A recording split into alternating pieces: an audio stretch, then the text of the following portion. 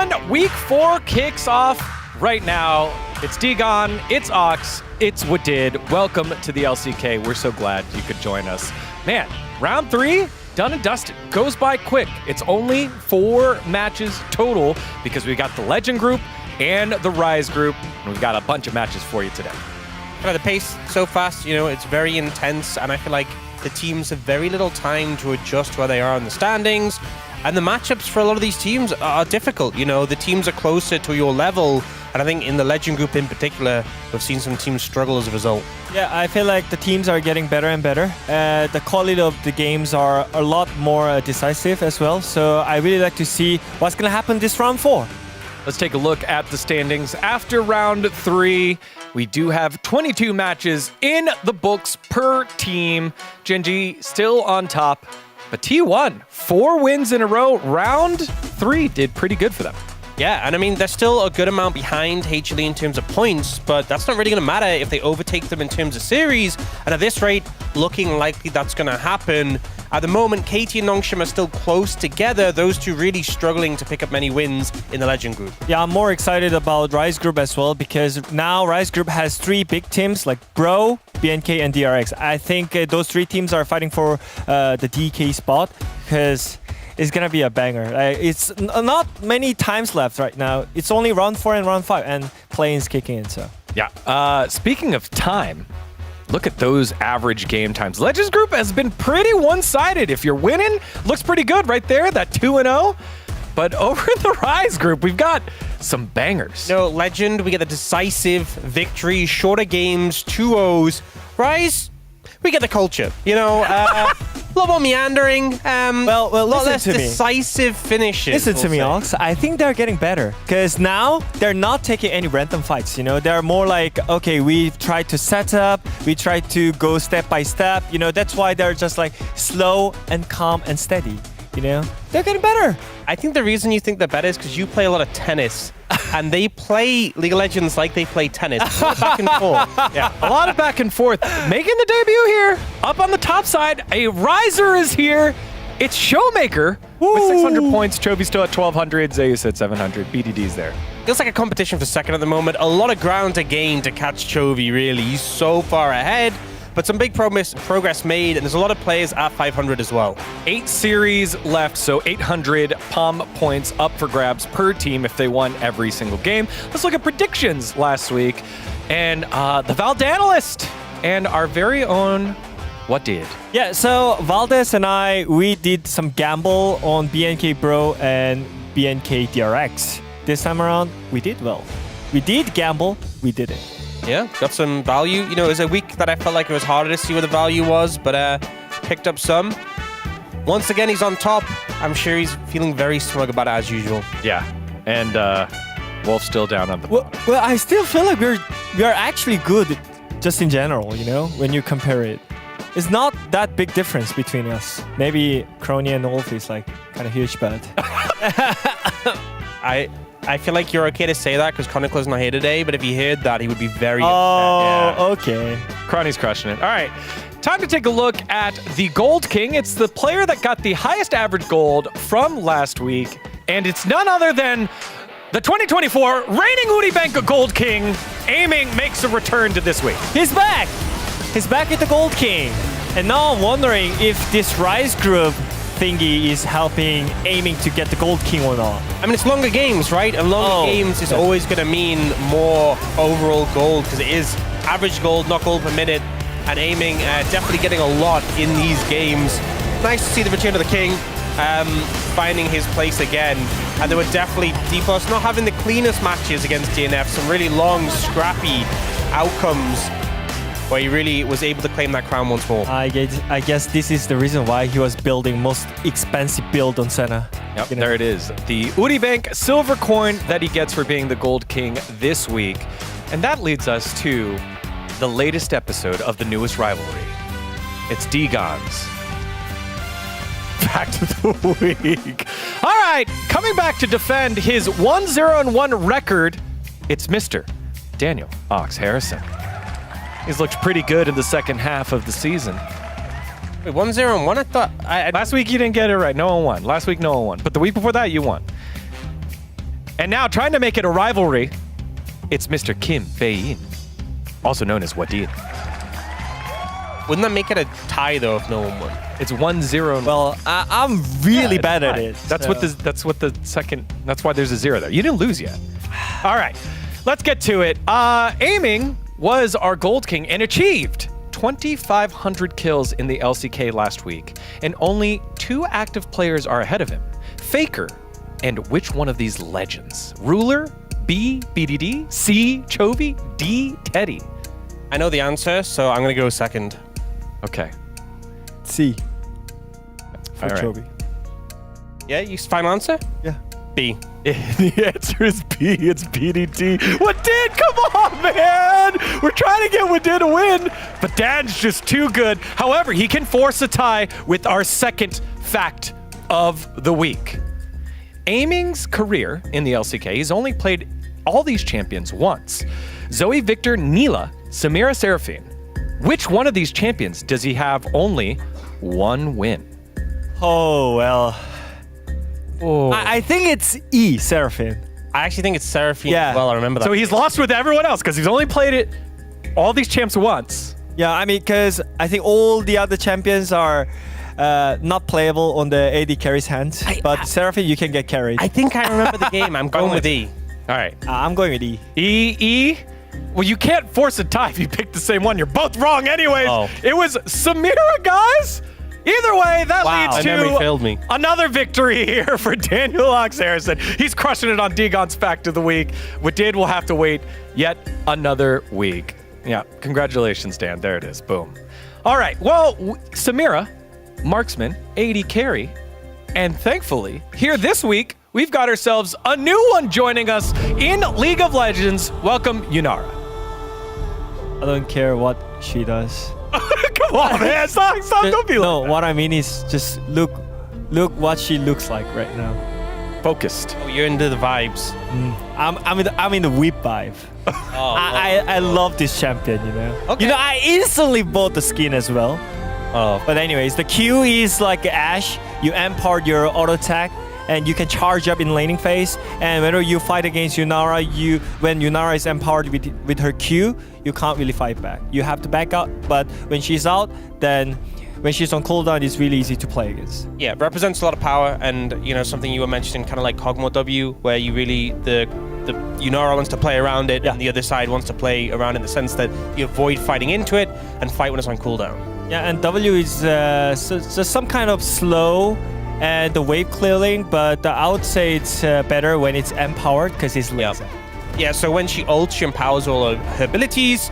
Her W, it turns into like a laser beam, kind of similar a little bit to Zeri in a sense, but a lot of power from that. And the damage on a W scales with the ultimate level, so it gets really strong in the later stages of the game. And the E is just speed up, but you can clearly see when she actually activates the ultimate because she's gonna jump in randomly. That means she activated the ultimate, and which means that she can actually jump around. Yeah, it's also more movement speed towards enemies, so, you know, a lot better for gap closing, and obviously she wants to move forwards in a fight and try and get into auto range. So I would say it's kind of similar to Zeri in terms of how you play around the ultimate. You activate your ultimate and all the base skills are empowered. So basically, like when Yunara, she activates her ulti, you just need to fight and all in. Yeah, so represents a lot of power, kind of similar to Vayne as well in the sense that you're playing around the ultimate, gives you a lot of power. That's why if you DPS, you are very auto-based as well, you know, as much as she does have her W for that extra bit of burst, you are very much just trying to shred closest target. It struggles a little bit to cut through tanks though, Yeah. I think. And also, unlike a champion, like, I feel like the problem is, even though you have a good amount of movement speed and that little dash, Vayne and Zeri have a lot more mobility when it comes to the 5v5. You know, Vayne has her tumbles and her invisibility. Zeri can obviously slide over terrain and gets all that movement speed. So I think players still just struggling to figure out at this point. Well, speaking of struggling, we got to see it on the LoL Esports stage, which we'll see in just a little bit as we have some of our top pros with their quotes on what they think Yunara will be like in the LCK. Well, I will be mad if Gumayushi is not playing Yunara this week when he literally said this. I mean, he threw it down, threw the gauntlet down, you know, by saying that. Right? Like he needs to insta lock in. But anyways, I really agree with Diablo here. Like having an escape tool is a strength, but she struggles to take down the tanks. As you mentioned, it's kind of predictable playstyle. You have to fight front to back, but when it comes to front to back, it's all about shredding tanks. But yunara is not good on that situation. Yeah, I think also some of them pointing out, Hype pointing out struggles against champions like Vi, similar weaknesses to things like Zeri, but also similar weaknesses to like Vayne and Zeri against long-range champions, and to things like a Varus, you might never really get in range to be able to auto-attack up against that sort of matchup. Yeah. Prey. There's the good old, look at that. Look at that. Look at that right there. Prey knows how to do his little Photoshops there. Definitely viable in the LCK. Her strength is the ability to find kill angles against the enemy ADC in mid lane, which we know there's been, because of the lane swaps, a lot of the time the AD carry ends up going mid lane. Now we got to see them, we got to see yunara on the LoL esports stage over at the LEC and at the LTA North. Oh, All right. Wow. As an LEC co-streamer, I would say yunara is perma-banned now after this week. So she was first pickable in day one, but after day one, she's definitely out. So not perma-banned like too strong, perma-banned like don't play this. Yeah, exactly. Oh. So yeah, it has a weak lane. Getting Rumble and Wukong ulted, yeah. Definitely. So it feels like it's a weaker lane. Players are saying that it has such a great laning phase, but it doesn't look like that. In a pro scene, you always need to like lane swap around, so it just felt really hard to use her abilities in the pro scene here. Yeah, Jan was able to go ahead and get a pop-off moment here with it. Jan, also known to pick up Zeri right when it dropped off, had a very big highlight play, has one here, as we need to go ahead and take a look at the patch notes, because we have some changes here in 25-15. Corki, Rek'Sai changed, Kled as well, can buff. Yeah, so, out of these, the ones we see really is the Corki, and seen a lot of the Rise teams struggle, really, to execute on this pick, but we've seen players like Ruler and Viper have some success. Did actually see the ult damage increase a bit, but the Phosphorus Bomb damage was brought down a little bit, and, this pick's been a lot about his early prio and curving quite well into the later stages. So we'll see how that does impact him. Yeah, I think this patch is all about the draft. I think in LCK, Pantheon is such a high prior jungler, and sometimes it's opened after this patch. In LEC, we could see Pantheon playable, but yeah, we just need to see what's gonna happen when it comes to the jungle clearing speed, because the damage-wise didn't get nerfed yet. So I just want to see what players think in LCK. And also, Alistar and Braum losing 7 armor is pretty significant. I still think, they were so high prior. We're still going to see them, especially in the good matchups. Like, they're both good in the Leona. If the enemy team picks Leona, you're still going to be fine taking them. But I think the problem we had is, like, even if the enemy picked, like, Karma, Ezreal, you'd still be able to survive the lane until you get to the point that you swap. I think this big, heavy hit to the armor does mean you're going to feel those bad trades a bit more, maybe more windows to punish in the worst matchups. Yeah, and with the Pantheon, got to see that over in the West as well earlier. However, we only got to see him once last week, and it was a win.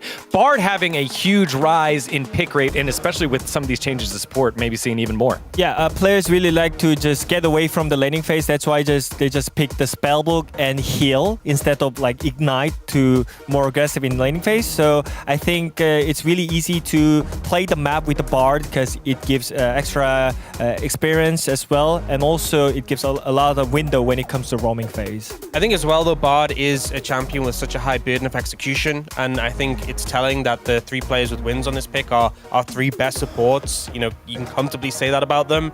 And when you watch the games when they're playing it, the execution in the 5v5, the things they can pull off is really stellar. Life's game was a little underwhelming, was a lot of missed execution, missed stuns, the ult not getting that much value. So I do think there's other supports in the league who can definitely play it, but it's definitely a pick that you need a good level of mastery on to get the value when you come to those 5v5s. And finally, one of our last changes, the reason why we've had such huge Baron steals over the years, some of the regen health. And here, no more regen health for Baron during fight. So if you watch this moment here, 2024 LCK Spring, yes, this is a great example. 1193, definitely a smiteable, but the health regen is gonna come in. Oh man, it's now 1205. And you see what's gonna happen? He's gonna smite, and Liga is gonna have a Nash. tragedy. Yeah, this is just such an unfortunate moment, and this feels really depressing because you felt like you set up pretty well. You deny enemy jungler, but you still get you still got random stolen by enemy mid laner. And I think this change is such a great change for the junglers who has such a pressure when it comes to the objective. And the thing is, there's still going to be steals, right? There's still going to be situations where damage is comboed together. Often teams try to sync high burst with their smite, so there has to be an element of prediction. There is still going to be steals, but I think when you see the health under your smite threshold, you should feel confident that if you land the smite, you get it. And I think there's been a lot of frustrations for fans, for viewers, and for players when moments like that happen. So I think this is a really good change. All right, well, we'll see if there are any steals this week as we take a look at Week 12, the beginning of round number 4. It all kicks off with the legend matchup, Hanwha Life Esports against Nongshim. Then we've got the Bros against BNK FearX. Here's a couple of standout picks. Genji T1, Crony going for the big one, but also a surprise big one pick here by Wadid. It's BNK FearX and D+ on Friday. Mark my word.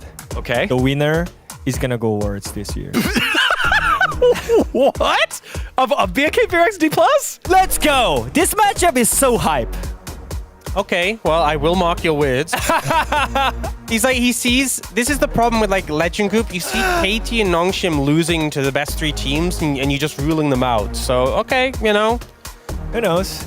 Who knows the future? There are picks. I have a crazy one with DN Automotive Freaks over DRX. Valdez going with DRX against the Bros on the Saturday Showdown. Ooh, and then Wolf going BNK FearX D+.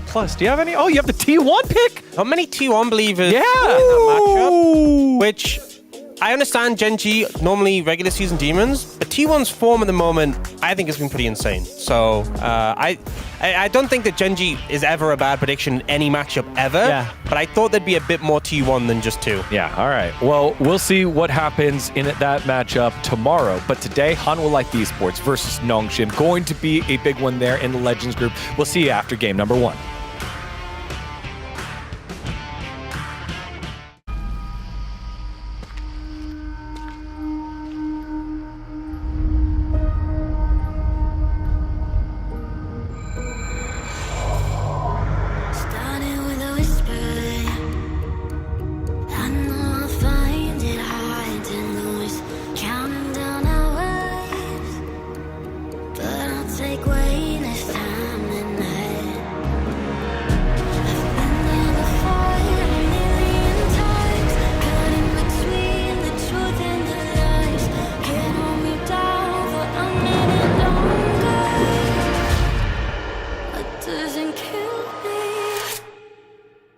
Makes me stronger.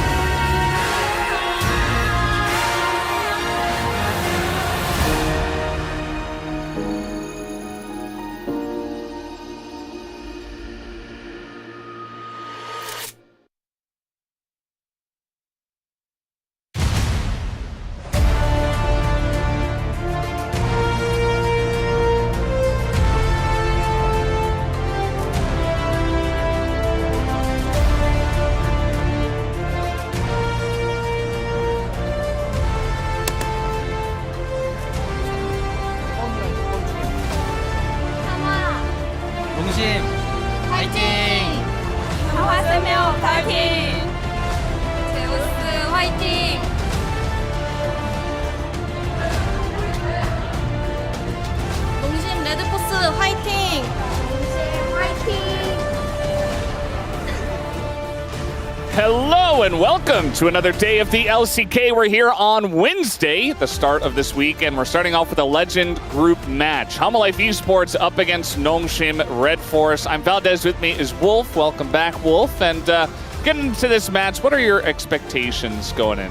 Yeah, I'm gonna be honest with you, Valdez. I think Nongshim looking like they might be the weakest team right now in the Legend Group, having a really, really tough time. They're on a 12-loss streak against Life Esports. They are 0-8 in the Legend Group. And they were a team that we thought was kind of solidly ahead of KT and D+, with the results we saw in rounds 1 and 2. Looked like this team was a real contender to potentially even be one of our Worlds teams. But things have changed a lot since the group split. Yeah, I definitely have. I think this was always going to... There was always going to be someone at the bottom of this Legend Group that didn't quite fit in, and unfortunately for Nongshim, it's them. As you were mentioning the loss streak, it is 12 matches in a row, and not only is it 12 matches, Nongshim have won one game. That was in round 1 of summer 2024. This is a stronger roster right now, though, than most of these results. Everything you see with a 25 attached to it there is this really strong Nongshim roster, which we weren't sure about at the beginning with Lehens and Kingen coming through, but it came together really well with Gideon as well being such a strong jungler at the early part of 2025. So those results at the bottom, I think, should be a little bit more shocking than the ones at the top. But remember, Life Esports for most of the year was also our second best team. A struggle at the road to MSI, struggle at EWC was really the bumps in the road there for them. But I think most would have expected this to be a mismatch as Jiu is back after 10 days. He had some dominant performances in CL. He had 2 games where he had a perfect KDA. Still, though, I'm not the kind of person who reads too much into CL results. We'll see if that momentum he has, though, changes things. Yeah, Challenger League is a whole other beast. I think you can go down there and get crushed and then come back to the LCK and look amazing. I don't think it really has a lot to do with it, as Kingen might hit 500 games, would be the 4th top laner all time in the LCK to do it if we do hit a game 3 tonight. If it doesn't happen tonight, it will happen on Saturday, where they play up against T1. I have a feeling based on how, I mean, look, I would predict that based on how the results in this group have looked so far, we'll see that on Saturday, that graphic again, but looking to turn things around because Life Esports have turned things around, right? A really disappointing loss to AL back in EWC. The 5 losses in a row, getting reverse swept to the road to MSI.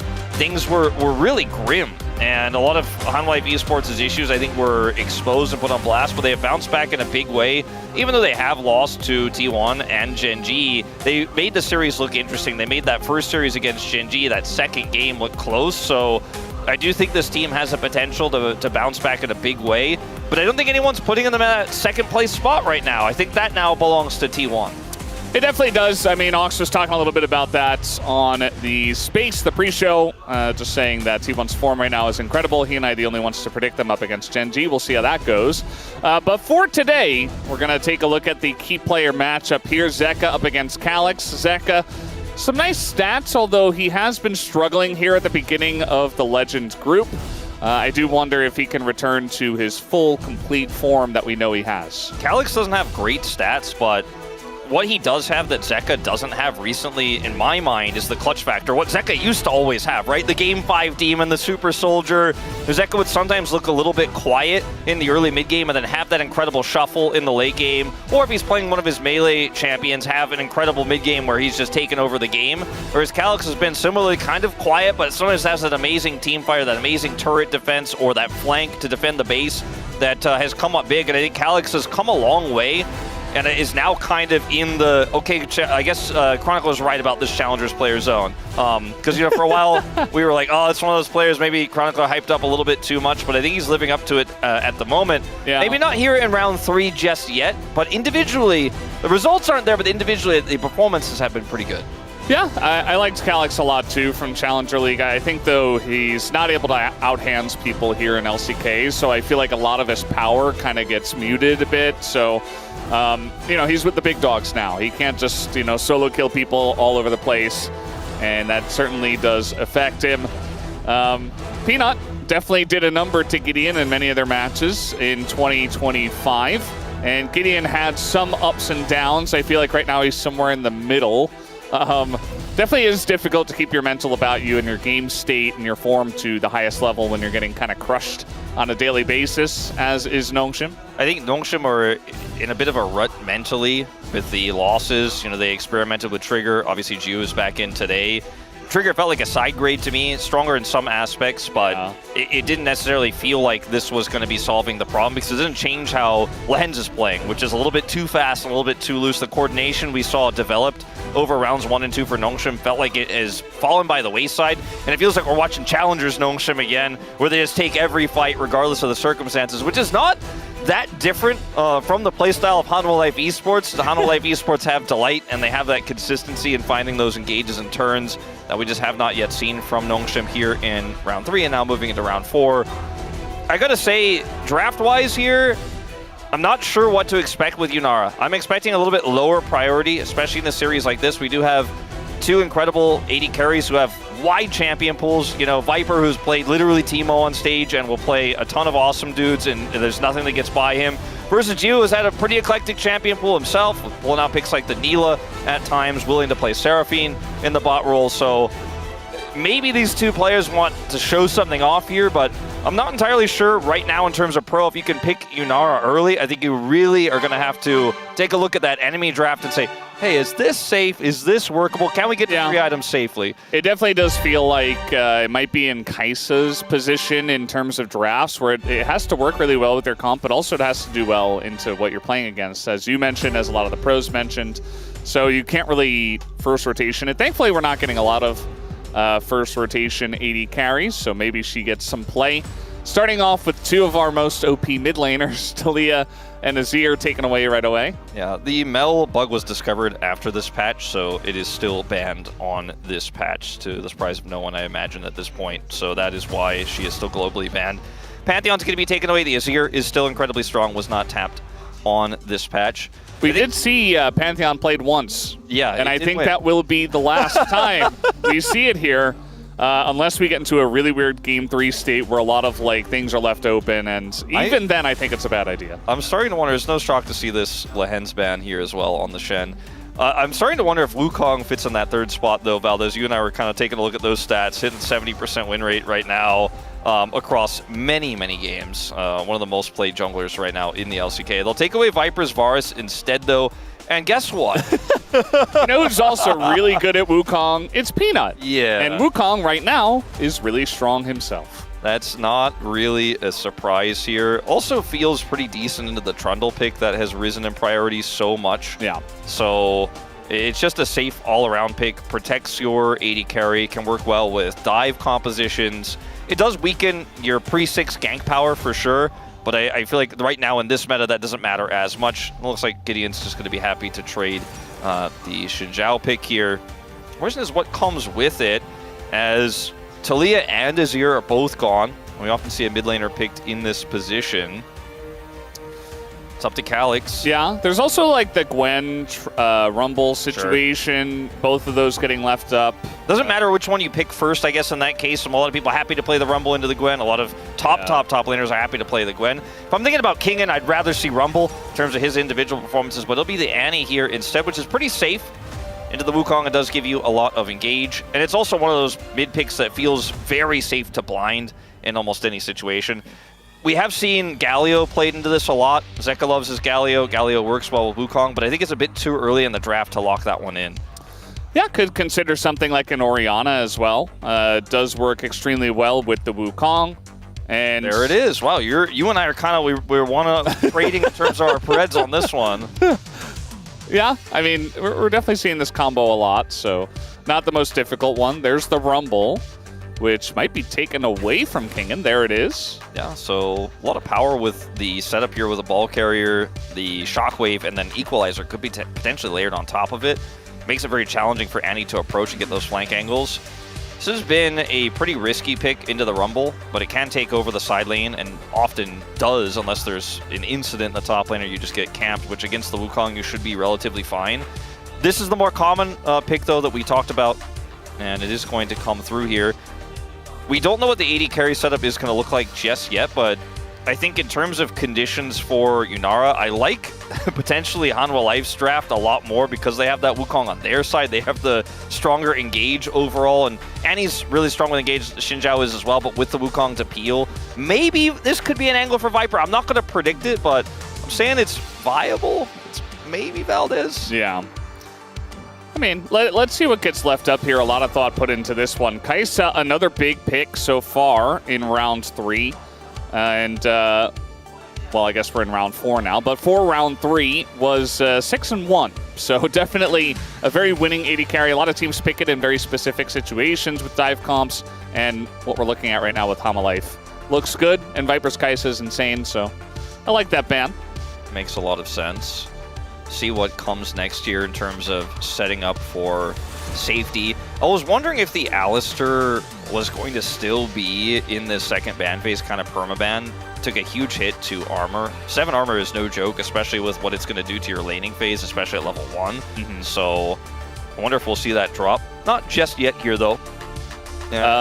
Lucian will also be taken away. Yeah, I do wonder about the Rakan right now, because Rakan with Wukong is also insane and fits perfectly in the Hanwha Life esports draft. They don't ban it, so... Maybe they're looking to pick it away, potentially, but would be quite a risk. The final ban here, it'd be funny if they just banned the Braum, like both of the supports that got hit with the early armor. They could ban Rakan if they're expecting it to be picked. The Nautilus will be taken away, which has been a big favorite of Lehen's, even though he hasn't found success with it. We saw Peter also picking this one up as he was going to play Yunara into Wukong Oriana. Yeah, I don't know about that one, Wolf. You saw how it went in the LEC. I think that Hanwha Life esports will be even cleaner with their engages. If there wasn't a Wukong there, I'd be like, oh my god, I mean, they got the Gwen, they got the Xin Zhao, they've got an Annie, that's really helpful to help peel. Like, this could work out, but, you know. And also, this is going to be fantastic into it, the wave clear you're going to have in mid. Looking for the Rakan, but I think the Sivir still 100% works here. Yep. Rakan is free. Sivir enables the whole comp. Zeri could be kind of like a hyper carry that goes well with the dive comp as well. It helps clean up after the equalizer eats those health bars, and you have so much follow-up engage. Xayah is an interesting choice.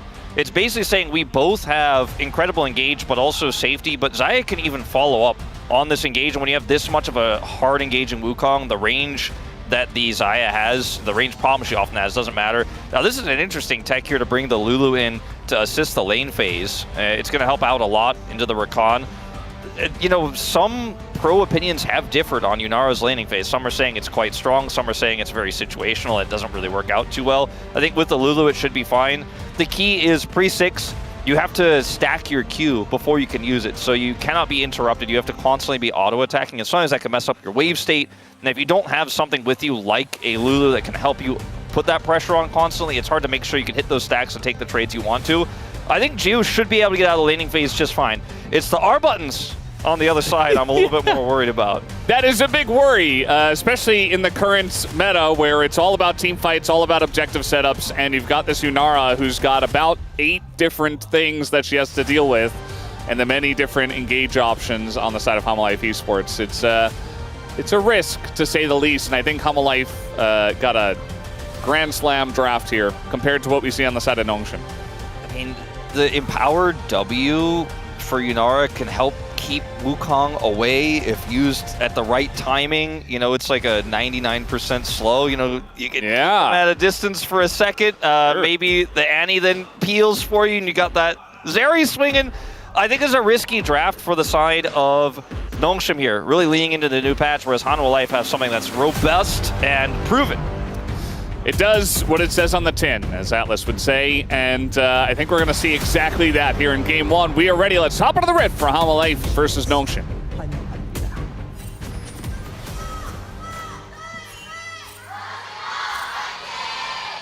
미니언 생성까지 30초 남았습니다.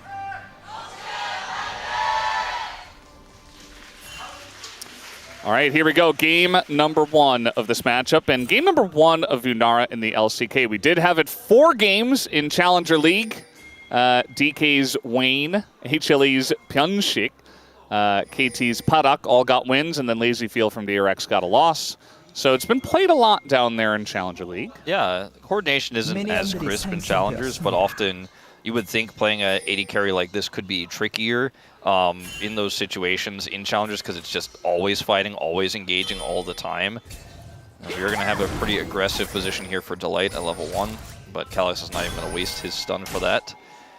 So Ghost here, I think, is going to be kind of the standard common summoner spell for Yunara because it allows her to chase down. And when you're winning a fight, and she wins more so hard because her W slows, so you get chased down, you do tons of damage with your Q or your ult, which allows you to just have Q on demand. You don't have to use the autos. And you can Ghost to chase as well. It gives her some additional mobility when she is potentially caught. But Ghost isn't going to be what's going to save you into a Wukong who's on top of you. But it is great for mobility. So here's some of that trading early here that the Lulu is going to allow for.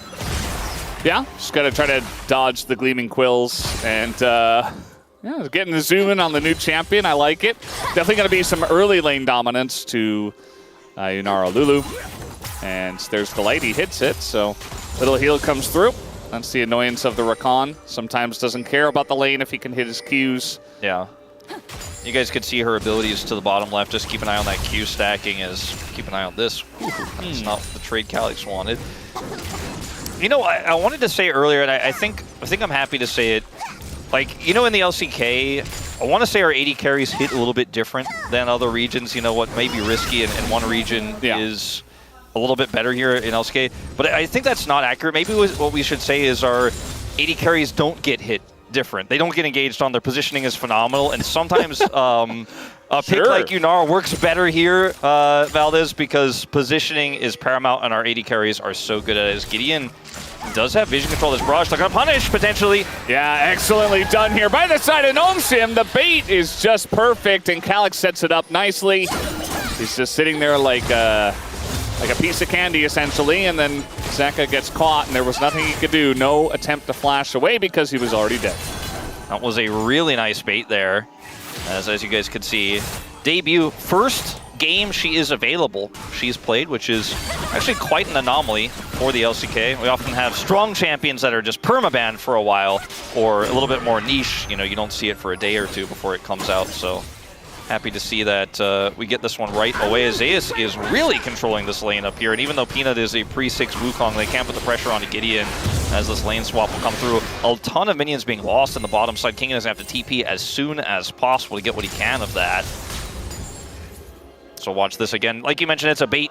Calyx here has his stun prepped. And look at this. Goes in for the flash. As you can see the moment Zeka realizes that something is wrong, but it's just too late. Yeah.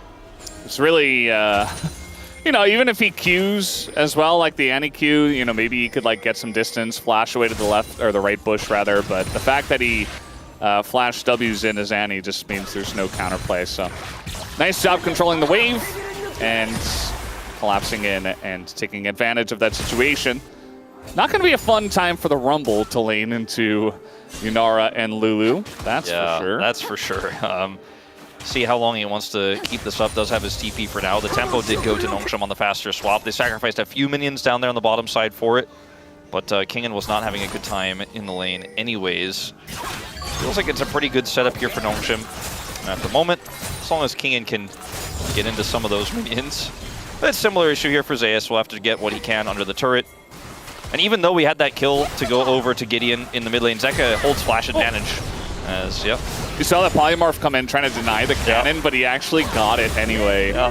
So that was really funny. It was actually a good attempt by Lahens, but clean. Wasn't meant to be. You see Zeus backing, maybe thinking he's going to get dove here. He's pretty weak situation in that top lane being pushed in. Peanut is going to go for this dragon here, despite the fact that scuttle control is not theirs. I think this is wise, as we're going for an all-in. Yeah, the dive is pretty good, but the flash on in, the last auto gets it done, and he trades onto Lulu. Adu's going to hold on to his flash, though. Yeah, I think that's a win, though, for Hanwha Life. I mean, Lahens gets the kill with the Ignite, and it's a Rumble that gets the kill in exchange there. So, if that kill goes over to Gio, I think this feels a lot better. He is definitely playing towards that late game with the cull he's purchased here, and that would have been a lot of money for him to pick up, but he's not quite able to do so. Zeus still had TP as well, so gets straight back to the lane here and can shove this wave in. No problem. Does pick level 6 up as well. And the prio that they had in mid, because Calyx got the kill, right, but he didn't have flash, and they maintain that control with the Orianna, means that they get that first Drake here, and they get it so quickly that the grubs are still available. Topside control is potentially flipping on its head. Zeus is in trouble. Yeah, he doesn't have flash, and he's going up against the polymorph, so I think he knows he's dead at this point. And there it goes. They give the kill over to Jiwoo. You saw that he got level 6, and he was thinking about putting down the equalizer, but he didn't. Got a little greedy, stayed up in the wave. So this is the initial play here. Zeus plays this really well, does have his overheat available. Even though the polymorph timing is great, he's still able to do just enough damage there with the flash forward onto Lehens to get the kill, and Lehens unfortunately steals it away with the ignite. Now this arc, you see that Geo W there that comes through, is deceptively insanely powerful in these types of skirmishes because it's an insane slow, and there's just no way that flashless rumble can get out. So nicely timed gank there from Gideon.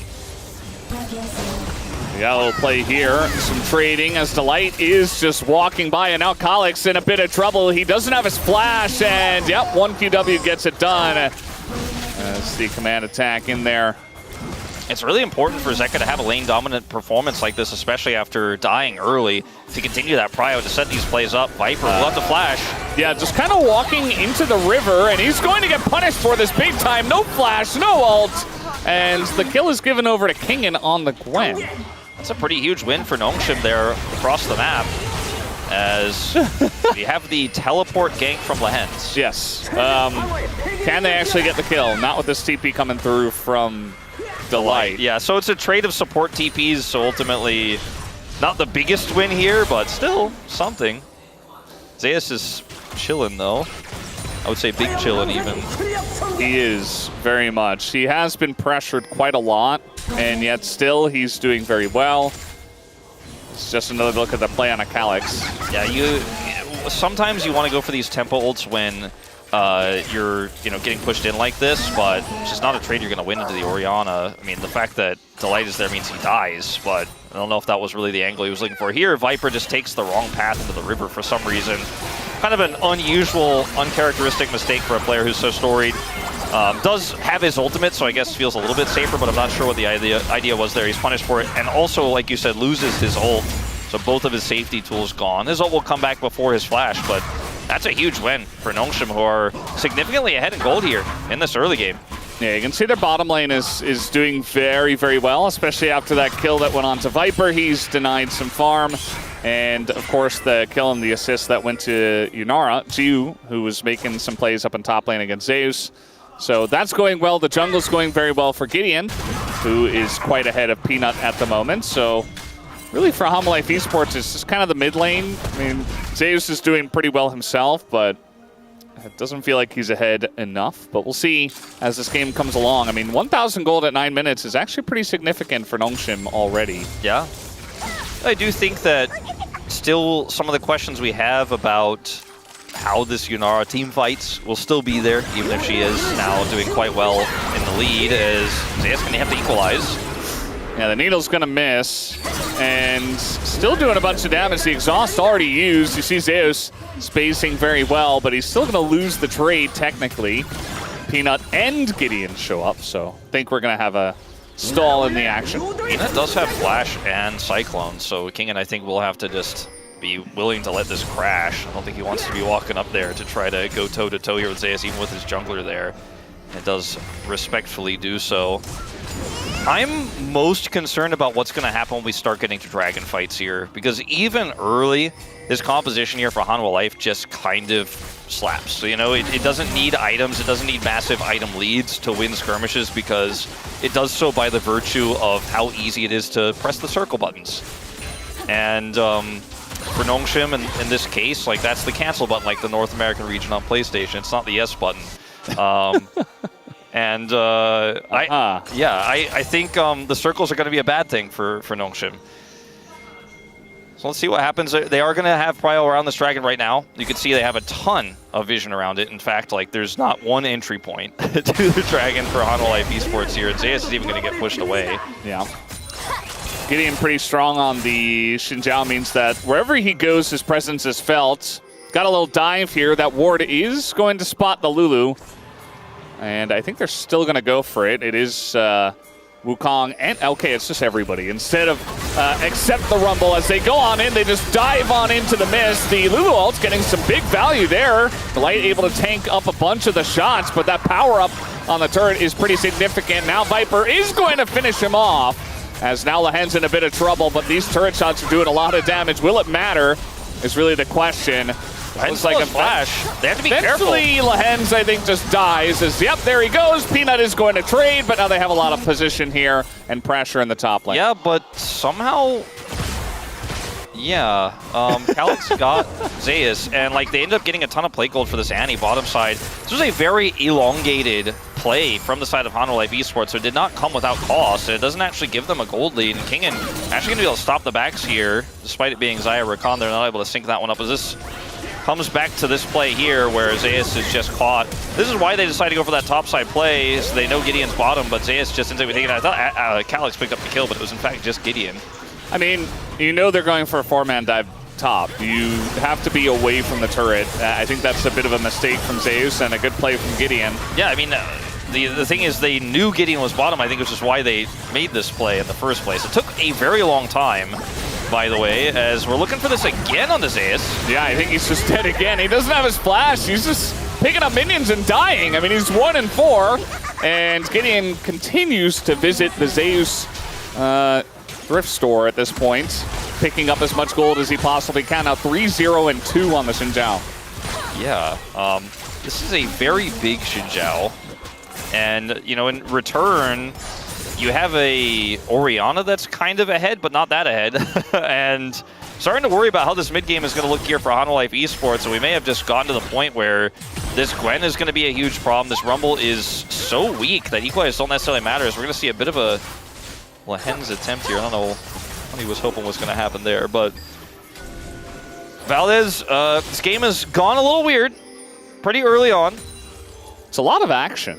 You know, we have a Mountain Soul that is on the way. I feel like that's going to be valuable for everybody, essentially. You want to try to survive against all the dive on the side of HLE, and then on the side of Nongshim, there's a lot of burst that you want to avoid. Just feels like both teams really are going to want to pick up the Soul and even the individual Drakes. It is incredibly valuable for, you know, picks like the Wukong, the Gwen, Xin Zhao, but even a pick like Rumble is happy to have those extra resistances and be able to sit there and queue on top of people for just even an additional second actually makes all the difference. Redemption picked up here for both supports. Has kind of been the go-to, not even just for enchanters sometimes here at the LCK. It's just so incredibly strong in elongated fights. It can really help against Poe because Kingen avoids the Harpoon. But I thought that would amount to something bigger, and it didn't. He did avoid it, though. We got a zoom in from Jonah Strong at the same time, so you know. Jonah Strong also seemed like he thought maybe that something was going to happen. It must have meant something. All right, zooming in, and Viper, at least in this 1v2, not going to have a very fun time, that's for sure. Maybe trying to set up for something bot, but there's no objectives here at the moment. Could look for a dive, potentially, with that mid-prio. Topside Herald isn't spawned yet, so I think Hanwha Life Esports definitely need to just back away. Do not try to hard force here. Don't have the numbers advantage on that bottom side. Yunara is very strong in the neutral when AD carries move to mid. Something a few of our pro gamers mentioned in the pre-show. That is definitely one place where she can bully, especially when it's just a 1v1 interaction with a low-range AD carry like Xayah. You can see that at work already here for Geo. Yeah. One thing I really like about Yunara is the sound that her autos make when her Q is empowered. Very satisfying. Little bit of positive feedback about the champion. Yeah. The way she plays, you know, I think we have yet to see what it's going to look like in LCK pro level. We've seen a little bit here and there, other regions, Challenger League, etc., as we mentioned before, but I've yet to see. So far, it's looking pretty good, but we haven't seen a real team fight yet. And that's what we mentioned, you know, this Hanwha Life Esports composition, that's where it's really going to shine. Yeah, it'd be funny if this game was actually just decided by Gideon and everyone's like, see, I guess Yunara's viable in the LCK. Yeah, must Gideon be. got 3 kills early. As they're going to get this turret, it looks like here. Not really much King can do to stop it. Does get the redemption out, but it still goes down. Yeah, and now he's getting knocked up, and the exhaust comes through. Shockwave as well. Counter exhaust comes in from Kingham, but he just doesn't have his ult. He doesn't have enough sustained damage. Another redemption going to come down. Tries to get the kill on the Delight, but eventually he just dies instead. as Kingen going a little bit too far there. Kingen is definitely one of those players that, even on a fragile champion like Rumble we've seen in the past, he will try to skill check you. He's like, oh yeah, no, actually I outplay this if you guys think you can get the turret. Even on this Gwen though, unfortunately, he played it really well, but maybe the better choice would have been to back away. As, oh boy. Gideon does not have his driver's license. Yeah, -5 points on the test, I think, for scuffing the... For crashing the car, I think you failed the test immediately. Well, actually. I mean, it's kind of like you bumped the bumper on a higher curb. It's one of those low cars, you know. Like, I can give him the benefit of the doubt for that one. He almost made it through, sort of. It happened. That turn is finicky. Yeah, it's... Yeah. Yeah. It's okay. Maybe he'll at least remember to, like, slow down at the railroad crossing and, like, take a look out the window. Calyx is going to get ulted. He is dead. Yeah, he tried to rocket belt out of the shockwave. It didn't quite work out. Delight did nearly die, but keyword being nearly there. He is going to stay alive and help make the play happen. I mean, they got the first turret. They're one objective away from feats, and they're going to get the second turret here for them of this game. So a lot of gold here for the side of Hanwha Life Esports. Remember, they were significantly behind in the early game, but they've really turned things around. And especially that lead in the mid lane for Zeka has kind of exploded here in this one. And if your Wukong is behind the enemy jungler, it doesn't really matter that much when it comes to team fights, actually. And it's not that significant of a lead anyway, so you can see that gold lead finally breaking through here. Yeah. Like, the fact that Xin Zhao is strong is good for Xin Zhao, but Wukong still does his job, even if he is behind. Mina may have to try to make a heroic play to stop this dragon, Valdez, because Nongshim are just on this so quick. Just do not stop it. They got vision, and he was like, should I? And then he just elected not to, so... I feel like maybe he could, especially with Flash, but instead he says it's just one Drake, no reason to get crazy. Not yet. That ends up being Nongshim getting feats of strength as well, and they're looking for potentially more here, but it's just going to be that aggressive Xin Zhao knock-up. We still haven't seen the team fight power yet here for Hanwha, and I think that the commitment topside there and that really heavy push from Zeka, even though he had TP, was not necessarily the best macro read. I think they could have come down here for the contest. I think before this Yunara starts to explode with items, you know, that's when you want to strike. Already has the Yuntals. Is about to hit that second item, IE here, very soon. And the 3 items is where, you know, she's at her scariest. But even at 2, if you don't have a huge lead, and, you know, if an engagement goes wrong or you don't have prio, I mean, we may have... I don't want to say oversold how easy it is to shut down Yunara with Hanwha's comp, but if they never fight her 5v5, she kind of is like, well, I do a lot of damage to Dragon when I press Q, and we're going to get that one, and we're going to get more resistances now, so I'm a little bit safer as well. Yeah.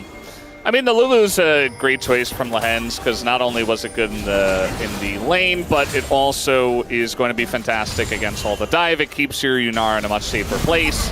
Calyx, he keeps trying to do that. It's not going to work once again. And now we got Gideon. We got the redemption as well. Lehens here as well. Will it matter, though? Calyx goes down, and now we got a 1v1 between our AD carries. Viper soon realizing that he does not win that. And now TP's coming in. A bit of a broken team fight as a flash.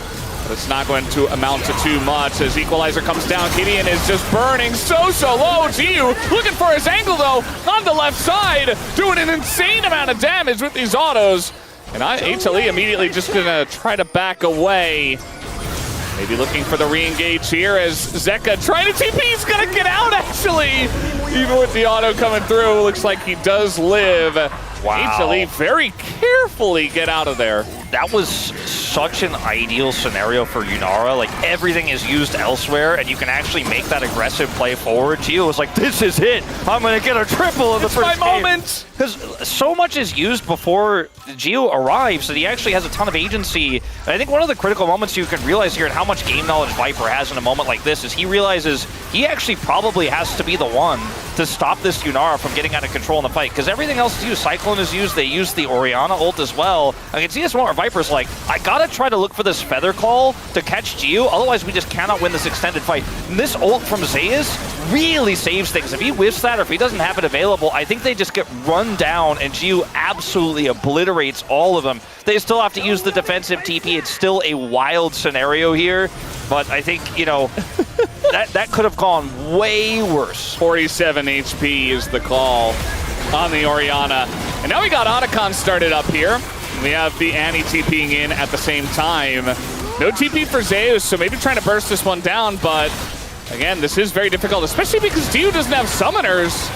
And he's getting flanked on right now. It is going to hit Jiu. They try to engage onto Isaiah. And now Zek on the left is in a bit of trouble, but the rest of the team is just pressing forward. And yunara is the first one to go down. This is exactly what we talked about. They just press their engage buttons, and yunara has no summoners, and they're doing Otacon for some reason. I don't know, Wolf. HLE get a free team fight, and it looks like they'll get a free Otacon too. Yeah, it's going to reset here for a second, so we'll be annoying, but it should eventually go down. Yeah, this is like the... Remember how I was just a moment before, but like, this is the perfect situation for Jiu. This is the worst possible situation for Jiu is he gets equalized here initially, has to then avoid Viper's feathers, and then gets caught by, as he chases forward towards an Orianna, the Shockwave. As they did not kite back, they wanted to aggressively win this, and I think Nongshim, with how close that fight went last time, they almost felt like they had like buyer's remorse, that they couldn't quite get the value out of that last fight that they thought they should have gotten, so like, you know what, we'll just do it again. But it did not work out. And that's kind of the sort of team fight we expect to see with yunara, but with some caveats. Obviously, she didn't have Flash. They were doing Otacon, and Viper was able to find a scary feather angle. But maybe chasing there was probably not the best situation for Jiu, unfortunately. He maybe chased himself here. I don't think they can commit. That's a rumble. Yeah. Just a bit disappointed, you know. I feel like Nongshim had a really good angle against a team that, you know, even their head coach was like, you know, I kind of expected us to go 0-12. It's a really difficult group, you know? And even Nongshim are very self-aware of it, but they had such a great start to this game. And now I feel like after that one mistake of a team fight, they might be in a lot of trouble here, Wolf. I think so. Still no Flash for Jiu. Cyclone's back. Viper's ult's back. And you don't have a lot of mobility. He has a lot of damage towards this dragon, but it's only a matter of time. TP here for Kingen. Zeus is just going to take the walk over. And that TP angle not great here for Kingen, but here comes the Calyx flank. Yeah, trying to go in once again. The engage from Delight is excellent. And the Shockwave follow-up is gigantic. Just catches everyone. And nobody has summoners. Jiu still doesn't have his. It's just the perfect situation for HLE's comp once again. Kind of beating a dead horse at this point, but you guys get it. Jiu now left alone to, well, who's going to get the kill? It will be Peanut, and he is going to get it. So 2 team fights in a row. HLE just knock it out of the park. Combo. Like, the flank angle here for Calyx is such a detriment to this comp. He does Blast Cone in to try to help out, but he's denied entry by the Wukong, and then it's this combo here with the Equalizer. Like, you mentioned it in draft, like, when you're like, oh yeah, Orianna Shockwave into Equalizer with the knockups and the potential charms from a Rakan. Like, it could happen. It usually doesn't happen like that. You know, we're like, yeah, it could be a crazy wombo, but the fact that they're able to just pull it off so easily as the Annie is just denied any relevance in the team fight. Jiu, he didn't get caught. We'll give him that one, but the fight was over before he could auto, so... Yeah. He understood his duty, essentially. It's like, I don't have Flash, but my team is calling for this fight. Lahen's, yeah, well... Lahen's also understanding his duty, which apparently was to run into the dark jungle and try to get vision alone as Lulu. Yeah, that's the thing about Lulu, is when you're losing the game, you're not really going to get the vision back. Yeah. In most cases. Well, so yeah, Wolf, I don't know. We had the 2 team fights where nobody had summoners, and, you know, Rakan, Wukong, Orianna, Rumble press their buttons. It's crazy that, like, I mean this sincerely, as Peanut... He's got a little bit of help here from Zeka, and there's the Shockwave. It's not going to do anything to Gideon, but it does keep them at bay. And now Viper's here. That's going to force the flash. TPs are, you know, coming in into top lane by Lahen's, but no real fight is breaking out. Well, I mean this really sincerely, but you remember that Equalizer in that fight where Jiu is popping off, where Zeus locks out Gideon and they can't follow up? Yeah. Like, I think if that doesn't hit, Jiu might actually get a triple kill, and we talk about this game completely differently. And we're like, wow, I guess yunara's viable if you just position well and you fight your fights at the right time. And man, they wasted their engage tools. I mean, the potential is real. Like, this champ is so fed now. Like, imagine he has 3 extra kills. They win that fight. They take that top turret. It's crazy, like, how something so small like that can be a big difference maker.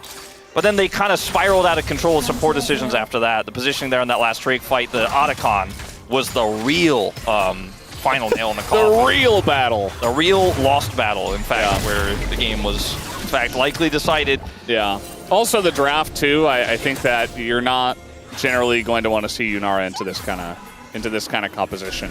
You know, you can make it work. You know, it just feels like they kind of forced it. I think Nongshim did a little bit of like, we're gonna draft what we want. And you guys can take what you want, but we don't care about what you want. We're just gonna focus on ourselves. And unfortunately, they gave the, you know, God Exodia draft over to HLE. It's greed, you know. It's basically saying, you know, Jiu's ready for anything. He's screamed into engage comps. He thinks he can handle this. Sure. And you and I were a little bit more skeptical. But if you can bait the engage onto someone else, yeah, maybe. Yeah, they got womboed. The anti-flank wasn't it. They played that last dragon fight like they were trying to pull some trickery and be like, aha, got him with the flank engage. I'm like, but you're playing a Yunara comp. Maybe just keep the Annie nearby so you can peel. You need all the peel you can get. Yeah. As this is a Baron that Nongshim knows happening but can't physically see, and so they have to kind of come over here. Gideon does not have flash, so I don't... Gideon is the one guy that they are worried about, and now he's just kind of out of the picture. Lens nearly dies, actually, to the burn, saved by Redemption. I mean, Nongshim are down 10,000 gold at this point, so I thought that was Delight's Redemption for a second. I was like, is he going to get the snipe? That would have been sick. What if he did it like on top of it and he killed her right before their one hit? Yeah, it wasn't though, so I got hyped for nothing. Yeah, we could dream. That would be some insane new level supportal combat. You can see the team fight wins for Hanwha Life have involved 3 characters that all have massive KP, like the Wukong, the Orianna, and the Rakan. Who could have seen that coming? The Rumble has been pretty important in zoning and applying a lot of damage in these fights, but it's like Viper's playing this game like, well, I mean, I guess you guys don't really need me. Like, I will be there to help clean up, but it's really the combos that are deciding everything. And from this far ahead, it's so hard for Nongshim to play around those. Yeah. I mean, the Equalizer layered on top is just making it impossible to do anything now as Nongshim. And you can't avoid the combo when you're trying to come over and basically look for a Hail Mary play on Baron like Gideon was there. So, Twins all but over, Valdez. Yeah, for sure. I do feel like Viper probably could have played whatever he wanted in this game. You were talking about his Teemo. Maybe not Teemo in this one. I think he would have had a really tough time in the lane, but still. Gonna get the Featherstorm out, and immediately the rest of the team is there to follow up. Zeus will go down, but it will not quite matter. Kingdom in the back line, but the wallets are just way too heavy at this point. And even making it kind of a close fight, given the gold lead. Nice job by Nongshim, but this game has been over for quite a while. It's really funny how you mentioned Viper playing this pick, and then, like, at that moment he was probably, no, Battles are pretty good with they're pressing the R on this one. Yeah, I like the Xayah here. I do like the Xayah angle. He does ultimately die, but man, he absorbed a lot there, and the rest of his team cleaned up.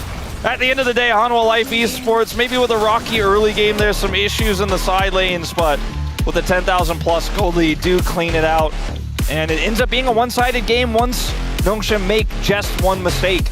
And we keep going back to these fights where the setup just doesn't make sense. They're overconfident to try to take these objectives.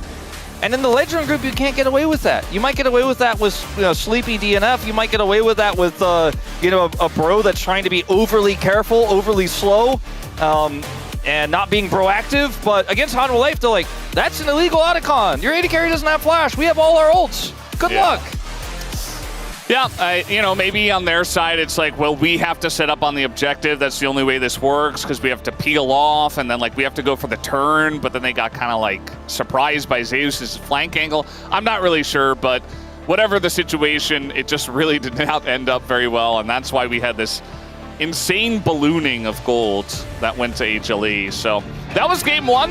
It kind of ended the way we expected. It didn't quite start the way we expected. We'll see if Nongshim can get back on the horse from probably the blue side for game number 2, but we'll have to wait until after the break for that one. We'll see you guys after the break.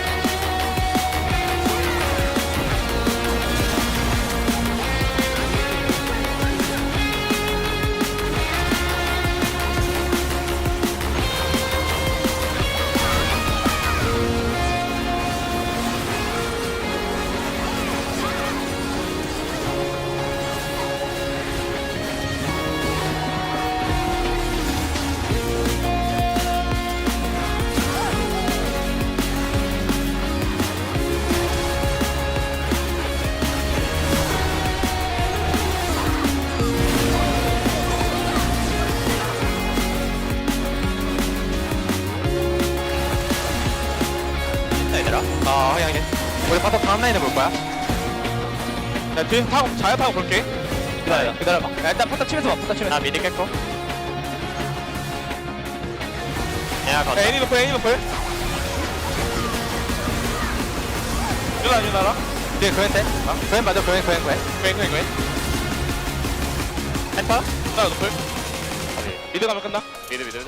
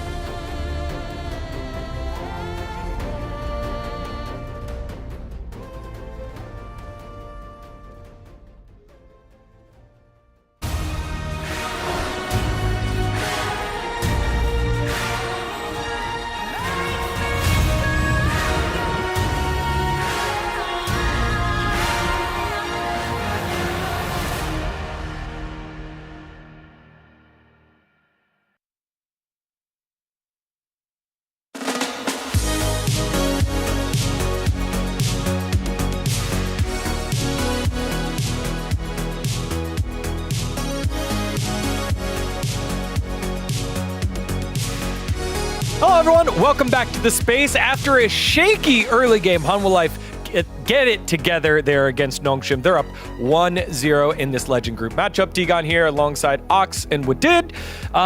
Tough little start there, and a nice start by Nongshim early on. Yeah, I feel like, their game plan was kill Zeus, and they did that a good amount. But I think some of the issues I had was, they gave over in the draft. So the Wukong has been the most winning jungler, other than Pantheon, who's been permabanned. And the fact that they get this Wukong combo with the Orianna and the Lights Rakan, and I think that's a major problem, especially when they went for this Yunara pickup. We talked about this in the pre-show. Yunara, very auto-attack reliant in the team fights. You have to pop that ult, move forwards, connect on the targets.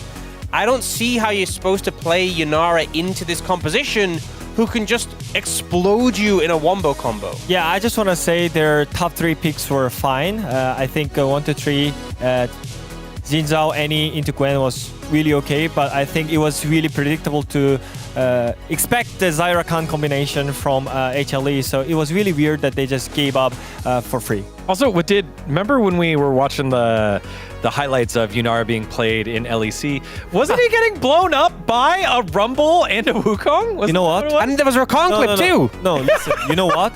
Zeka watches LEC, but Nongshim doesn't. That's the sacred, I guess.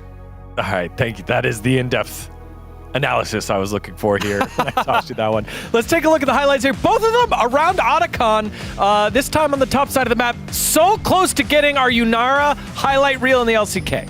Yeah, this one feels a bit unfortunate because despite the fact that we see the Annie being the first target to go down, it actually starts to turn into what looks like a favorable fight for Nongshim.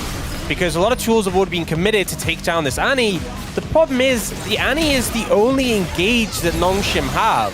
So despite the fact that they have this advantageous position, they can't really capitalize, and they find a real struggle approaching. You see Jiwoo here forcing Viper away. Viper tries to threaten on the back foot. We do get this fantastic equalizer that comes in from Zeus. This does a lot of work to chunk out Nongshim and buy some time. But it's this ensuing follow-up where Jiwoo, you can tell he wants to make things happen. He wants to clean up, but they just don't really find a way to close the distance. Yeah, as you mentioned, Annie was the only one who can actually engage from Nongshim's side. But I think Nongshim, their game plan was all about getting mid priority. So they helped Yunara a lot on the mid lane. So they got the mid priority, but the issue is Annie cannot do anything on the side lane against Orianna, especially when Peanut was covering Zeka a lot. And I think HLE was just having a better plan when it comes to the side laning, and I think that's kind of result of this team fight. Yeah, especially at the end of that fight. How great would it have been to just get 1, 2, 3-man stun and then let Yunara clean on up. As you see Hanwha Life Esports probably taking a look at that play as well. But then they bounce back at Otacon once it's up. They try to fight again, but you see the shortcomings of Yunara here when all the abilities are for Hanwha Life Esports. Yeah, so some of the problems, firstly, little split, because we get the engage onto the Orianna here. But we don't have full follow-up from the team. We do have the Yunara, though, looking to follow up, but it's not quick enough. It's not enough to kill her in this stun combo. And just watch what happens to Jiwoo. It's a little bit painful. Shockwave comes in, and yeah, that's team fight over. I mean, I just feel bad, because at this moment, Gideon definitely could follow up on Orianna, but he actually went on Xayah, and it's kind of irrelevant to go on Xayah as a Xin Zhao, because she's gonna just ult out. And I think if he actually followed up the Annie combo there, and I feel like you can literally one-shot Annie into clean up with Yunara as well. So I feel like they just had lack of focus in the team fight, and HLE had the better focus when it comes to team fight. Yeah, I think it's a combination of that and also just like so many tools, so many things that Yunara has to play around, whereas you're really just relying on this one Annie to make everything happen. You know, one of the unique things about this is that we're fearless. We're all fearless in 2025, so therefore, it's not like we're going to get a bajillion games to solve very quickly if Yunara is strong or not. We're just going to get one per series, maybe, and early on, Verdict is very difficult to play in these cases. So the thing is, Nongshim had such a great early game. We saw them ganking on the mid lane at level 3, and they kept camping on the Zeus side. But I just want to see Calyx more proactive plays on the side lane because he's the one getting isolated even though he's playing any. And I think that champion is one of the champions you have to play around. So you can have the side lane push in to engage on the mid lane. But I feel like Nongshim, they just had a new champion, so they just wanted to make it safe. And they didn't have a clear game plan. And the reason why I said Nongshim is such a great team mood right now is because of the mid lane. I'm a big fan of Calyx, but in that game, it was just painful to see how they play around the game. I was thinking you have to do something to shut down the light. You know, Rakan has for a long time been one of his best picks. The fact they let him get it and he was just able to do so much on the map in the team fights, I think they gave him too much power there. A Delight masterclass here. As we go into game number 2, the stakes are pretty clear for Hanwha Life Esports. You win here with the 2-0, you make it into playoffs. Let's see if they're able to do it, or will the Noodle Boys battle back? Thank you very much, guys, as we're going to be breaking down game number 2 from here. As this guy was not able to make it because of the army, but he's been here. He came back for the first time in a year, and he's hoping for a win. These are Calyx fans, friends, also fans. Yeah, I would say probably both. I'm a fan of you. I'm your friend, Wolf. That's right. I think that kind of applies to like everyone in our group, right? Yeah. You know, maybe some weeks better than others. Maybe Calyx's start in this series, you know, his friends are like, I'm your friend, but I don't know about fandom after game 1, but we'll see about what happens in game 2. I think it's a good shout. Like, he needs to turn things around. He had that, you know, early pressure from Gideon. Gideon got that first kill, but Zeka still controlled the lane, had that incredible laning phase. It's probably my front runner for POM right now, just because of how many impactful shockwaves he set up combos with. You could go Delight as well, I think, but let's move into the second draft, because we're not going to talk about yunara anymore. Yeah, I don't feel like we didn't learn that happy much. about it, yeah. I feel like we didn't learn that much. Like, everything we said leading into, like, okay, I don't think this is an angle where this could be picked for Nongshim, and they picked it, and then they got crushed, even though they had that one good team fight. Like, we kind of already saw what we expected to see, so maybe in the second series today we'll learn something more. Yone banned against Zeka in 2025. And Zeus. True, but mostly Zeka right now, I would say. Mostly Zeka. You don't see it flex very often, but we did mention that this is the team that you kind of have to ban Yone against, and a lot of our teams have done it. Not everyone, and not always do Hanwha pick it either. I feel like they do have a lot of tools in their toolkit. They're not just a Yone-only team, obviously. Calyx, his best champion is his Azir. His most played champion is his Azir. The most blindable, safest first pick right now for mid on blue side is Azir. So I think after this Pantheon ban, we will see the Azir banned by Hanwha Life Esports. I was going to say for Red Force here, it's a little bit more ambiguous what they want to take away. They do ultimately decide to take away the Trundle from Peanut after taking away his Vi. We have seen Peanut struggle a little bit on the Vi on recent BO5s, but still a very strong, potent pick they do not want to get over. It does leave Taliyah up if you do this, but like, I think you're happy to say no to Azir for Calyx instead. I'm a little bit surprised. Maybe they want to trade this, because that would give Zeka the opportunity to play the Taliyah into the Azir, but I like this choice more, as you guys can probably tell from how I led into this. Yeah, and now it's really up to Calyx. Does he pick up the Taliyah, or does he look elsewhere? Thinking about the Rise, and we have seen Rise a decent amount more. Feels like he's very slowly crept up in Prio. At the highest level, you can do so much with the Realm Warp in pro play. In coordinated pro play, you are just kind of insane if you have map control and basically cheat distance at any point in time. The Taliyah into Rise feels okay, but it's more about how she can match side lane pressure, because the Rise can Realm Warp to a side lane, and so Taliyah needs to be able to do the same, or show up to an objective, cut an objective in half. Like, some things Taliyah Wall can do that Rise Realm Warp cannot, and that is going to be the option that Zeka goes for here.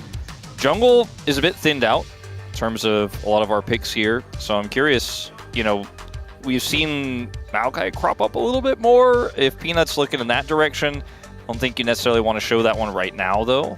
Could look for a prio pick in the bottom lane. I feel like even grabbing something like an Alistar here, they feel like the, or a Nico, would be a pretty safe bet, and that's what they're going to opt for. Yeah, and with the Nico, could be looking at a hefty amount of engage from her, obviously, but what are we going to see as her lane partner? What does Viper want to play? I mentioned the Kai'Sa before. I feel like it's difficult to just pick Kai'Sa Nico straight up and hope not to get pushed out by Kai'Sa's low range, but at least the Nico helps with that. Thinking about the Shen into the Nico. So double global here. The Corki is really interesting. The Jhin, I'm okay with in this draft so far, but I think we're going to have to see what those final 2 picks are before we can really commit. It's going to be Sivir instead, which feels very safe. Like you have wave clear control in the mid lane, you have a Rise, and you have the global of that Shin, so you can kind of be where you want to be as Nongshim in the mid game as long as you're not massively far behind. They want to play the global game. A lot of the time, against a lot of AD carries, say this is a Kalista angle, even though Kalista has fallen off big time. But I think in this case, with the Sivir on the other side, it's just not worth it. They opt for the Kai'Sa instead that you were alluding to earlier. Not a great target for her to dive on just yet in this draft, though, to be honest. Yeah. Still very strong. I mean, we have seen a lot of our AD carries really pop off on this pick. Even Hype had that big comeback against DNF on the side of Bro, and he had a insane Kai'Sa performance as they were coming back. And obviously, I feel like Viper's Kai'Sa doesn't need too much of an introduction, but how deep? Just know that he's insane. How deep are we going to go, Valdez, in the jungle pool here? Poppy is now also gone with the already showing of the Shen that Kingen will never play in the top lane. Peanut's taking off the jacket, so you know he's getting a little stressed. I do think that Camille is a very smart ban, because yeah, Peanut's getting stressed, I can imagine. I don't think he'll play Shyvana though, so it's okay. Please. Camille is the strongest top laner in any scenario with a draft like this for Nongshim, so you know, like if it was Galio instead of Ryze, you'd be like, oh my god, it's a Giga Camille angle. Yeah. But, see a ban on the Scion in return. There's no Trundle available, of course. This is where things are going to get weird. I think I'd rather save counter pick for Zeus and grab a jungle here for Peanut. Yeah. J4 is popping up as just one of those picks into Sivir, especially because she's great at running around and being annoying, but if you just Cataclysm her, she can't avoid that, and then she can't run out of it, obviously. Doesn't have a lot of mobility outside of her speed, so seeing that a lot. I do almost feel like you could still play Sejuani here with like a Jax. You know, there's a lot of picks that synergize really well with it, and it's decent into the Jarvan. I'm going to go for the Nocturne instead, it looks like here. So, I mean, how much more global can this comp really get? Galio top, blind. Yeah. I mean, you could. You definitely are going to have a hard time side laning into what Nongshim Red Force have, whatever you're playing, Zeus. Or throw Ryze in the top lane, depending on matchup. You know, could be doable. Could be. Jace doesn't have a global. No, but his Shock Blast goes pretty far. It does, yeah. Not quite global, though. Yeah, it's not that far. There's a lot of different things you could do here as Hanwha Life. You could just play Cassante or Ornn and eat the Shock Blast. But you could have more fun and pick Malphite and play Malphite Nico Jarvan and say, Sivir, you only got one spell shield, good luck! You know? Yeah, they're just going to play Cassante. Yeah. You know, shout out to Chronicler, Malphite's biggest fan. Well, I mean, I guess when Nocturne turns the lights off, you can't really see where you're supposed to ult, and it's not really... Like, Cassante's like, oh, no, I can't see. I guess I'll just still be tanky and walk towards I'll just be OP anyway, so it's fine. I do think that the draft for Nongshim is stronger. Yeah, I think it has a lot more synergy. It has tons of pressure with the Jace inside. You have Sivir's wave clear, and you can show up to fight anybody at any time. Like, if Hanwha Life Esports are rotating over with Nico Jarvan to try to get a pick on Jace, and Hanwha see that, they just ult the other side of the map and kill whoever's there and get the turret. So if played perfectly macro-wise, I think there's way more potential in Nongshim Red Force's comp. But will they play better? Put the nameplates on? Not so sure, but I think this is going to be a better game than Game 1, because I thought the Game 1 draft for Nongshim was incredibly risky. This one feels like it's not only a solid draft with good synergy, but it's a draft we've seen Nongshim play so many times. That's why Lahenza Shen was banned in Game 1. Yeah. Absolutely. I was going to say, like, I really like the Nongshim draft as well. It's so hard for me to take the nameplates off for this one. Like, it's just so hard. And there's some good nameplates on for the side of Nongshim, too. Like, you got Lashen. I think he does incredibly on that, but that bottom duo for Hum Life Esports on those champions, I am scared for Nongshim. We'll see if they can handle it here in game number 2. 소환사의 협곡에 오신 것을 환영합니다.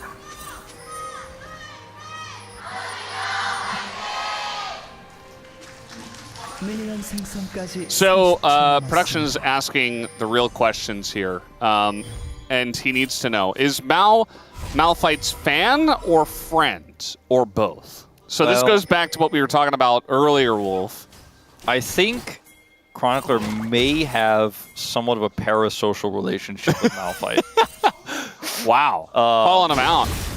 Oh, love that taunt. Pulls him back in. Peanut is still going to flash and is still going to die, giving the first blood over to Kingin. That is massive. That Jace to have a lead early into the Cassante is insane. He's going to be able to get back to lane as well. Super fast with boots. Oh, Zeus is still going to be tanky in Cassante, but Kingin's got a lot more agency now. And it was nicely pointed out by Jonah Strong that Lahens had taunted over the wall and was going for this nice little wraparound. Gets behind him. Peanut has to flash before the taunt in order to have any chance of making it.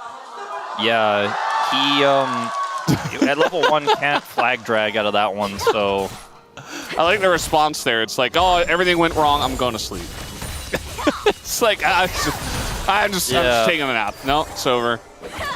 Just these things with Lahens' Shen, man.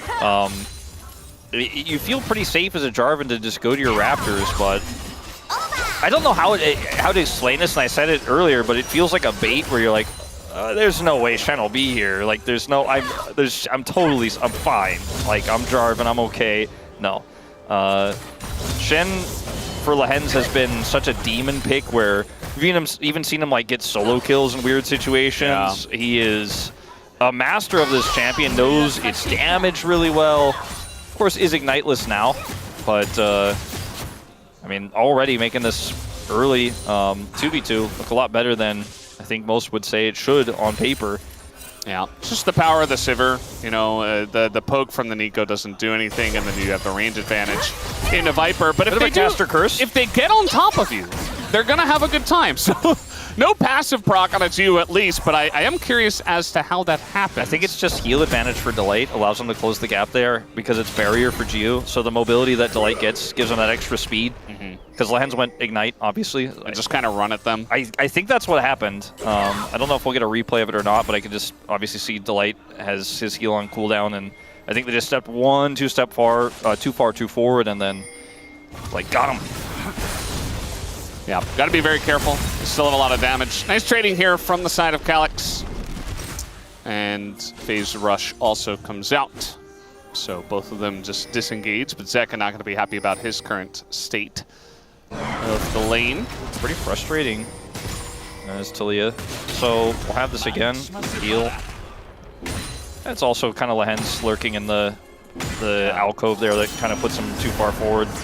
Yeah, I think he was in like the most forward brush, and then they just ran at him, and he wasn't expecting that, and then they just kind of ran the Shen down, and he's melee, and yeah, eventually press heal, engage. Ooh. Close to a stop on that back there from Viper. Has cleanse, of course, so probably wouldn't have led to a kill, but would have been pretty frustrating. He gets it off just the same. Kingin has shoes, and so he is kind of hurting the spacing opportunities for Zeus in this matchup. Yeah. If this were solo queue, Zeus would have quit the game. Oh, yeah. Or just trolled. You know, maybe start taking the jungle camps, or... He'd be pinging Peanut for two reasons. Because A, Peanut gave the first blood to Kingin, and B, because he needs Peanut to camp his lane.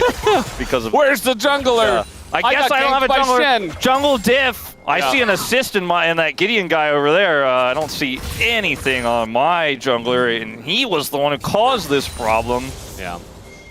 I do wonder what goes through the heads of people who say stuff like that. It's just the solo queue mentality, I guess. But everybody wants to win, and no one wants to take responsibility. It is what it is. I don't know if Zeus should take responsibility for his jungler dying, but, you know. Nobody wants to take responsibility about this. Peanut's like, I'm very scared of this guy, and Gideon had a ward in the brush, which he placed, so he was able to smite that away. Being very aggressive on level 5 Nocturne, something you don't see all the time. It's because of this prio, you know, in the lane here that Kingen has. He's got his tonic in hand. Well, likely in pocket, I suppose, but maybe in his vest. Maybe he pulled it out, you know? He's just showing it off. I don't know if you can hold that giant, you know, what is it, Hextech hammer gun thing that Jace holds while also holding a potion. This is one of those Lishen's moments we were talking about, by the way. Like, this isn't going to be a solo kill, but Lens was definitely calculating the possibility of it being so. Yeah. Yeah, that's a good question. If he could really hold both, though. I'm going to say probably no. This is probably in his pocket or vest or something. He is very strong. And maybe he could put the hammer down, but then, you know, you're not very mobile. Imagine if he balances the tonic on the edge of the hammer, and when he swings, he just tosses the tonic into the air, and then after he's done fighting, it lands perfectly on his hammer, and he continues with his business. He's got to throw it really far in the air. No stun here from Zeka. The rocks weren't on the ground, so he just knocks him back. Maybe it was cooldown, and he saw the angle while Peanut's coming through, but either way, good flash timing. Yeah, that he just flashes. Phase rush is pretty strong, but the flash is really what saves him there.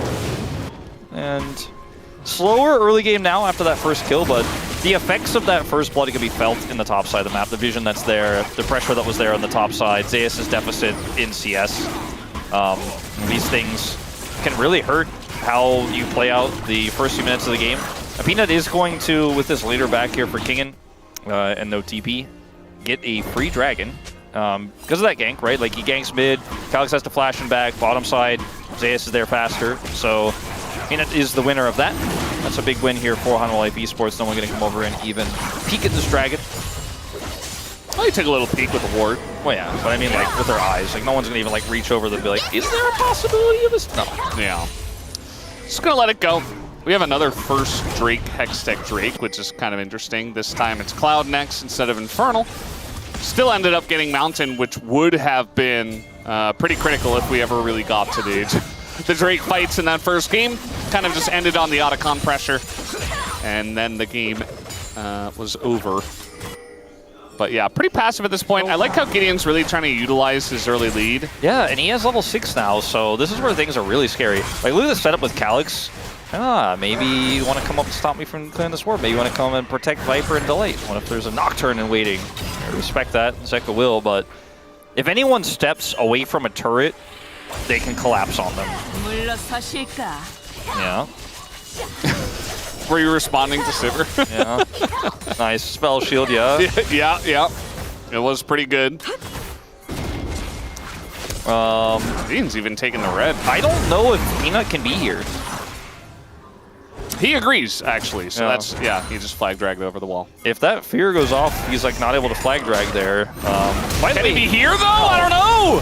And totally just disrespecting the potential vision. Peanut will get punished.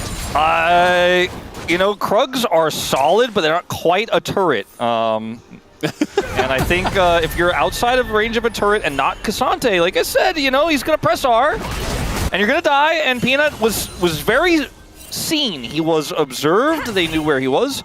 And, like, you go check this because, like, there's a ward here, right?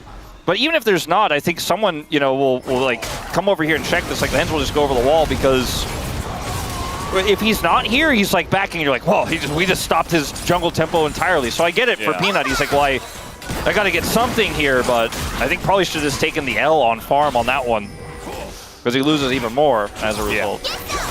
Oh! Smote at 6 health was the Scuttle Crab. And it's probably worth, honestly. Lehens definitely could have stole that. Does kind of impact for a brief moment his ability to contest these grubs, but I don't think it'll matter too much. As just for a moment, we're watching Cassante get hit. And you know what? They actually decide to push up into the top side here and push out Viper using the Sivir Prio. Unfortunately, it's not fast enough to actually deny this grub take. Peanut does have that smite back up here, so he should be able to secure at least one. Actually, kind of a low-value play there from Nongshim. Yeah, it doesn't feel like they're quite in the right spot. Now we got the root coming down and the Kaisa to join, and the Talia on top. Lehens, no flash, used it in the kill on the Peanut. And a nice setup here from Delight. Without the Nocturne ultimate, I suppose they just really thought that taking that fight was going to be too risky straight up, so they wanted to kind of cheat it by pushing Sivir into the top lane and pushing Viper out, then returning, but they were just a little bit too slow, and Delight pulls the trigger super fast there and gets the punish. So there's no Shen ultimate. Like, look at this setup here. This is, of course, zoomed into while it's already over, while it's already too late here. Lens just kind of trying to see what he can see, and yeah, down he goes. But, like, they didn't have any control whatsoever. Nocturne all back up. Trying to get in there. Gonna get the flash out of Zeka. It's a win, technically. See all the counter jungling, I should say. Invasion of the jungle here by Gideon. And he's taken a lot of the camps away from Peanut. And that top side control you can see in particular from that Jace prio was pretty huge. And now he's gotten 2 high value ultimates. Again, unfortunately didn't have it for that grub fight. Hanwha do pick up all 3. But they're running, you know, Cassante Talia in this comp, so I don't know how much side pressure they're going to get. I guess he really did fail that. I thought he was just checking over the wall, but like accidentally pressed Q. Yeah, looks pretty silly, so he gives us the top of the morning, knows that he's being followed by the observer. They do have a lot. Yeah, they do have a lot of vision on this bottom side. Calix just walks it off. And I don't know if they can dive this, but they certainly want to try to make a play. And now with Lehens aggressively posturing, maybe I spoke too soon. Yeah, Ju might be in a bit of trouble here. And this is the thing about the Jarvan. You have to flash it if you're Sivir. He just presses R, and it's kind of like what we saw from Nocturne against Talia, but even more punishing. And now we've got a Sivir without sums with the Dragon up in 10 seconds and had to back as well, did Ju. Yeah, Calix shows up with TP, but it's so late. He's just going to hard push bottom instead and try to get some plate value, it looks like here. As they are going to have to stick around if he's going to get those plates, because obviously HLE do have so many members here to defend. A lot of farm being lost in the mid lane during all of this. I think Nongshim, if they don't get the Dragon out of this, and they didn't actually get this plate either, it's not going to feel great on the play.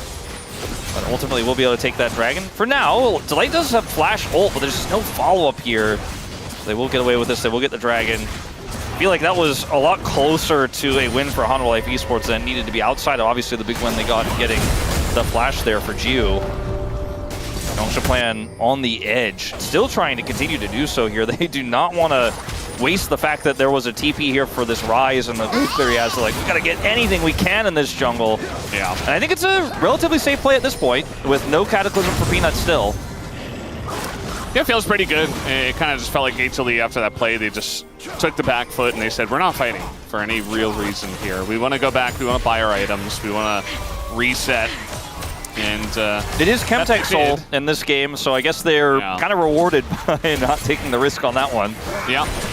You know, I guess Ox was a little bit bored after game number 1, so he's just a little bit out of touch here for game 2. That's okay. We had Mountain Soul in the first one. It's not like that crazy streak we had of like 7 in a row. Yeah, well, not yet. Not yet, yeah. It was a streak of 1 at the moment. No Spell Shield there. Might be his doom, but the Mega Escape Disengage Cone is going to help him out. Out he goes. At least he was like kind of planning around that, you know? Yeah. So in that case, it's fine. If he had no Blast Cone and didn't Spell Shield that shove, I think we all would have probably lost our minds a little bit. Pretty easy to Spell Shield that one, but holds it, gets out anyways. He's a Hex Plate user, so I'm not a big fan of that, but it feels like everyone is doing Hex Plate nowadays. I know. They go Stridebreaker. I guess this is not really, like, this is not the comp you want a Stridebreaker into, to be fair. Yeah. And, you know, why not both? Some of them are saying nowadays. We'll see what Gideon does go next. This is the power of this side lane pressure with the Jace that's ahead with the Nocturne. Zeka's like, I don't want this turret to go down, but kind of need some help up here, as if I try to hold the turret, they have enough burst to just take me out. And with the Shojin variant that Kingen went for with this build, still incredibly powerful. You can see that response from Delight is being respected. Like, Gideon is very aware that he's pulling people to the top side of the map right now, and he's like, that's all I'm going to do. I'm not going to push the issue any further. Yeah. Bit of a push in from Zeus. Has TP, but he's just walking instead. Yeah. Because of that push. Alex has Realm Warp, but he's so far away, and the Herald now is under the control of Hanwha Life Esports, at least the zone around the pit. They have that scuttle as well as some vision. And even though they wanted to get that pick on the Zeka, he just backed away. Now actually can TP back in to that top lane, gets it back for free, and Nongshim almost got something out of that extra pressure there, but weren't quite able to convert. And even with these backs going over for Hanwha Life Esports, they still don't get that Herald. The Ryze is winning the side lane, obviously into the Cassante, so eventually they'll start to whittle down on that turret, but Hanwha Life Esports just sitting back and waiting for a better moment. Kind of like the position here, though, for Nongshim, because they can force fights on their terms right now. It's so hard to rotate in. Speaking of forcing fights... Yeah, gonna get the taunt down. Peanut really doesn't want to use his abilities, so he's just gonna run over to his Raptors. It's hard for Zeka to take the right engage angle here with his Weaver's Wall. It's a really challenging problem he's gonna have to try to solve here, and I don't know if that's quite it. Will cut off some of the Nongshim members temporarily. We got a TP coming in, HLE committing to this one. The taunt comes down and Peanut can't do anything. He just kind of dies as the engage is decent, but it's still looking good for Nongshim until Viper gets into that backline, assassinates two, but now he's getting pretty low, and Nongshim, the rest of the team is just so healthy. Calyx frontlining on this Ryze. Maybe he gets punished by Zeus a little bit, but no, Zeus gonna get baited on in, and GU untouched the entire fight. Will be able to help the double kill go the way of Kingen. Looking like this one might be headed to 3 Valdez after that fight. A huge miscalculation, I think, on the side of Hanwha Life Esports of how that fight's gonna break out. The Weaver's Wall pulls the rest of Nongshim to the side, but they don't have any follow-up. Like, Peanut's on Raptors when this happens. Can't engage on anybody. It's a Shen at the front line, so they just kind of wait it out here. Shock Blast gets a little bit of damage done. Maybe they were expecting that the Cassante is going to outpace this Ryze, but the Romar comes through the ult here from Delight, also not hitting critical targets. Yes, Viper does get into the backline. They do get those 2 kills, but the carries here for Nongshim are untouced. The Ryze and this Sivir just do so much damage, and Zeus loses Flash, thinks he can get this kill here, but Kane comes over to peel, and Geo ends up cleaning up. So it's a massive win here for the side of Nongshim around the objective, and fans are rewarded for their trust here. And, you know, again, the Taliyah, I don't want to blame Zeka too much for the wall angle, because it is really tricky. And if you mess it up, you ride in at the right angle, or the right angle for Nongshim, then they just kill you. Yeah. No, it's very true. That did seem like HLE were a little bit split on if they wanted to even fight for that, especially because Peanut kind of got chunked a little bit earlier by the Shen and the Sivir. So they go for it, and ultimately it ends up being pretty good for Nongshim. As everybody grouping down on the bottom side, Nongshim TPing into this one, but the Cataclysm comes down and Kingan's just dead. And now we got a TP coming in here, but Calyx not able to do much, has to back away. Paranoia already used. Yeah, that's not the side lane champion I'd be paranoiaing into. He's just kind of running into the enemy team. He's going to go down. Could have ran south with Calyx. Instead, he decided not to. Calyx also probably going to have a problem getting out here against this. What did they mean by this, Wolf? I want you to break it down. There's no play-by-play here. It's just 3 people individually dying for Nongshim. I mean, they're going to get maybe an inner on the commitment there from Hanwha. And Hanwha actually have no turrets this game, so you can see it taking a while to get that one. This is not going to be a back-breaking win for Hanwha, but definitely shrinks the deficit. Look, you have silent pressure, you have a Nocturne, you feel pretty good about, like, let's use that, you know? But it's better into a squishier champ. Oh, man. Lehens. Lehens, man, he was once a not-licensed haver, but he is, in fact, like, now going to be in the LCK F1. Yeah. But, like, Cassante... Yeah, we don't even need to show it. The Stinger is like, I'm not interested. Yeah. Stinger actually didn't. Yeah, this is like, no, we're not allowed to see that again. No. All right, here we go. Oh, no. Yep, see? Yeah, the nice try, LCK. We're not going to watch that. It's made a decision, okay? Please respect it. Showmaker has hacked the mainframe, and he's like, we are not going to watch this a second time. Just see my copy pasta, and you'll know the rest. Because, like, you're trying to go onto a Cassante, and he's just going to be tanky enough to hold it. And then the turn was great there for Hanwha Life. Zeka obviously can Weaver's Wall in.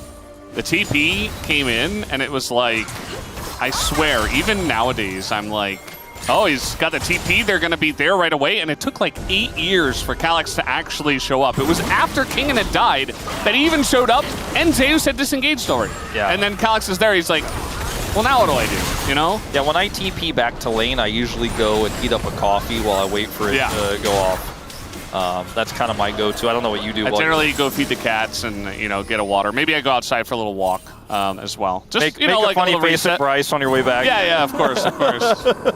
Hang out with my son a little bit. I think that, you know, it's really good to get up out of your computer chair after playing games for a while. Even if you're going to continue playing games, you know.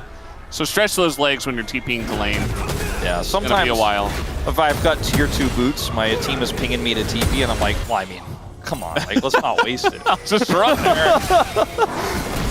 Gideon's in, This keeps happening. Gideon just kind of getting caught out. We do have the paranoia, but that's another kill going over to Viper, and he's looking for number 2. Not quite going to get it. Oh, now he's going in, gets the kill, flashes away, and immediately dies.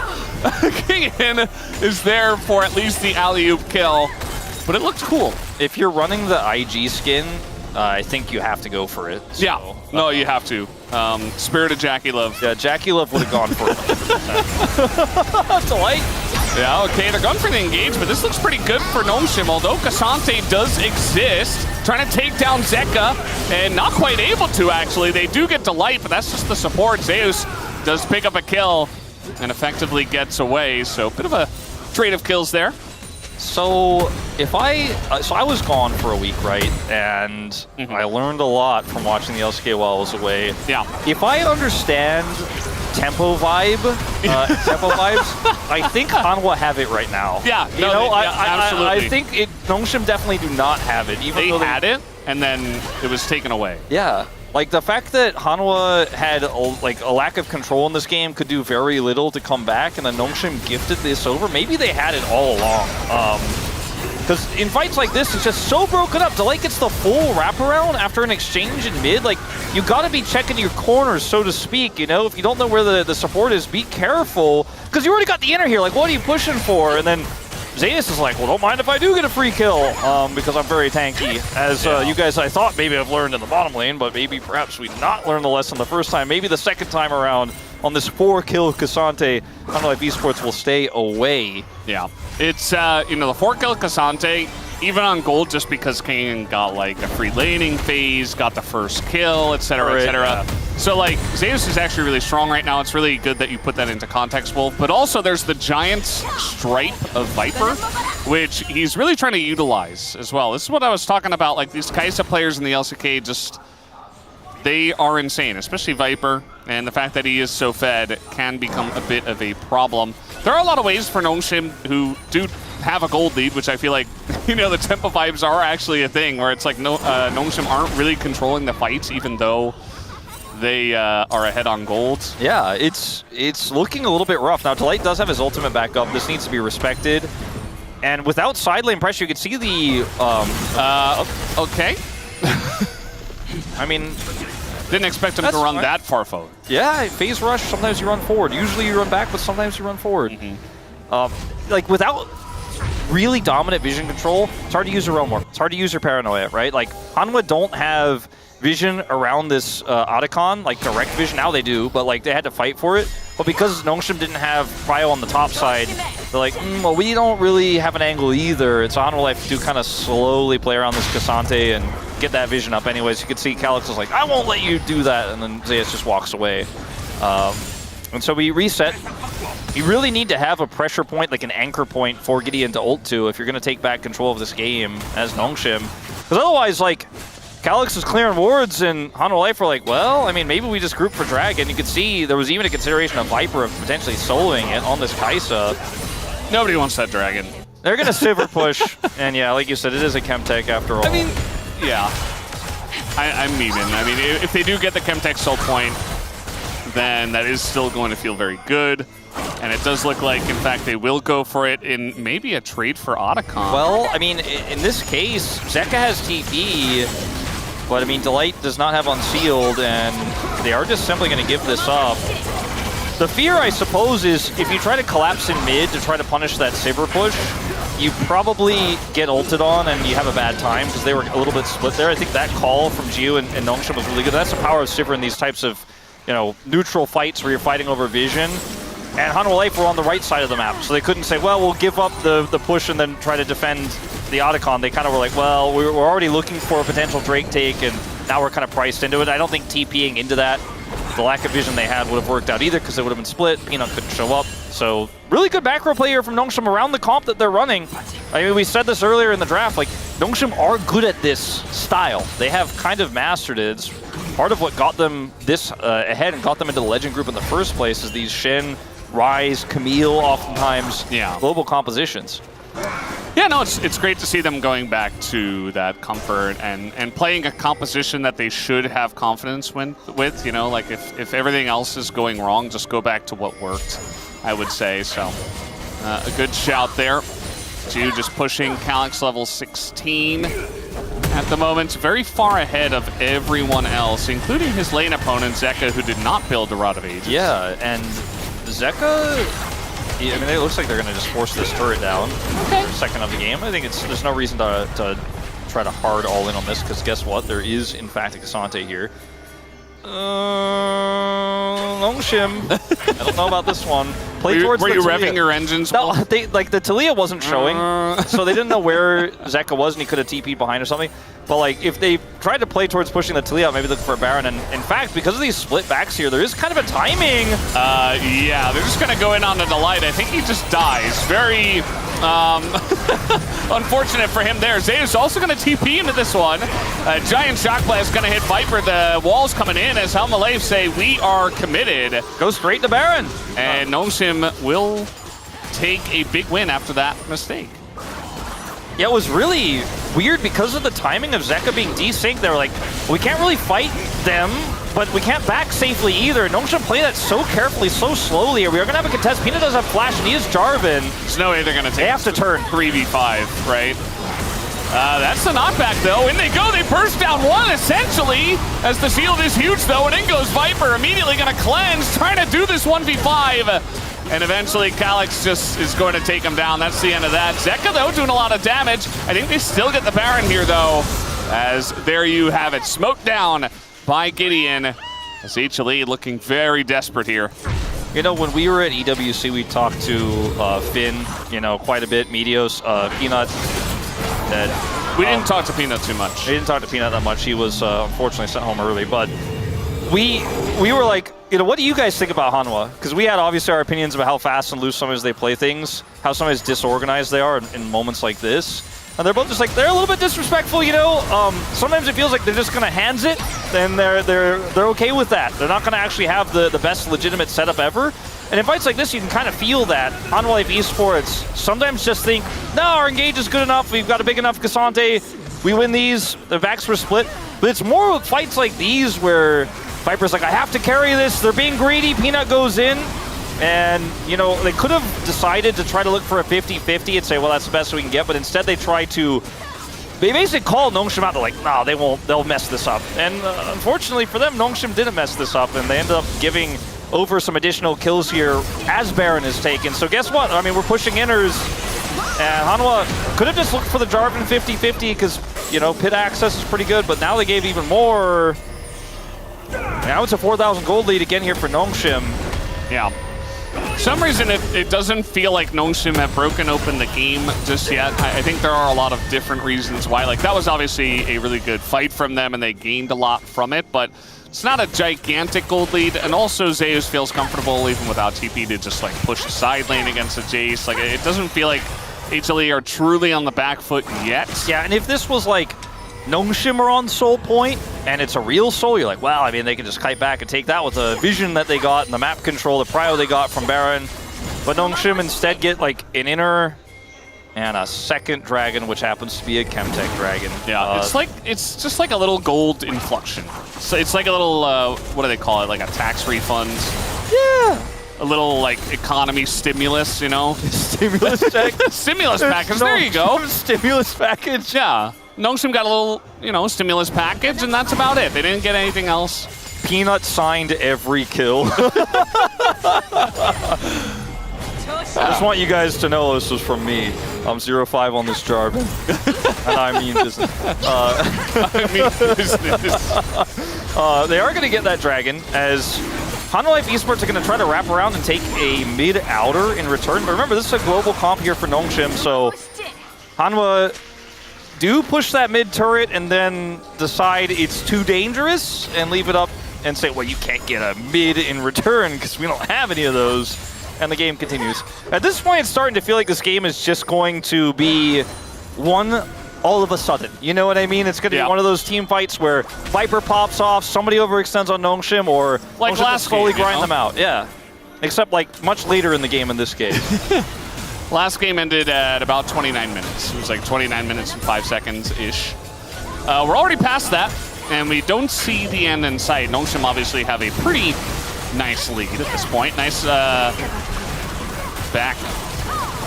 I mean, there's I wanted to say backflip. It's not a backflip. What is it? Seismic shove? Seismic shove, yeah. Flip back. It's a flip back. There we go. That's what my brain was trying to do. It's a skill named flip back. Yeah. It is.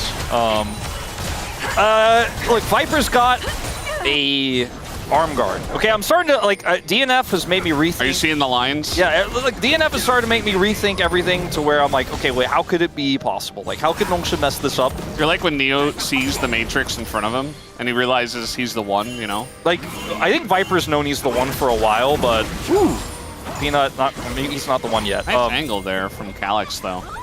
Good angle, gets around it. GA's picked up here for Gideon. But Viper has the 1,000 gold lead. He has some AP, so he can offer poke in objective fight setups. You know, when we have that next one, which will be 2 minutes or so when that Baron comes up.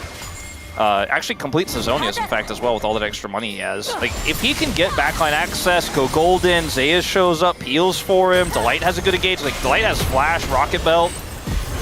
This game is not over until it's over, and Hanwha Life definitely have an insane amount of tools to get back into this if Nongshim messes up. Now, if Nongshim play 4-1 around this Rise and Paranoia power, it's really hard for Hanwha to defend, but because they have this Cassante backbone, you can't just ult in willy-nilly. You just have to play through wave clear. Sivir Rise will win the game for you, even if you don't have Baron over time.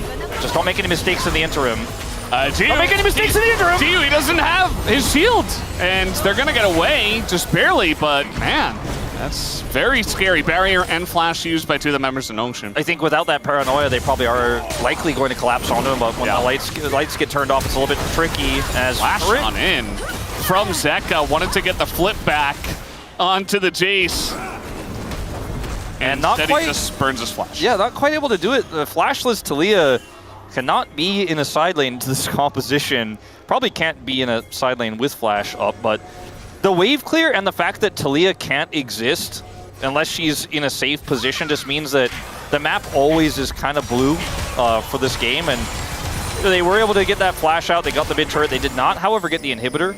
When Nongshim are down Paranoia as Baron spawns, it will come back up relatively soon, but this is a fight where this might be that moment where like the game ends all of a sudden, right? Because if Nongshim with the wave clear, they have Baron and can just squat on it and walk towards the enemy nexus, eventually they just win the game, right? And so Hanwha need to show up for this, need to fight for this, but they don't have Cryo, they don't have Vision. There's a little bit of a ward to the left side of the pit that potentially Zeus could like flank TP to, but he's Cassante.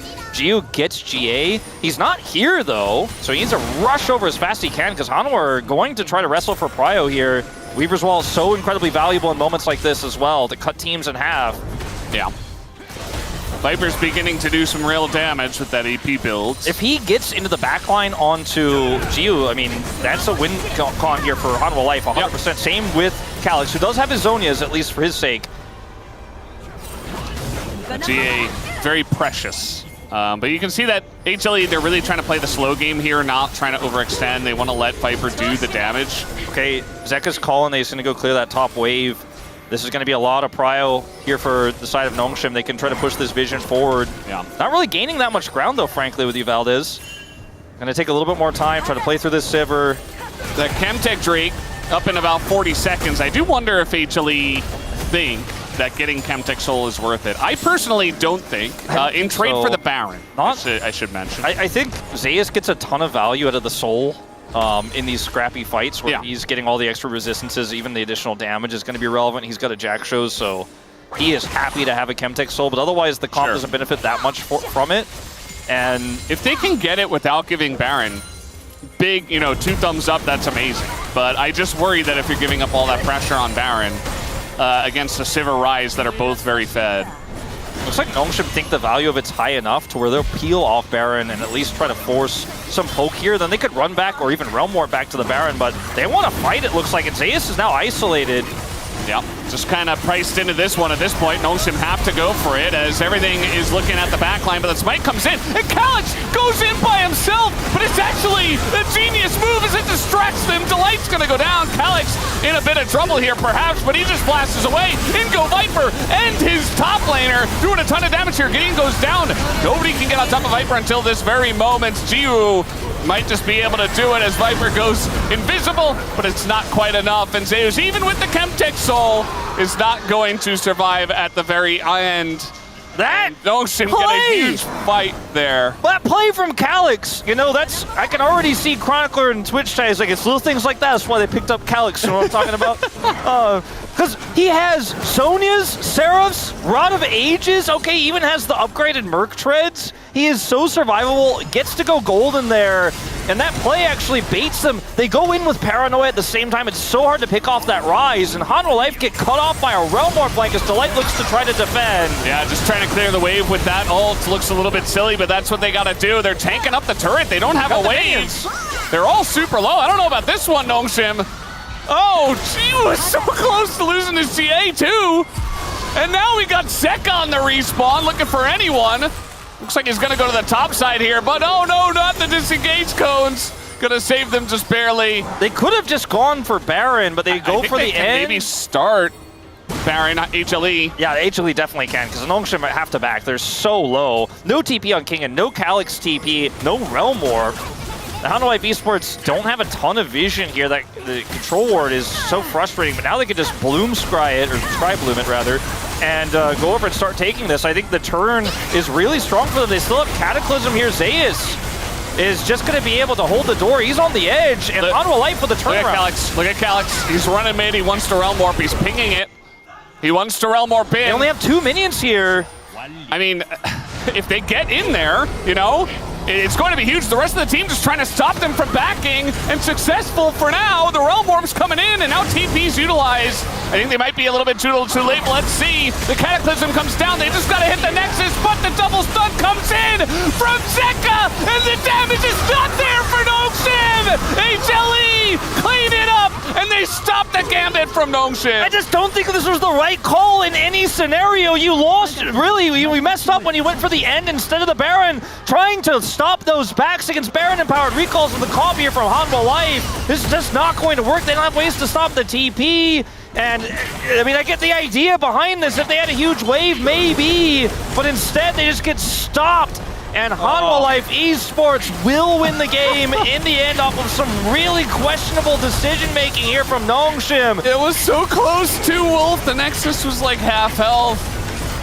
Oh, man. That's a tragic loss. It's a couple of games in a row where I felt like Nongshim were in a very good spot, and they just couldn't get it done. As in goes Gideon, might be able to take out the... Nope, he's not going to be able to. That's going to do it, guys. HLE, they get the victory from the jaws of defeat. Just at the very, very end, as Nongshim go for a very tight play. It nearly works out, but HLE are just that little bit better, and it gets them across the line in the 2-0 tonight. I understand that the game had stalled out so much before the first attempt, and when you start to think about like how you could have gone Baron and then slowly won the game, you're like, I want to win the game right now. Like they've defended so long, the game was way too close, but that initial call to end was, I think, a mistake, and the second one was just desperation. Zeus a little awkward ear scratch. He's like, oh well, we got the victory. A little bit close. Should I go? I mean, this is a really tough palm. Like I'm split between mid and support. I don't know. I feel like they were great in game 1, but game 2 was...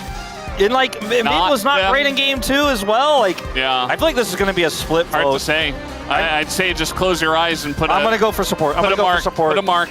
I'm going to go for support because... His Rakan was great. Yeah. You know? Excellent. His Nico also had good moments. Yeah, his Nico was good enough.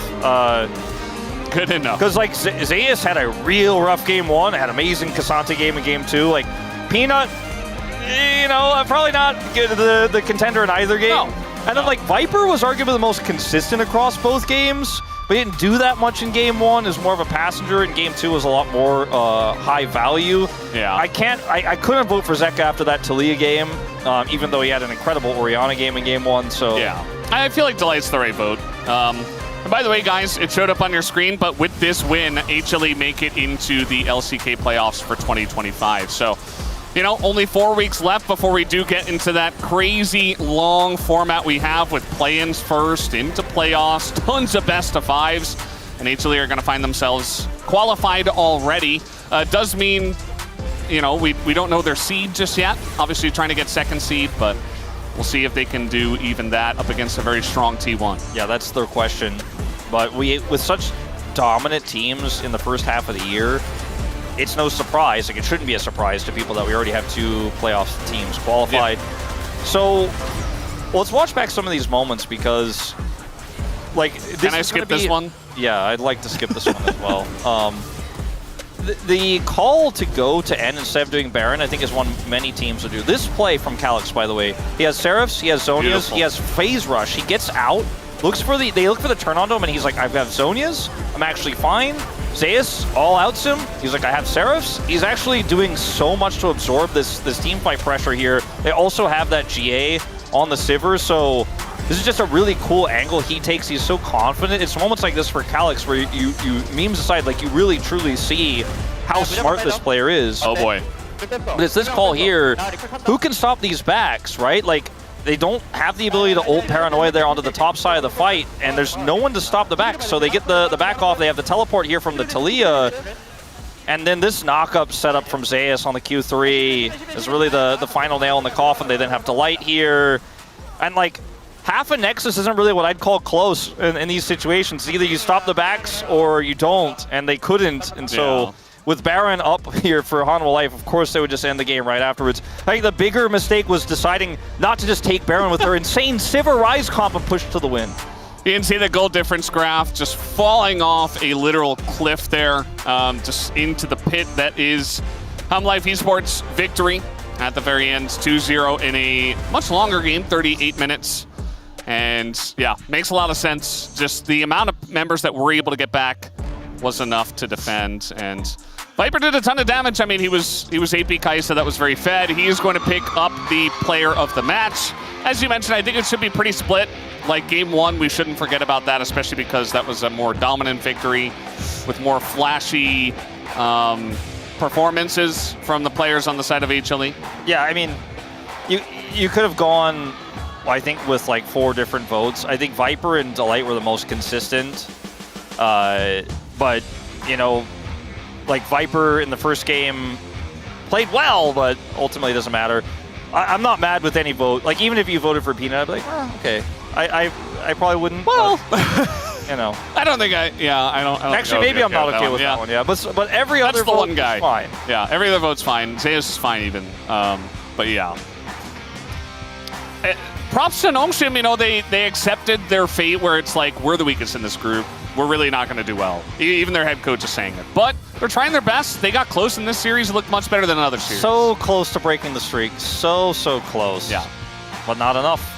It's still going to be another 2-0 on that list of 0-2s that Nongshim have against HLE. And they're now 0-10 in the Legend group. They have not won a single game since joining. So round 4 hasn't changed for them just yet, but I think they looked pretty good in both games. Start of game 1, excellent game 2, really good control, fantastic draft, just some decision-making issues that I think the coaches should be able to iron out most of those, but at the end of the day, still, it's a step in the right direction, I guess you'll say.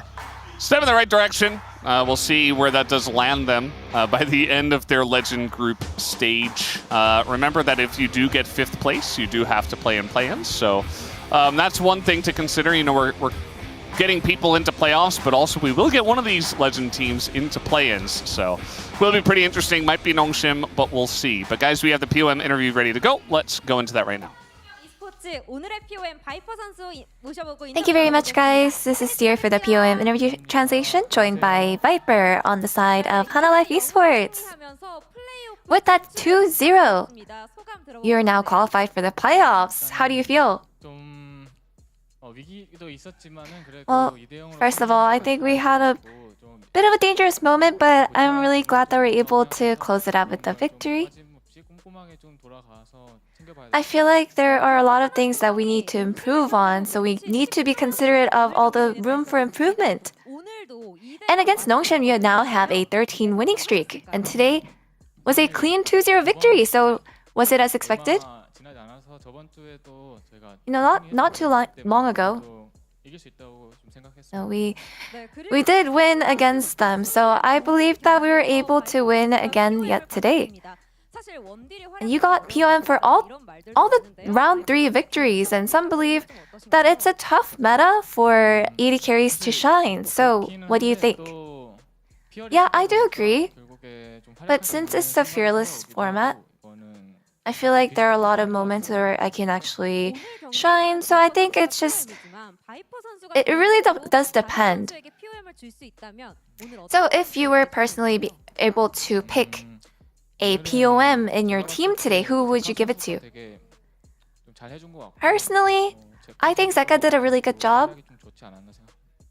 I feel like he performed really well today, so I would give it to Zeka.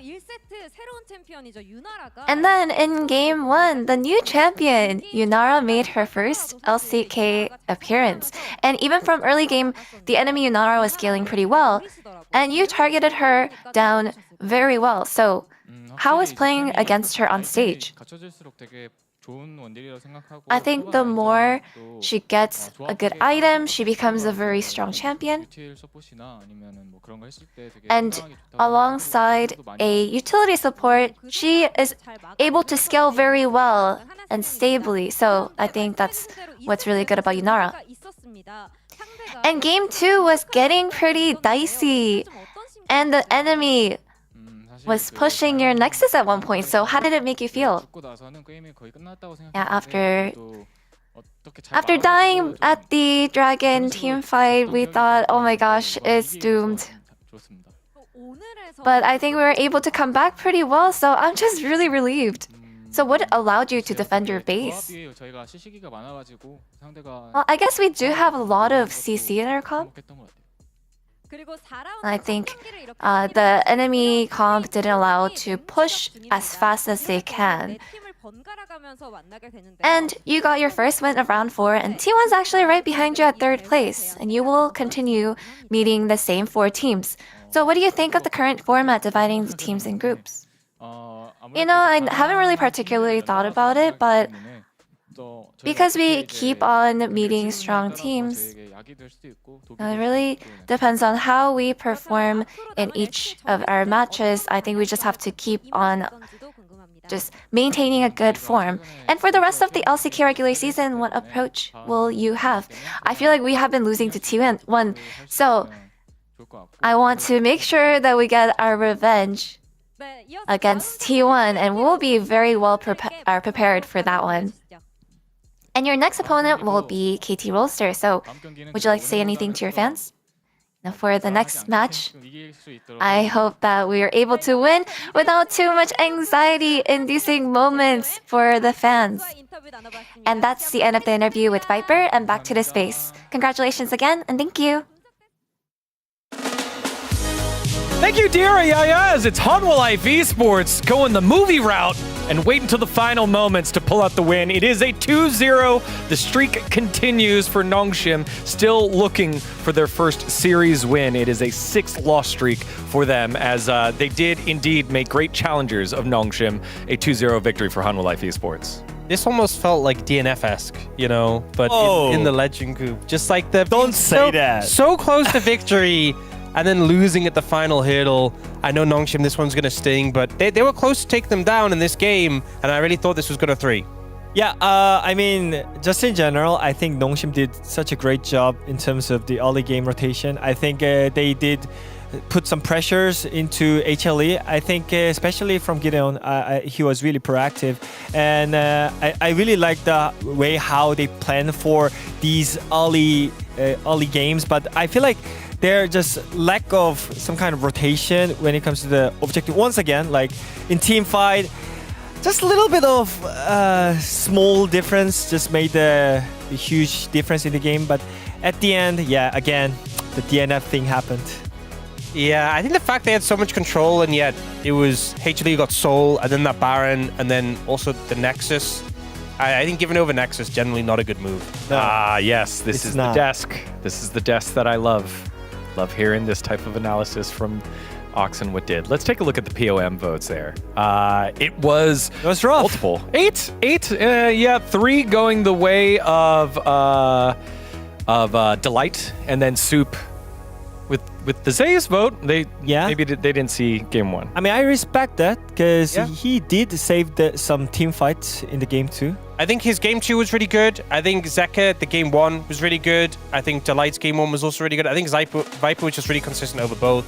And the game 2, his Kai'Sa was just insane. And it just feels like this is a consistent thing, is that HLE, my biggest worry is what they would look like without Viper, but fortunately they don't have to think about that because they have him. And things get messy consistently. We've seen that so many series. They fall behind, things look like there's going to be a problem, and then Viper's there just to clean it up. So yeah, just keep on trucking Viper, keep on saving your team, bailing them out.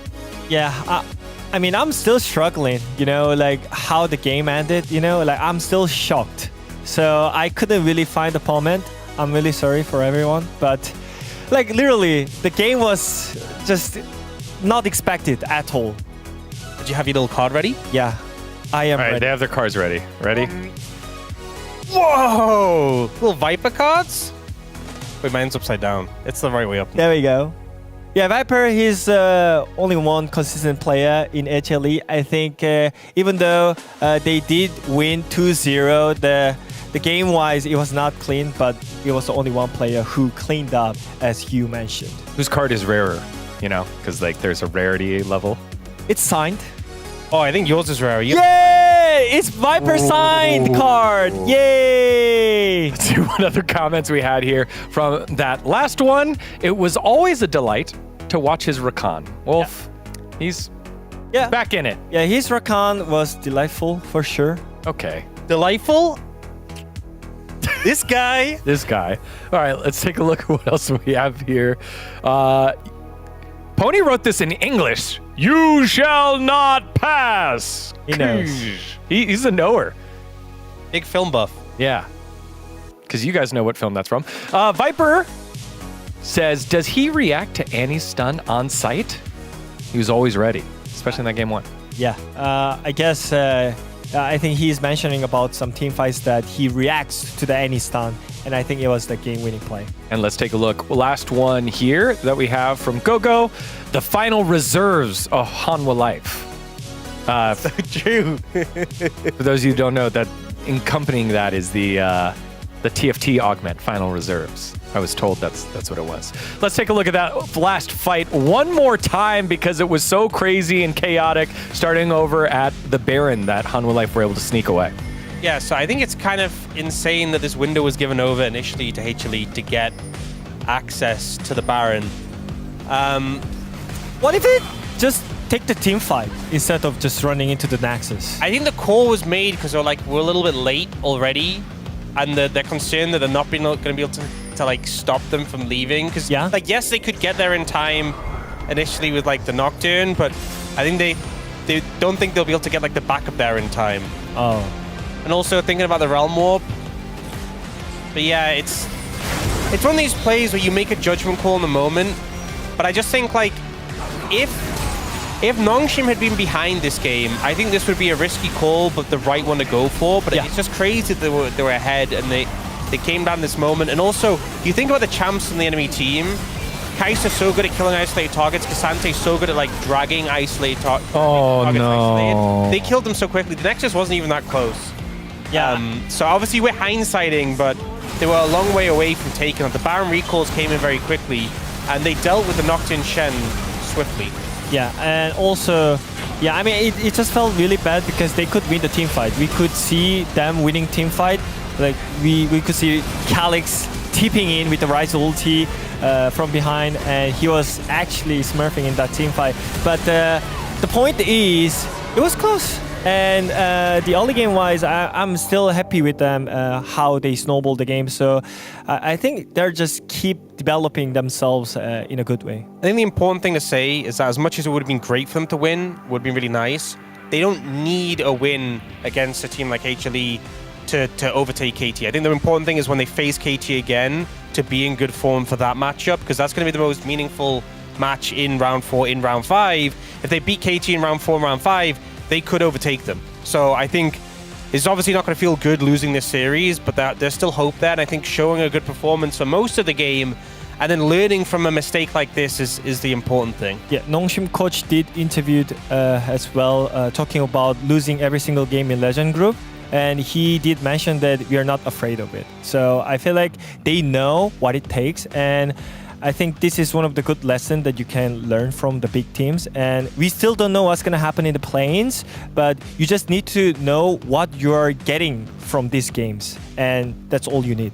Yeah, and I mean, the thing we've seen, you know, miracle runs before. Everyone knows DRX 2022, you know, even if you only make this 4th seed, and that, at the end of the day, even if you're not at the moment able to compete with the top 3, there's still that hope there. Yeah, well, we'll see what happens there. You know, we take a look at the standings. Nongshim, it is that 6-game loss streak, or 6-series loss streak. Tough kind of run here in the Legend Group, but getting a lot of experience. Hanwha Life Esports locking in playoffs there at 17-6. They stop their losing skid, now 1 win. Gogo had something to say to you, Wadid. Says, Wadid keeps getting away with those comments.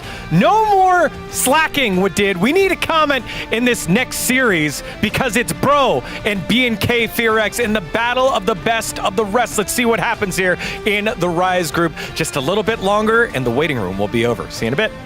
We love a call out. I'm scared.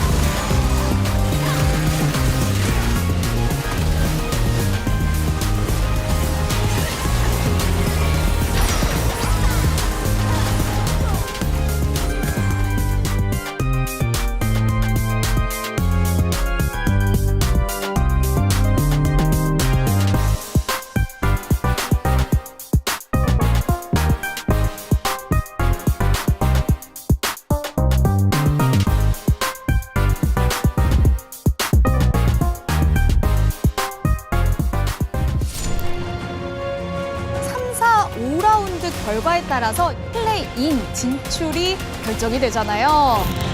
그렇다면 그 안에서 서로를 잡아먹으면서 네. 몸을 키워야죠. 테디도 복귀한 이후로 매판 너무 잘해주고 있어요. 은맨이 멈출 기세가 아니에요. 제대! 여기서 살아남기 위해 오늘도 열심히 싸우는 그 팀들이 있어요. Doesn't kill me, makes me stronger.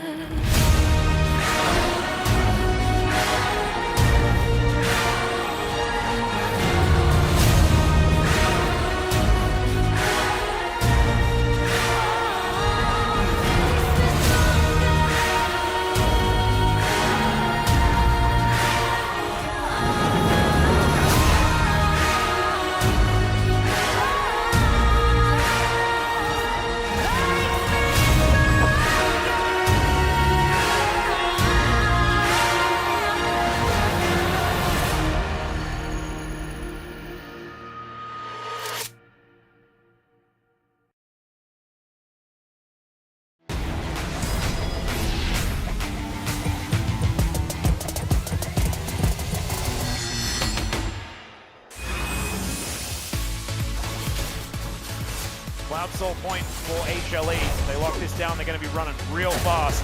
As Kingen finds an equalizer, the flash forward, another ulti goes to Narnia, but the ult's there from Zeka to lock down Calyx, and this time, the Emperor's Divide divides by 0, and it does absolutely nothing. Cosmic Binding is a flash there from Delight, he tries to get himself out of the play, but now it's the Viper show, as he dives on top of everyone, gets the triple, and there's the follow-up, quadra kill for Viper. He is charging this stun. He will have it up. Now Keen, Mega Cones to get on over towards Perfect and Peter. The Needle Workers come on through there as there's the interrupt onto Chovy. I don't know whether he's exactly the target that they're looking for. As Keen goes golden right in the middle of the fight. The Magnet Storm, he's on everyone, and now Ruler has a huge shield as he gets into the back line. They've wiped out BDD, the blackout from Perfect. He's not offering the damage anymore. And KT! Oh, it was looking so good until it wasn't.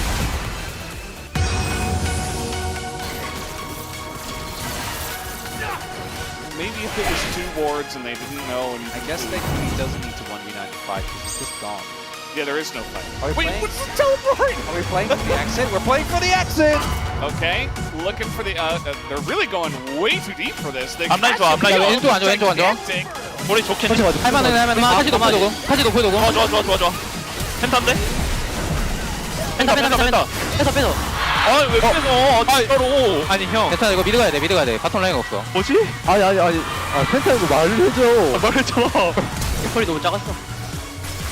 That's the circus. They bait you in. They're like, oh, are you sure we can do it? Yes, they can. As this initial engage looks a bit disappointing. Data and Doran going. 미안하게 생각을 한다. 그래, 괜찮아. A lot of resources were invested there for DRX, but the health bars for them are still looking good. EK, you can see them contemplate. Oh, the flash on a 3 is huge here from Andil. And the follow-up is big as well. They get the kill on a barrel. 알려볼게. 자, 딜해볼게. 먹을 수 있나? We finally got the reset, but the knockup comes in. Lucid barely on any health, and he's gonna finally get those resets in. As Lucid, he found his ankle. We were waiting so long for it to happen.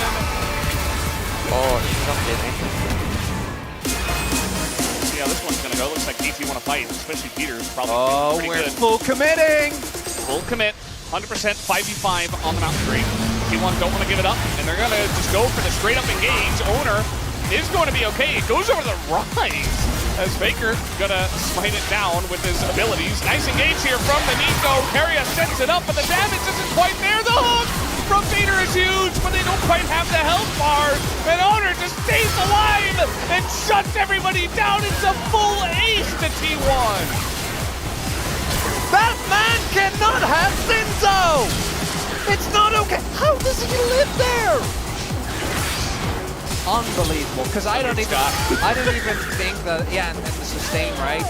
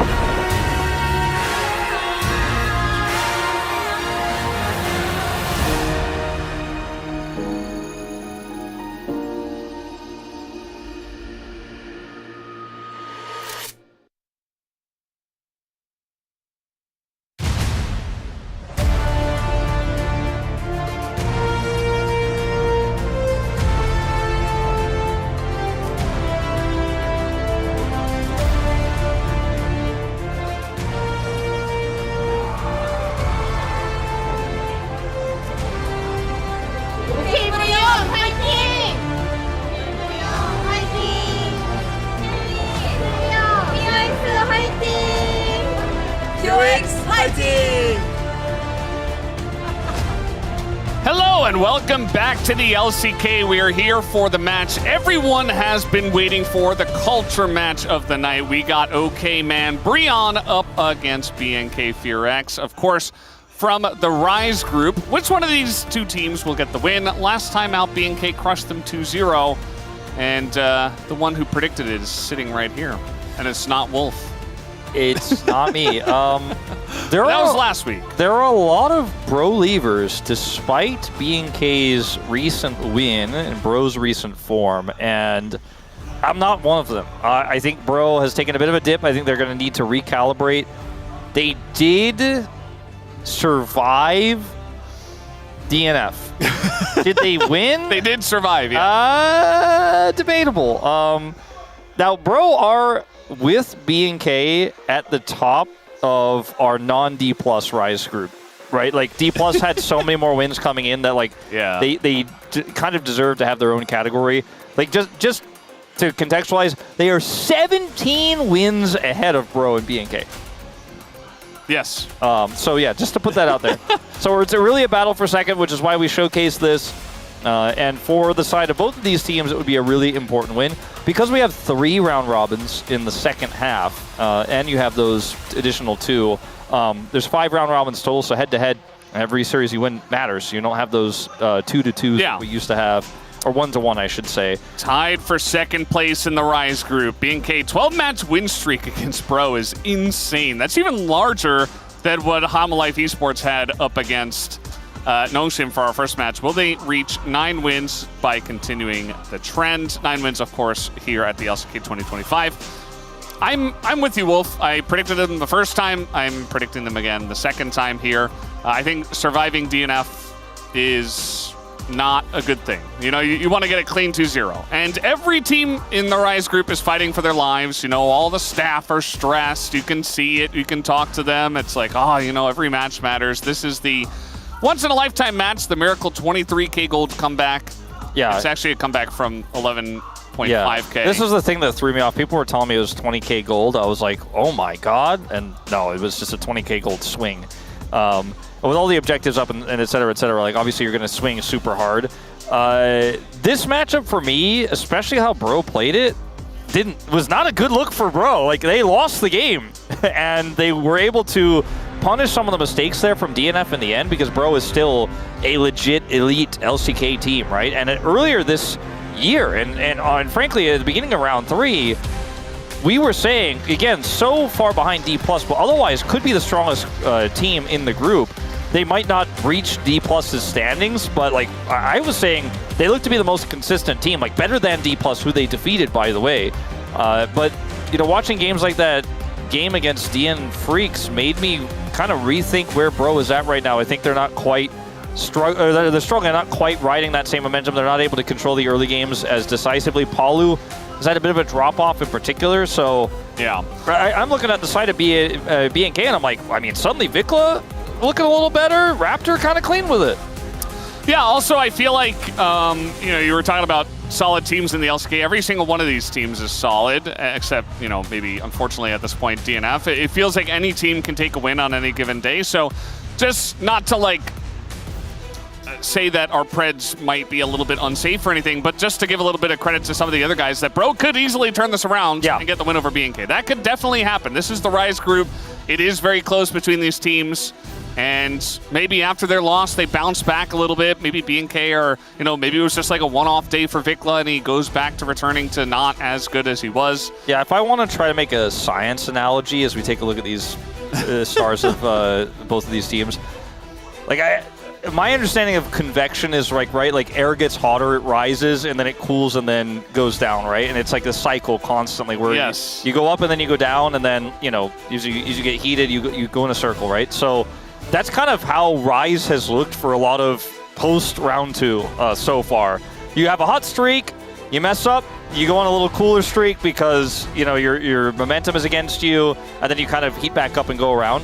We've seen that for both of these teams, where on any given day, they could have an amazing performance or completely flop, like you're saying.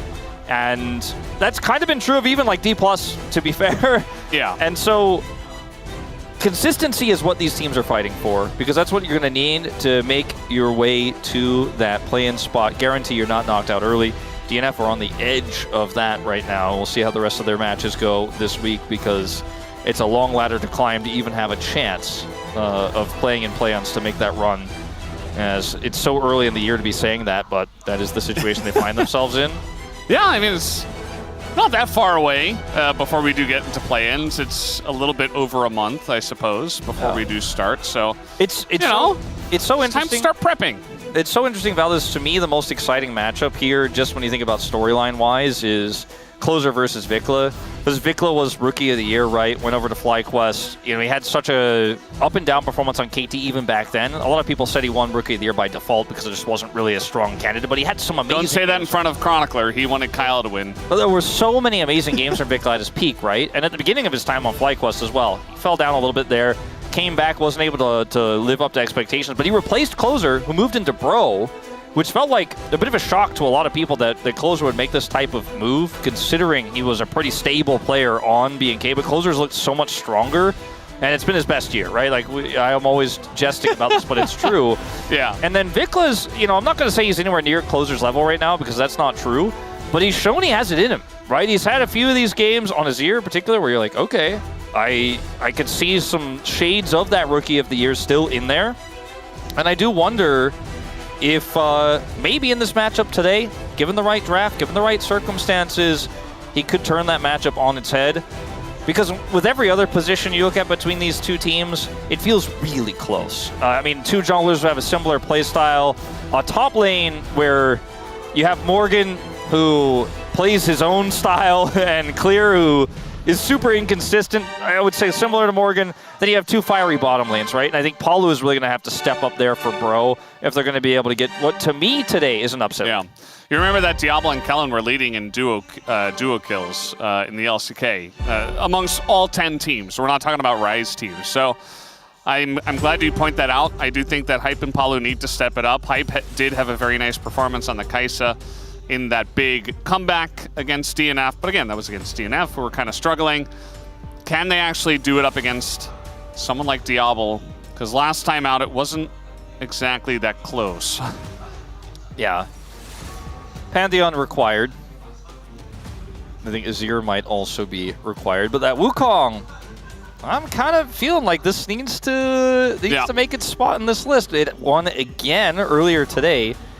Ban the Vi instead, so I don't think the Wukong is going to make it, which means Krako is probably already, you know, he's clicked the jungle icon, he's already like... He's doing his runes, down, he's like, okay, what am I going this game? See what this final ban is. Here's the Varus, which is a strong response, is gone. The Gwen, that has been really rising quite a lot in popularity, has also been taken away. And they'll take away the Nocturne.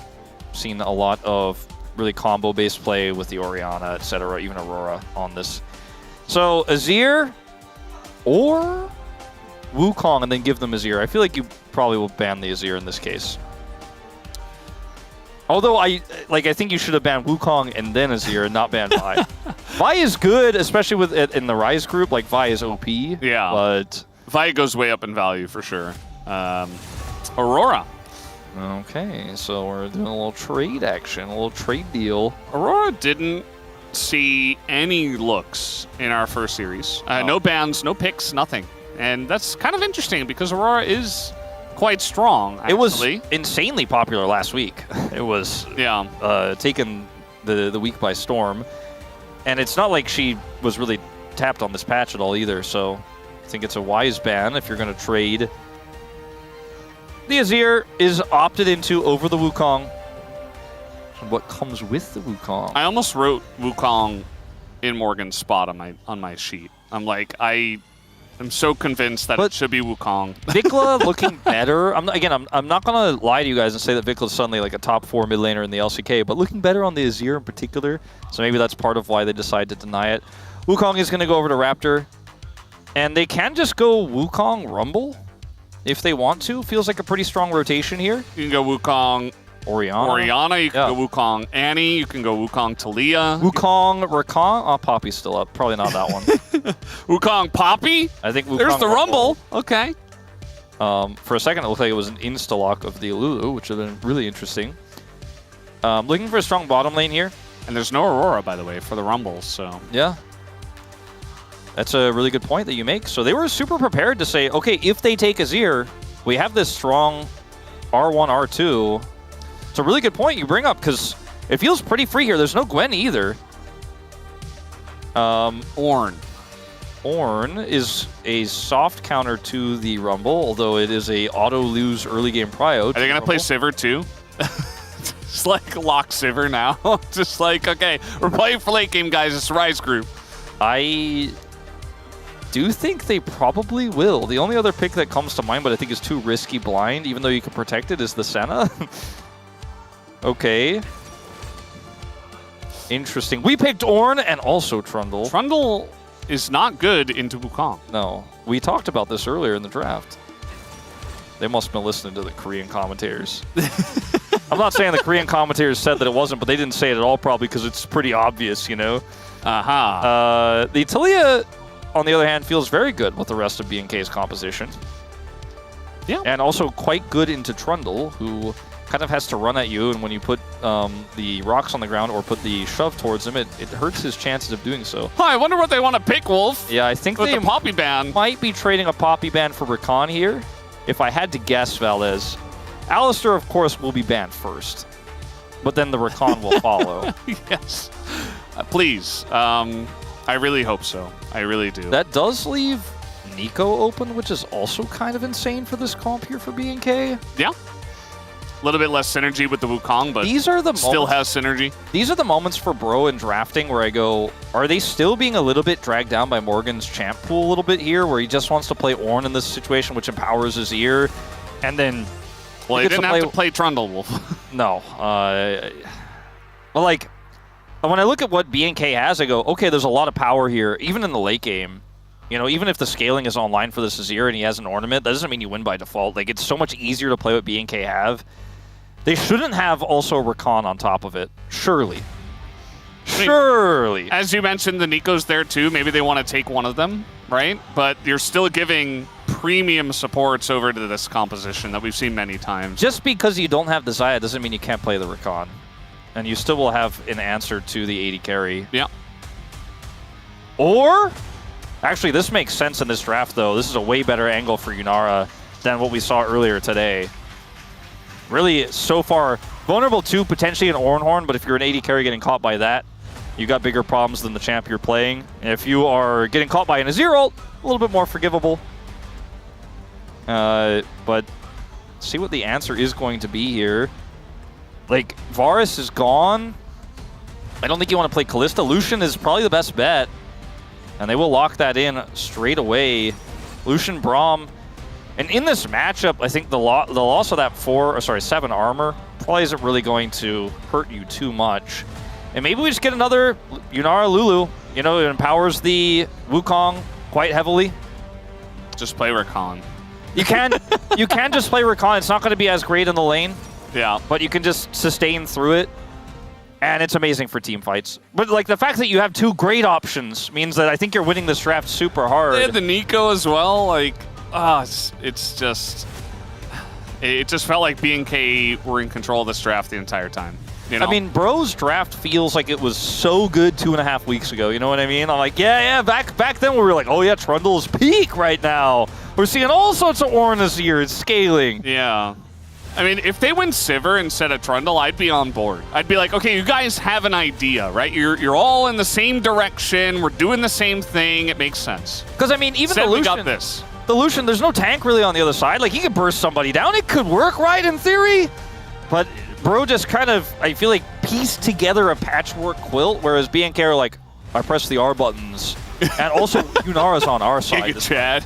Can you get to our Yunara through Wukong? I don't know if they will. It's just like how Zeri is great with comps like this, or, you know, you just kind of press your buttons in the direction and that tanks, right? Daystar hanging out, and some of the other Challengers players, I believe. Sobero, that's who it was I recognized there. And Roller. Roller. There you go. We got the whole list. We did it. And yeah, we'll see if Bro can still make it work. Again, anything is possible. Anything is possible in the Rise group.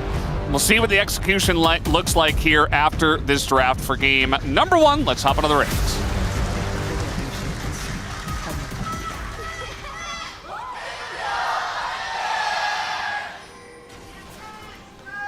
미니언 생성까지 30초 남았습니다.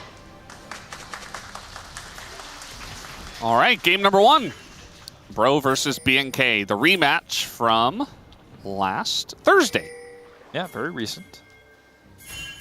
Gonna have a lot of these repeat matchups Yeah. because we have the same teams playing each other 3 times instead of 2 in the new format. Vikla not quite hitting most of those. Krako is angry, and they're gonna get the flash out of Vikla, if not the kill. Yeah, they're just gonna get the kill. That is a very strong Trundle just running at them and pressing Q. OP. Yeah, very strong with the Braum at level 1, the heal to speed up.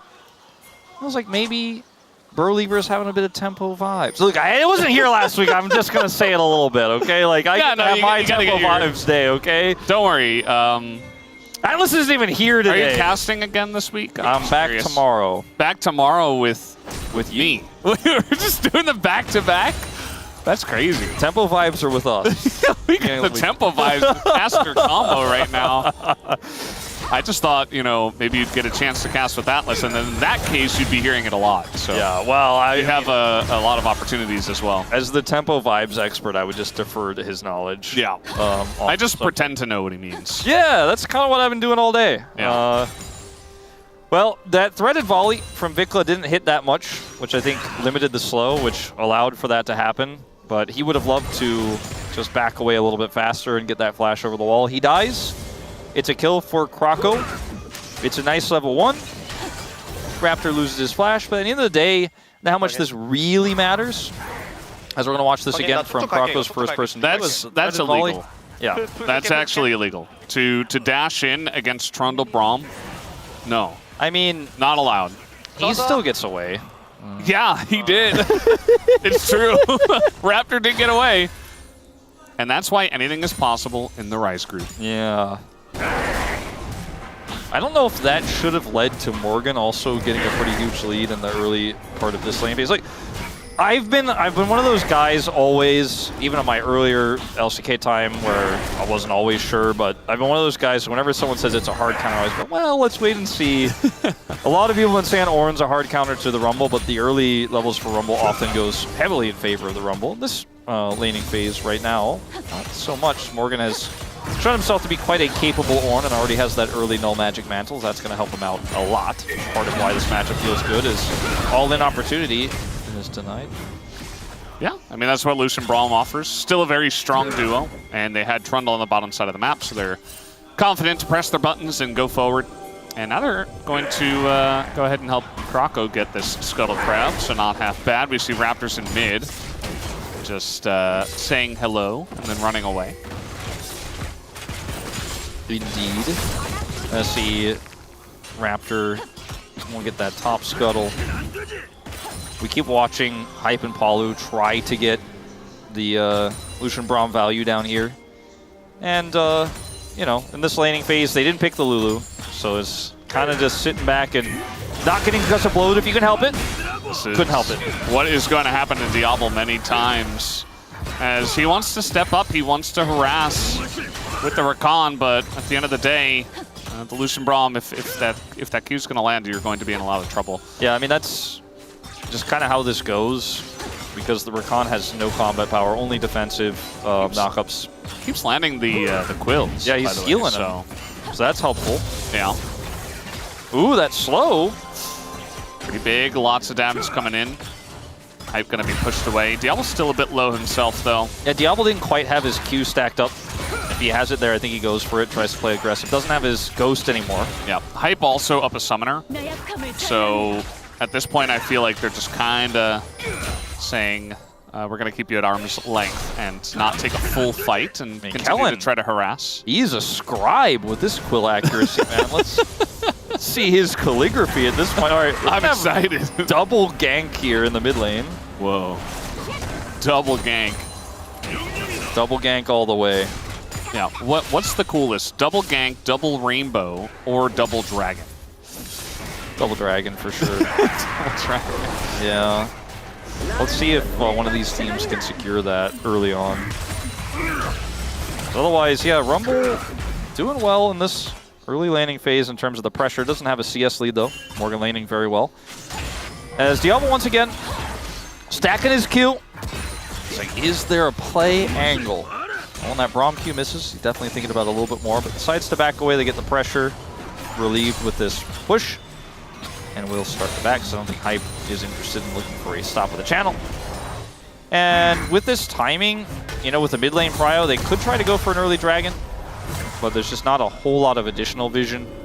That Scryer's Bloom will confirm no one else is on the Drake, and the lull state continues. Yeah. An early one, but Bro and Brew. You know, it's not quite Bro versus DRX, which is that's like the business class version of Bro and Brew, you know? Like you get in the free lounge and you're feeling really good. Like you're really relaxing. You're sitting back. Yeah. You're there for like 25 minutes because why not? This is like, you know, just a regular Bro and Brew. It's still good, but it's not quite Bro DRX good.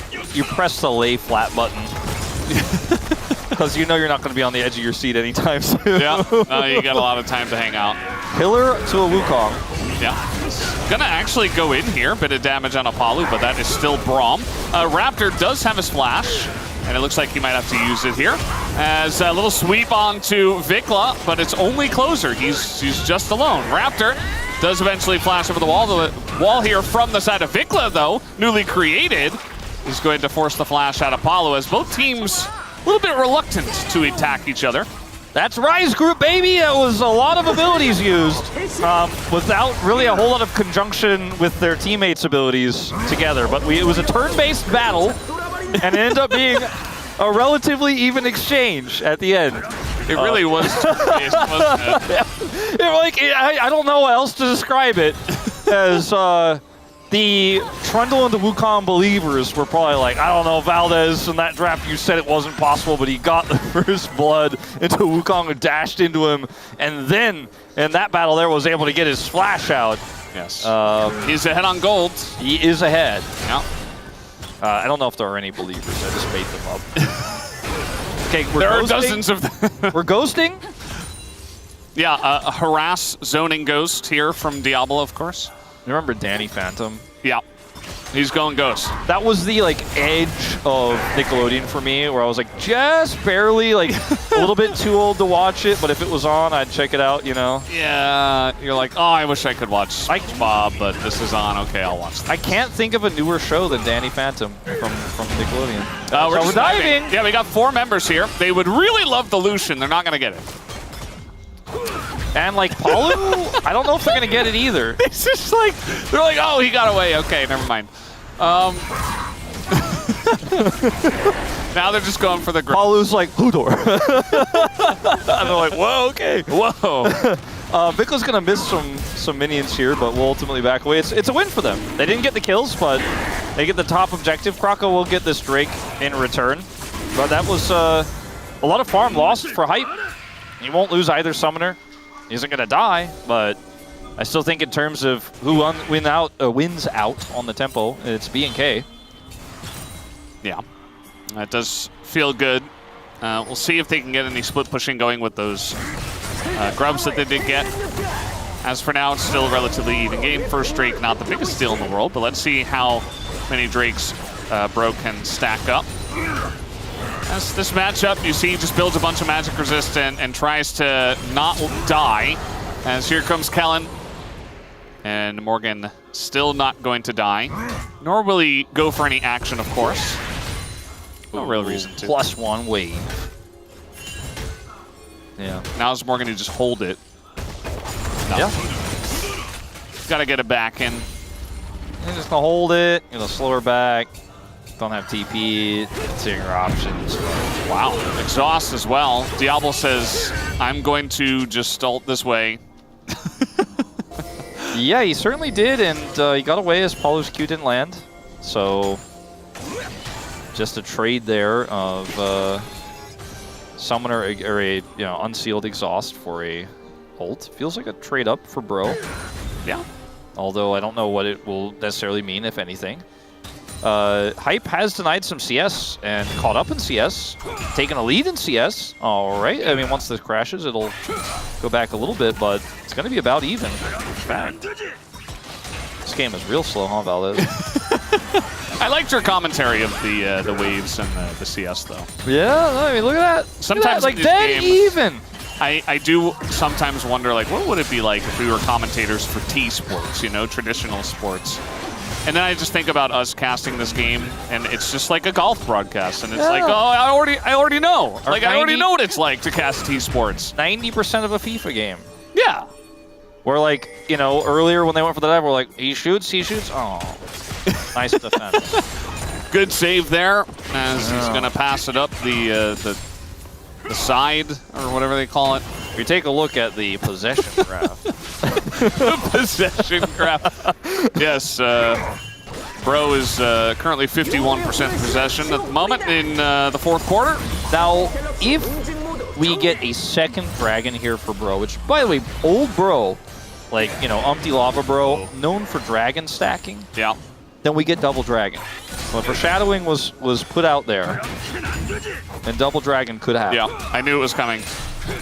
At some point, generally around 15 minutes into the game. Now, if you get two dragons, if like for example, BNK gets the second dragon and then Bro gets the third dragon, that doesn't count as double dragon. No. I think we can actually establish this totally right different. now. I think we just came up with a new term for a 2-Drake stack. It's now called double dragon. Yeah. We got something out of this early game. Finally, hell yeah! We did it. Double dragon. That's a thing. Yes, we figured it out. Can't double grubs or anything like that anymore. They sold that up. Can't double herald anymore. Yeah. Double dragon though, it's a thing. That's why double dragon's the memorable one. That's why it was the best one of the things. Can you double Baron? No. Oh, okay. No. Yeah. Because it doesn't show up in the in the graph. Yeah, that makes sense. Yeah. It's not on the sheet. No. It's not on our list of stats. No. I mean, technically it is in the post game breakdown. If you take more than one Baron. That's just called a consecutive Baron take. Or a 2 in the row. All right. Another ghost. He's going ghost. He's ghosting in. And that's still Braum. But he got the heal. And the flash out of Hype, actually. So that's pretty good. Here, I mean, they have a stacked wave. Hold on, Hype. Yeah, Hype's in a lot of trouble here. And look at Paulo. He's like, yeah, you're dead. You're dead, buddy. I can't do anything to save you. So a 4-man dive here, going to get our second kill of the game. 13 minutes in. I mean, it was not the most flashy tempo ghost, but it's enough to actually start to put that pressure on. Getting the flash out of Hype is massive, and they get the follow-up. His closer will trade it for plates, but obviously the more plates going down here on the bottom side doesn't really feel like a win. It feels more like a consolation prize.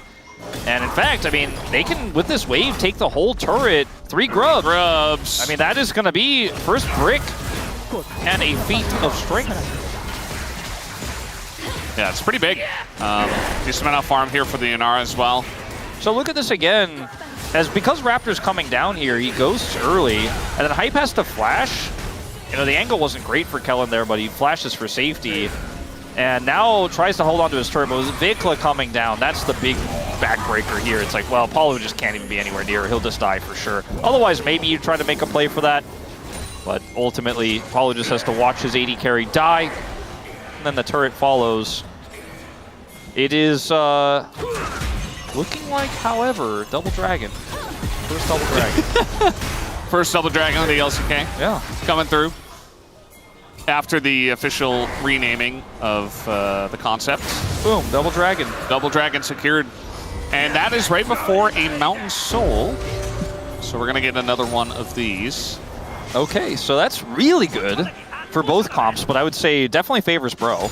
If they can, with this Ornn for sure. Trundle, stack up those shields. And just the resistances, obviously, as well, from that third one. It'll feel pretty good. But if a Wukong ends up getting like 3 later on, he's also going to be a big winner. Yeah. So I think we'll see a lot of action around Dragons, which at the pace of this game, at 2 kills in 15 minutes, I'm really hoping for. By a lot of action, you mean like maybe +1 kill? Yeah. Potential, like maybe 1 kill per dragon, I think, is about the pace we're looking at here. So, you know, this is the Bork build, by the way, for Diablo. We did not see this in the previous game. He went for the Yuntals to IE. This is the build where you try to skirmish a little bit more early. You try to spike earlier with 2 items. I think given that the enemy team has, air quotes, like the better scaling comp with the Azir and the Ornn, this does make sense. But I don't know if the build matters as much as can you kill the Yunara in skirmishes and in late game team fights. And bro, we're going to have to answer that question with this comp that, engage-wise, has a Braum, a Trundle Pillar, and an Ornn, right? So there are some tools, but this is, compared to the last Yunara game we had, it feels like Diablo is like laughing, like, you guys try to catch me, try to take me out. I'm going to have such a free setup. And you can see it even in this angle here, like, Engage is so tricky with his comp. Equalizer might just be enough to deny them entry. Yeah, I mean, they don't have a way through. They're going to try it with the pillar. There's the Braum as well. It's just Vikla who has to flash. They're going to go all in on the Vikla, but the seismic shove is huge to knock them back. And Vikla is saved for a very long amount of time. Raptor is going to pick up the eye, but he will pay for it. Meanwhile, on the bottom side, Clear and Diablo getting the work here, but they went a little bit too far as now the sweep goes in on a Clear. He's doing a ton of damage. He's still alive. Clear lives, and Diablo finally is taken out, and it looks like big boy Trundle made his way back. That's a quadra kill for Trundle 16 minutes into the game. Looked like a winnable fight there for BNK. Diablo lived for so long, but he's just still sitting on that Bork. Doesn't have the damage to hard carry the fight, although his flash into that Emperor's Divide was chef's kiss. I have issue with how late BNK decide how they want to take this team fight. And by the time they decide, Vikla can just feebly shove as the rest of the team gets steamrolled. Diablo does a lot here, but he's not great at breaking tanks. Like, that's one of the weaknesses of Yunara. He can't kill Morgan here. The flash here onto the Emperor's Divide is amazing, but the fight is essentially already won at this point. And I think if you equalize earlier, or you push onto hype earlier, like, you could have made calls, but they wanted to both, like, hold the Herald aggro while also then winning on both sides. And eventually, bro, we're just like, well, we're going to get on top of you and engage. It was a bit disrespectful, right? I think that's one way to describe it, because it's like, we will just get everything and there's nothing you can do about it, which is not true, because bro proved, like, okay, we can just run at you, we can pillar you, we can force Vikla to flash, and we can zone Raptor away. So Raptor wasn't even a factor in the fight. There's no CC from him. Clear's equalizer, thus totally missed when they decided to turn, because Kellen didn't go in because he couldn't, because he was trying to peel for Vikla. So it was like all over the place, and all bro had to do, as was apparent by the quadra kill for a Trundle, is kind of just run at them. Yeah. And BNK were not ready. You could see some of the obvious issues in this comp's engage and locking down the Yunara, but eventually they were like, well, we just kill Vikla, I suppose, and you know, you don't have enough damage to actually stop us from running at you. This is a weird trap here, but it might just work. Yeah, didn't expect him in the brush after checking. The Braum coming in as well, and there's the Lucian. So much pressure up here from the side of Bro, but there is a Rift Herald elsewhere. They're gonna get Kellen, so that's 2 kills for the side of, and he's gonna deny it. Very nicely done here by Croco. For now, the subjugation is going to come down as well, as they're going in on the Croco. I don't think that's going to work. Man, this really is the game where people are going to be like, no, I'm pretty sure Trundle is good into Wukong. I'm like, no, you don't hold there. Like, he has subjugate. Come on. He has 5 kills. He's got Force of Nature. I don't even know why he has Force of Nature. It's Spirit Massage. Or sorry, Spirit Massage. Yeah. My bad. I said the wrong AP unusual item that nobody builds. Well, it's getting a little bit more popular these days. Closer is going to outrun a Weaver's Wall. But he doesn't have to TP to defend the turret, so I suppose that's a small win. So the Trundle is huge. We know that. Trundle is gigantic. Yes. How much is it going to matter? I feel like the biggest lead that matters is the closer one. Like, this Azir is quite strong, especially compared to Vikla, who's not quite having the same impact. Of course, he has gotten bullied a little bit in some of these fights. And BNK are going to get this Drake. So you see he checks. Yeah, he thinks, okay, it's free. He thinks he's safe. That's actually just such a good, setup here from Morgan. The placement of the Braum ultimate as well is perfect. And then Kellen here, unfortunately, doesn't really have an out. Like, tries to ult his way away. Flashing there wouldn't have saved him. And Morgan happy with the setup he had there. This guy triply is happy. Baby! And then 얘들아 미드 타워 지켰어. And then the pillar. 미드 타워 지켰어. 미드 타워 지켰어. 야 미드 타워 지켰어 얘들아. I saved mid turret. Yep. Is what he kept saying. And he did. Like, I'm gonna save it, and he did. And so, you know, BNK didn't get anything back. They lost that tremendous team fight. I'm starting to feel like with this kind of weird, I mean, it's not weird. I mean, this is the build I often go when I play Yunara so far, the Bork into Runins. You have a lot of power at, you know, doing AoE damage and carrying a skirmish when you're ahead, but I think from behind, you've just delayed your IE spike that you really need. Whereas, I mean, look at the advantages they have, the amount of deep vision they have here top side, how much cryo they have over this Baron pit, which allows them to just kind of force fights around this side laning Azir. And the Ornn that's starting to get so big that you can just deal with the Rumble this early. It's really, I mean, it's not that early. It feels like it's an early game with how little action we've had. Pushing into the Rumble, you feel good now. TP over. They're going to just look for an Otacon take here. Yep, there was vision on this, by the way. They knew that this was started. So BNK have to get in. Can they do it? The equalizer's pretty good.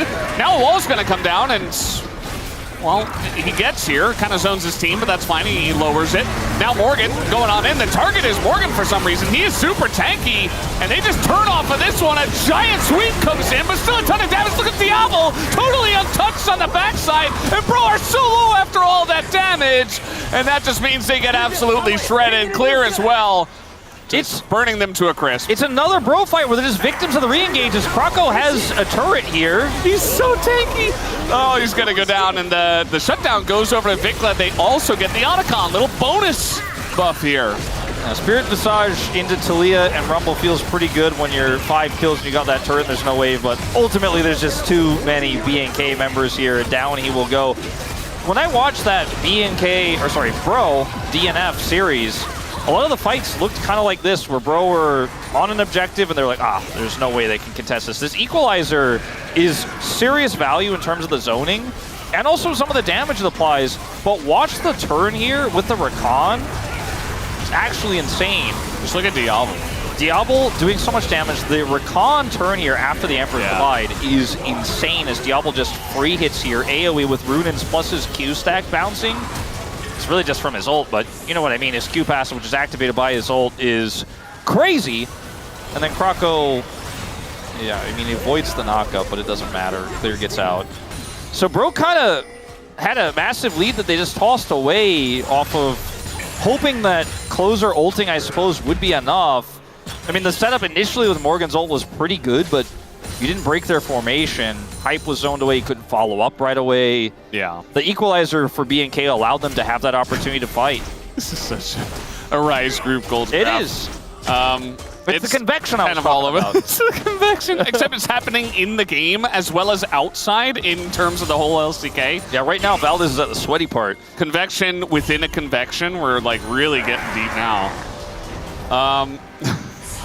Yeah, it's kind of unfortunate. I mean, they were tanking the Otacon too. Like, how many times have we said this? Where it's like, okay, turning off of objectives is a thing in League of Legends, but turning off of Otacon is different from like turning off the Baron, turning off a Dragon, turning off of anything else, because your resistances get shredded and you're taking a bunch of damage. They did also leave the Rakan up after the pop was banned. I mean, the draft is a whole other can of worms, a different convection.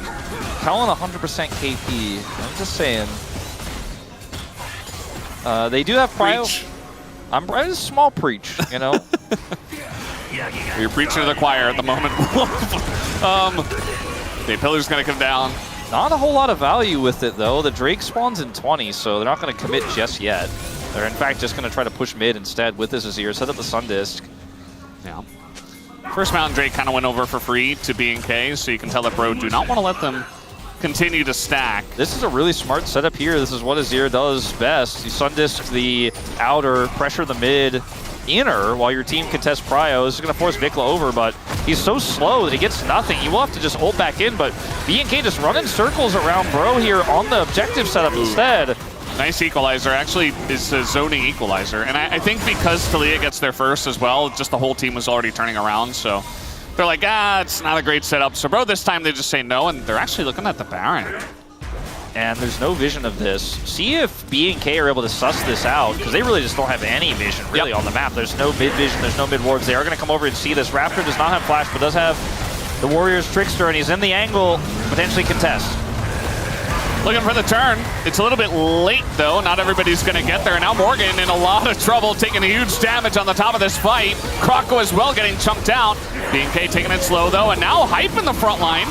And this is the follow-up for Raptor is not quite there. This is an angle where if you stay there, Diablo is just going to rip you to shreds. You've used all of your tools to try to peel and hold Baron. And the Yunara is like, don't forget about me, by the way. Going straight into LDR on the third item. Got the Executioner's Calling there as well. And with this build, especially when you've been given this much free reign in team fights, you're just incredibly powerful. Fights like this. Deathcap also almost done here for Vikla as well. Yeah, you know, he got that massive shutdown on Croco, and he caught up in a big way after that. So look at the tools used here on, is it a turn? Is it a retreat? Like Morgan drops this ult down, hits two people, but there's no fault. The placement of the rocks for Vikla means they can't follow up. And like, look at how indecisive this is. Croco is both running in as Morgan's getting chased down, then he retreats. And they just have no way to get Hype in to hit any of these meaningful targets. We don't often get replays of plays that don't have kills, but in bro games, we do. And that time, we absolutely did.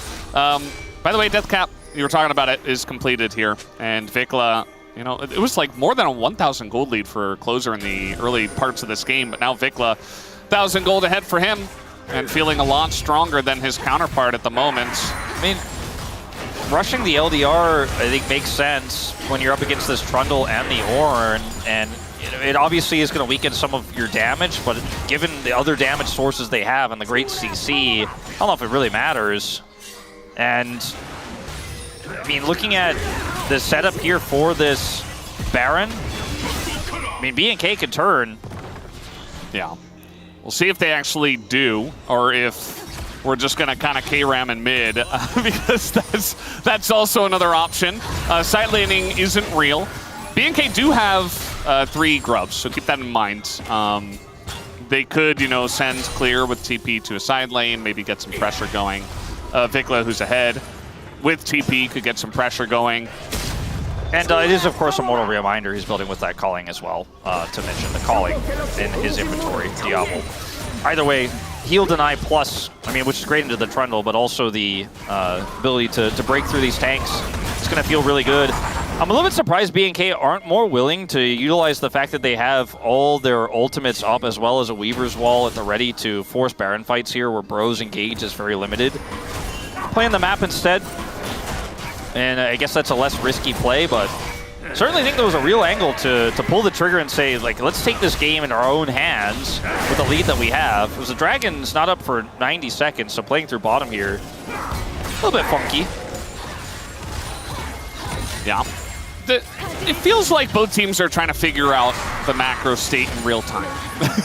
You know what I mean? Well, it's like, we're like, where do we go? Do we have to defend? Are we pushing anywhere? It certainly does feel like the tempo vibes are heavily in favor of B&K, where it just feels like they're in total control of this game, even though they're not that far ahead. Like, there are still ways for Bro with, by the way, the Ornn and the ornaments. You know, they can easily make up for that gold difference that B&K have in the lead. But the vibes are there as now we get the engage onto that front line. Hype in a lot of trouble. He's just going to go down. That's what the engage does. But Diablo also in a bit of trouble, but he is finally peeled for as Johnny will go. The seismic shove on a 2 is gigantic as well. Vikla, tons of damage from this Talia at the moment, and he's going to make it count. He's going to make them hurt as now going on in. They're recon that back line, and the comp is doing what it says on the tin. B&K go in and engage and take down 4. Yeah, Croco is being hunted, but I think he is going to be able to get away here. Well, maybe not, actually. Okay, Vikla does not quite know where he is. Pillar stops him, and he is going to live for a little bit longer, but he's just trying to delay the Baron, which they're already doing. He's got a control ward here, so he knows he can do the little loop-de-loop, but ultimately he's not contesting Baron. His team is wiped, and so it won't matter. The fact that they're able to set up this equalizer here and then cut this team off, like, look at this.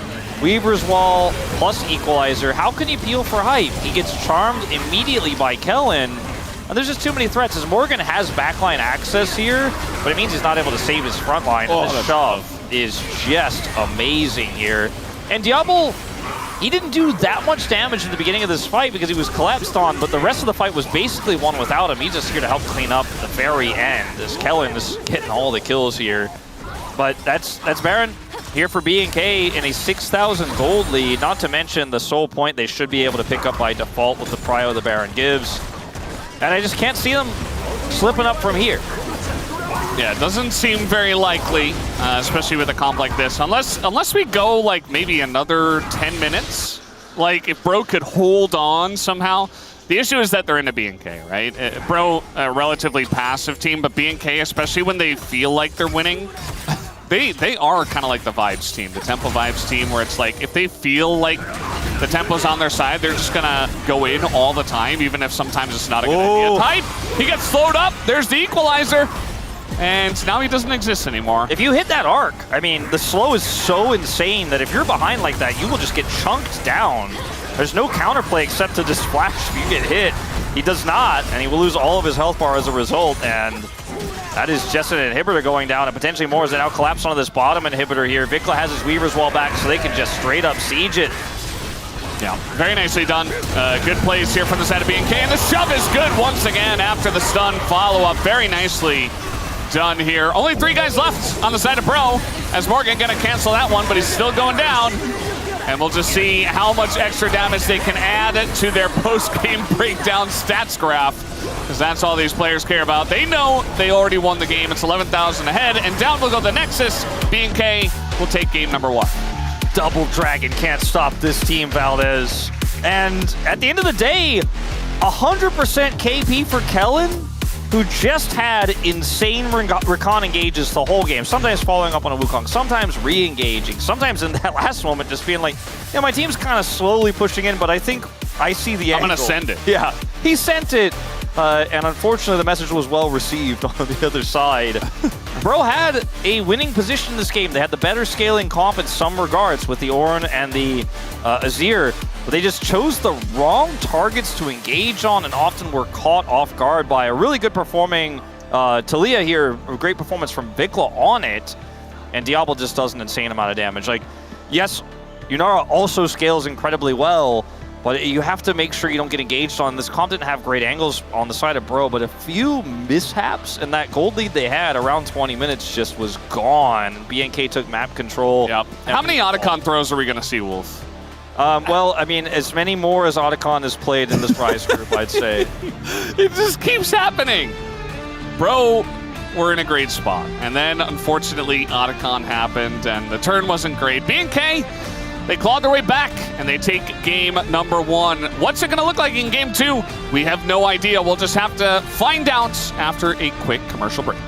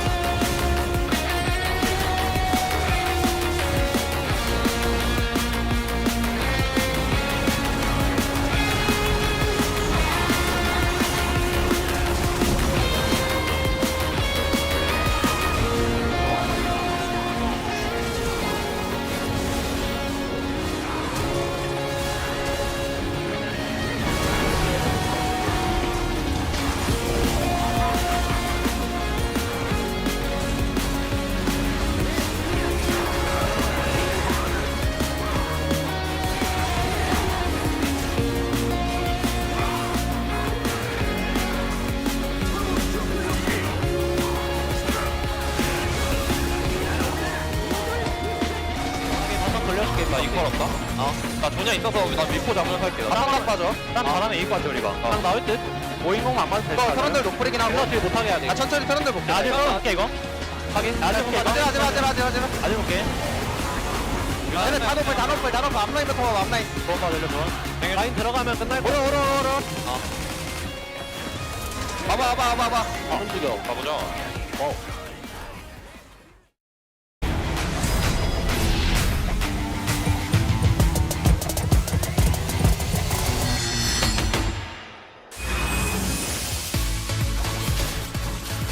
Cloud Soul point for HLE. They lock this down, they're going to be running real fast. As Kingen finds an equalizer, the flash forward, another ulti goes to Narnia, but the ult's there from Zeka to lock down Calyx, and this time, the Emperor's Divide divides by 0, and it does absolutely nothing. Cosmic Binding is a flash there from Delight, he tries to get himself out of the play, but now it's the Viper Show, as he dives on top of everyone, gets the triple, and there's the follow-up, quadra kill for Viper. He is charging this stun. He will have it up. Now Keen, Mega Cones to get on over towards Perfect and Peter. The Needleworkers come on through there as there's the interrupt onto Chovy. I don't know whether he's exactly the target that they're looking for. Keen goes golden right in the middle of the fight. The Magnet Storm, he's on everyone, and now Ruler has a huge shield as he gets into the back line. They've wiped out BDD, the flash out from Perfect. He's not offering the damage anymore. And KT! Oh, it was looking so good until it wasn't.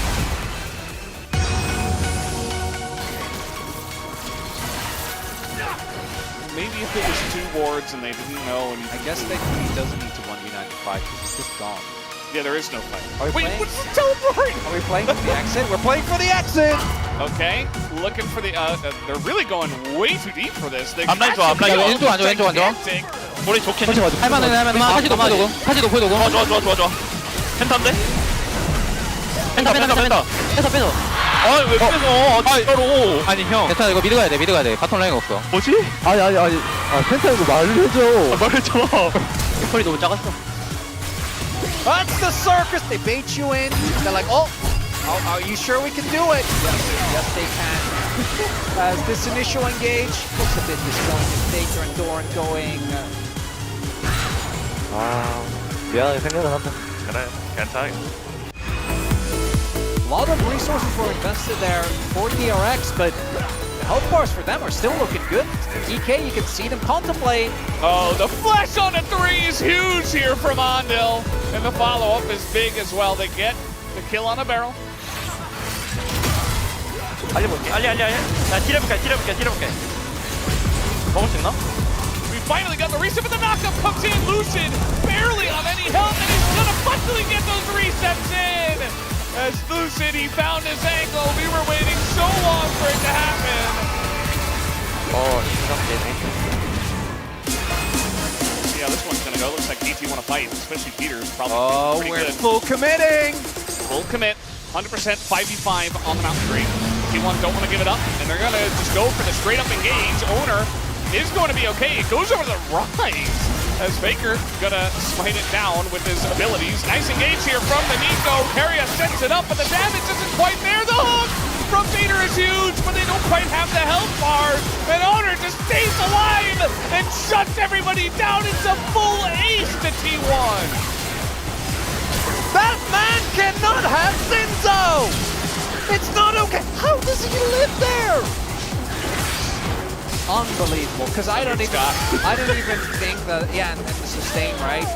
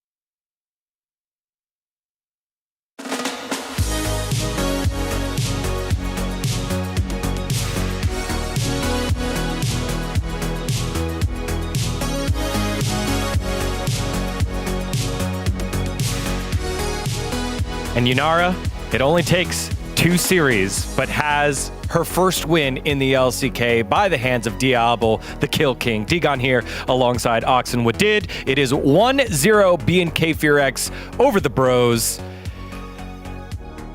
I'm hurting. Feeling about that? I'm hurting. Why do we keep? Why can't we beat BNK FearX? Why can't the Bros beat BNK FearX? Because you're wearing yellow shirt. That's yeah, not the best uniform choice today, Digon. You're wearing yellow Stripes are green. But Stripes the mains are yellow. Yeah. Unlucky. I don't Digon. want to point fingers anywhere in particular. Let's take a look at the draft. Yeah, so I want to mainly talk about the Yunara 4th pick on the red side. The more I think about it, I think it's really great idea from red side because I think it's advantage that you can actually pick your bot lane together on the blue side on 4-5 is actually huge advantage because when you think about the meta before is actually you cannot do anything on the red side because you have to show either support or AD. So you get countered by 4-5 combination from blue side. But when you pick Yunara on 4th, you can actually counter pick with your support. And Yunara always like fits well with all the other supports like engage support or utilities. So I really like the idea from BNK, and I think red side 4th Yunara will be a main meta in this match. I really didn't like the Lucian Braum. You know, you have a composition with only 1 damage threat in the Azir. You take Lucian. Lucian's really going to struggle in this composition. And Braum also historically has been banned to Rakan. And this was such a telegraph for Rakan. We've seen, there's so many champions here that want setup with the Talia and the Rumble, and you have Wukong. And Rakan and Wukong have been doing so well because the Wukong goes in, you can dash to him, you can dash to his clone. That layered CC setup is so powerful.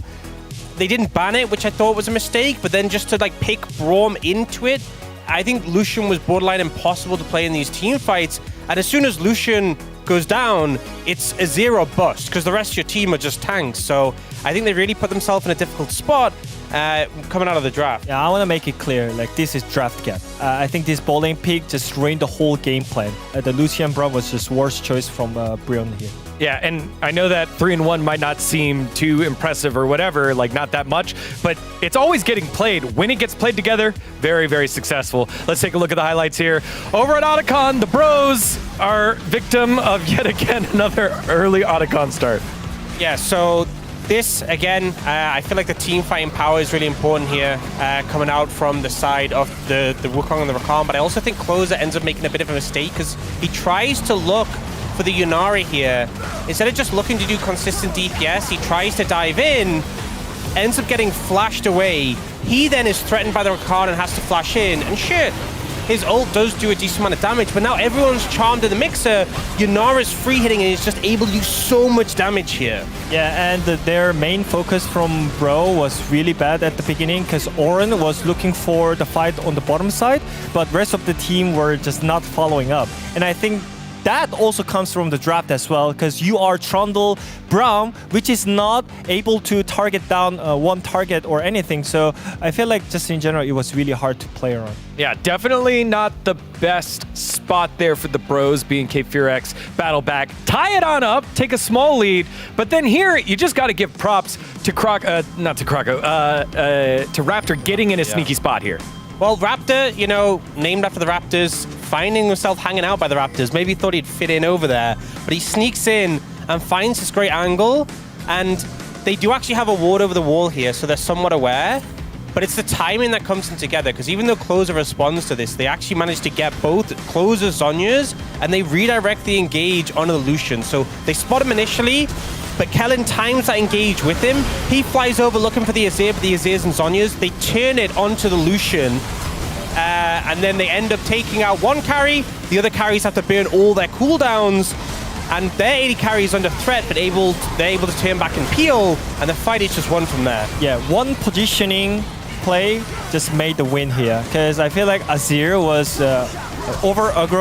aggressive here because of his vision control, because he thought that he's safe on the bot side because Oren was covering bot side and everything was reasonable. But I feel like that Wukong positioning was just on point. I think it also shows with these two carry compositions, the time that you spend in CC or in stasis, you're not doing damage, and your team really struggles without that. So you have to be really sharp and protecting from flanks, especially into a composition like this with Rakan, with Rukon, with Rumble, or you're just going to fall apart. All right, BNK Fearax up 1-0. Let's send it back on over to Wolf and Valdez for game number 2.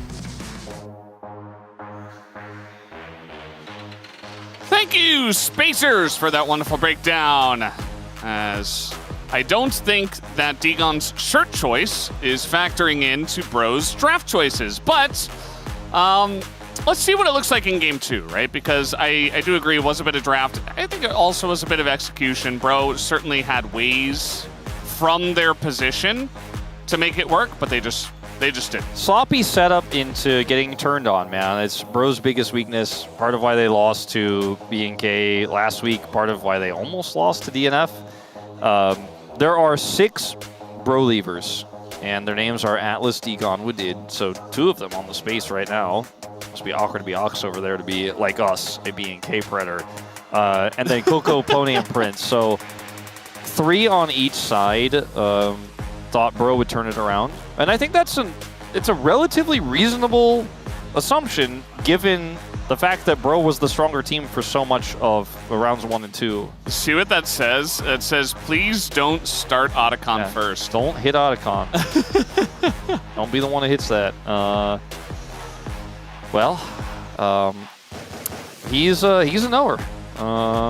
Turns out not everyone is. This is calling out Goko, Pony, and Prince for their preds, saying to be Helios is the knower. Yeah, I mean... Agree. You know, that's a great sign. As a fellow knower. Yeah. Only knowers get it. I think, to be fair, in fairness, it's okay to start Otacon for power, control, tempo, but be willing to drop it if you don't get the setup you want, or find a good setup and like a good turn. If you botch the turn, I mean, you lose it every time because you just give so many opportunities to your opponent. If you don't have real Otacon control, you're just turning Otacon into a liability. You see the best teams will use Otacon to pull the enemy team around the map. Often will even just give it up or give it to a 50-50 to win the fight because it's more valuable. And in that case, for the side of Bro, could not decisively choose targets together. And I'm going to go out on a limb and say I think we might have a slight delay here moving into the draft for game 2. Yeah, perhaps. We are looking at some of the signs in the audience. Is that clear sign? Oh, yes. It's gone. I don't know what it says. Clear something about the world, probably the best in that world. Yeah. Not 100% sure. Bro will remain on the blue side as Morgan's looking at the damage charts after that game 1. He's like, man, Yunara's OP. Thankfully, it's banned in game number 2 by Fearless. So is Azir, interestingly. Wukong gone. Win rate just keeps going up. Kind of crazy. Not to me, not to you, Valdez. Yeah, it's 14-5 now. Some of our teams kind of not quite seeing the power of that pick. All right. Aurora gone again. Banned once again by Bro. See the Pantheon. Was it BNK that banned it? Yeah, BNK banned it 3rd. Valdez gave me a look. And then they picked the Rumble. Yeah, I got my draft sheet here. That's why we write. Record keeper Valdez. Yep. I gotta follow the sheet, Wolf. It's very important. He is a sheeter. Yes, thank you. Just like the quill. The quill was strong for Kellen in game 1 there. Except my handwriting is terrible, so unfortunate. All right. Gwen gone. Pantheon gone. Since Wukong's already gone as well, and the Azir, Talia are gone. How about a Vi? Yeah, I think it's just going to be the boring Vi ban. I wonder if there's something else they could take here away that suits Varus? Yeah, that's the only other pick I'm really thinking at the moment. That's first pickable. Okay, Sivir is going to be taken away. This is a call to say, ban Varus. Otherwise, you don't have Sivir to counter with it. I mean, those are 2 picks, the Nocturne and the Sivir, that give you a lot of power in neutral, setting up for objectives because of the wave clear and the global power of the Nocturne. So, and they're very good into Varus. Yeah, true. But they ban Vi anyway. So imagine it's probably going to be Hype's Varus. By the way, Vi also a good tool in Tavares. Yeah. They just banned it themselves. Yeah. See what the answer to the Varus will be. And before they just like first lock Xinjiao. They might. They might. Oh, we've seen crazier things. No, they won't. They won't do it to us, Rise group. So the Varus is obviously one of Hype's best picks from Challengers. Same era as Bull. And we're just looking for a bit of an Orianna lock blind here. What is going to be the carrier? Xinjiao, not as good as some of the other banned and removed by Fearless picks. There's still a solid setup here. What do we see into the Orianna for closer is what I'm more interested in, because we haven't seen Rise do too well into this pick. Maokai going to empower that Varus poke. Is he playing Yone? Yeah. Okay. When the Maokai comes out, it's like, well, he's probably picking AD mid. And with Yone available, definitely going to get bullied a lot early, but Yone is still Yone. Yeah, I think it's a risky pick. But Invicla's been performing well recently. So I do think that it's not without its cost, but it's a pretty straightforward draft here for Bro. They have really great setup for Yone in team fights as well, and the same with the Varus. Not on board with this one. No, I'm not gonna say I like that one. Okay, There's no setup for it just yet. I mean, you have Xinjiao, you have Orianna, but you don't have a strong front line. You don't have hard engage. Yeah, I think it's purely just a lane pick, you know, just something that can survive. And Jin, in terms of power level tier list, certainly is something that we see pretty often nowadays. So I feel like it's more in that vein, which can sometimes come back to bite you because generally in Fearless drafting, especially as we get to Game 2 and Game 3 and further in Best of Fives, the composition is what matters most. But in this case, just going to pick it to survive the lane. We do see the Scion bans. No Trundle is around, and it looks like Clear doesn't want to play that, so they're going to take that away from Morgan. Alistair continues to be banned. Yeah, Alistair bans. The Scion ban is interesting. I'm trying to figure out what they think is going to be the best frontline pick to dive in with this Orianna to give the Jhin the agency. And I'm coming up with picks like Camille for some reason, you know? And I suppose maybe that's why we see Cassante and the Ornn ban. Like maybe Clear is playing Camille here aggressively. Maybe he's playing Renekton in this situation. So tricky to get value out of picks like that, though, that need to close a gap when you're playing into Maokai. Yeah. And that's part of why I don't like this draft, because Jhin is fine into Maokai because he's not going to get rooted. He's not going to care, but you need your frontliners to be able to get up in there so you can Jhin it up. And that's the Renekton ban. So perhaps it's Camille they go with here. It would be, of course, Blind. Ambessa, similar idea. Yeah, acts as his backlines, you know. As long as you can hit the Varus and Hype doesn't flash, you're going to be feeling pretty good. It's blind, though, and it definitely can be punished, and also it doesn't feel very reliable. No. But in terms of counters, I mean, there's not a whole lot here. Could just be like a Jax. I was going to say even a Gnar doesn't feel that bad in this draft. Mm-hmm. But they have now two fantastic engage melees here that can follow up on a Maokai ult. Man, the Jax matchup into this Ambessa feels pretty good. And oh, this gives them such an edge in terms of team fight setup. I feel like Bro hit a slam dunk with this draft. There's like nothing really about this draft that I dislike. There's really not many holes. I do think that the Bard is a very good choice into what they are looking at.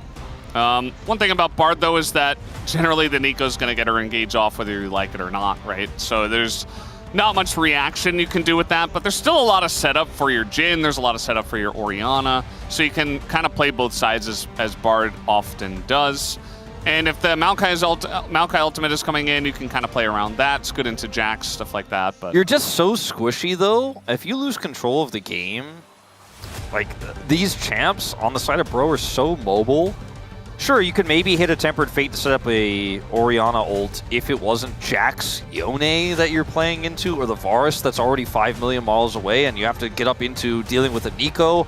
If she snares you, then it's just, you're done. You're not going to get out, and if you're trying to clear vision, it is so incredibly tricky.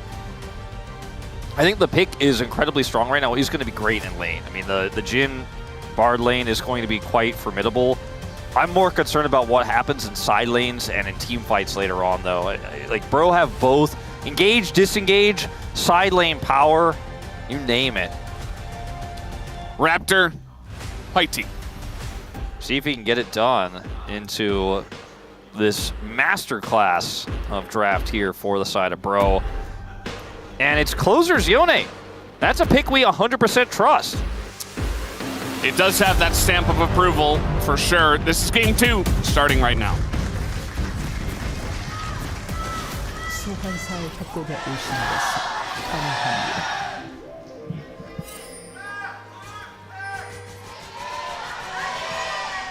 미니언 생성까지 30초. All right, game number 2 on the cards here. B&K want to repeat the performance of last week and pick up the 2-0.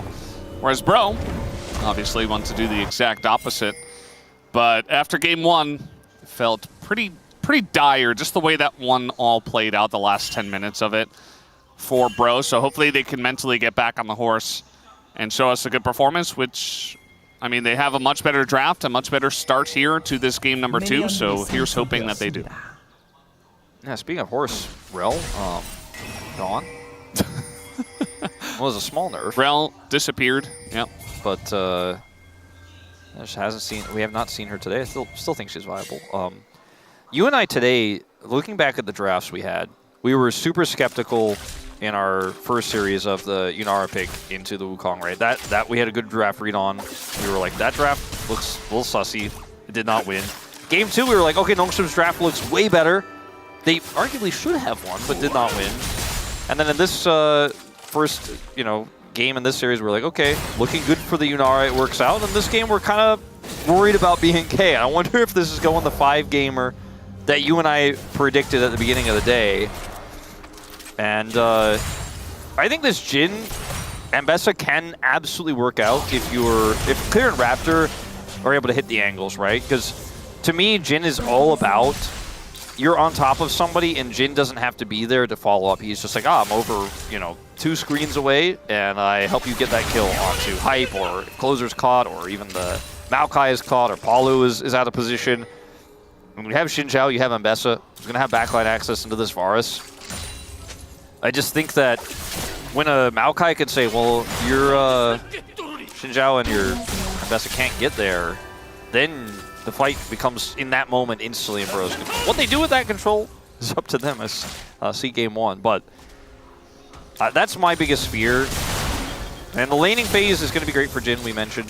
You can see it on the minimap. It's going all right so far. Yeah, it's a good response in Varus for that lane. You were definitely skeptical and had a right to be based on what we saw in the first 3 picks, but feels like they rounded it out enough, in the draft. As here comes Hype and Palu trying to put on the pressure to Diablo. Whereas it's been Diablo putting on most of the pressure so far. So a good trade back. But I do assume that this game also will be relatively low action. Just like game 1.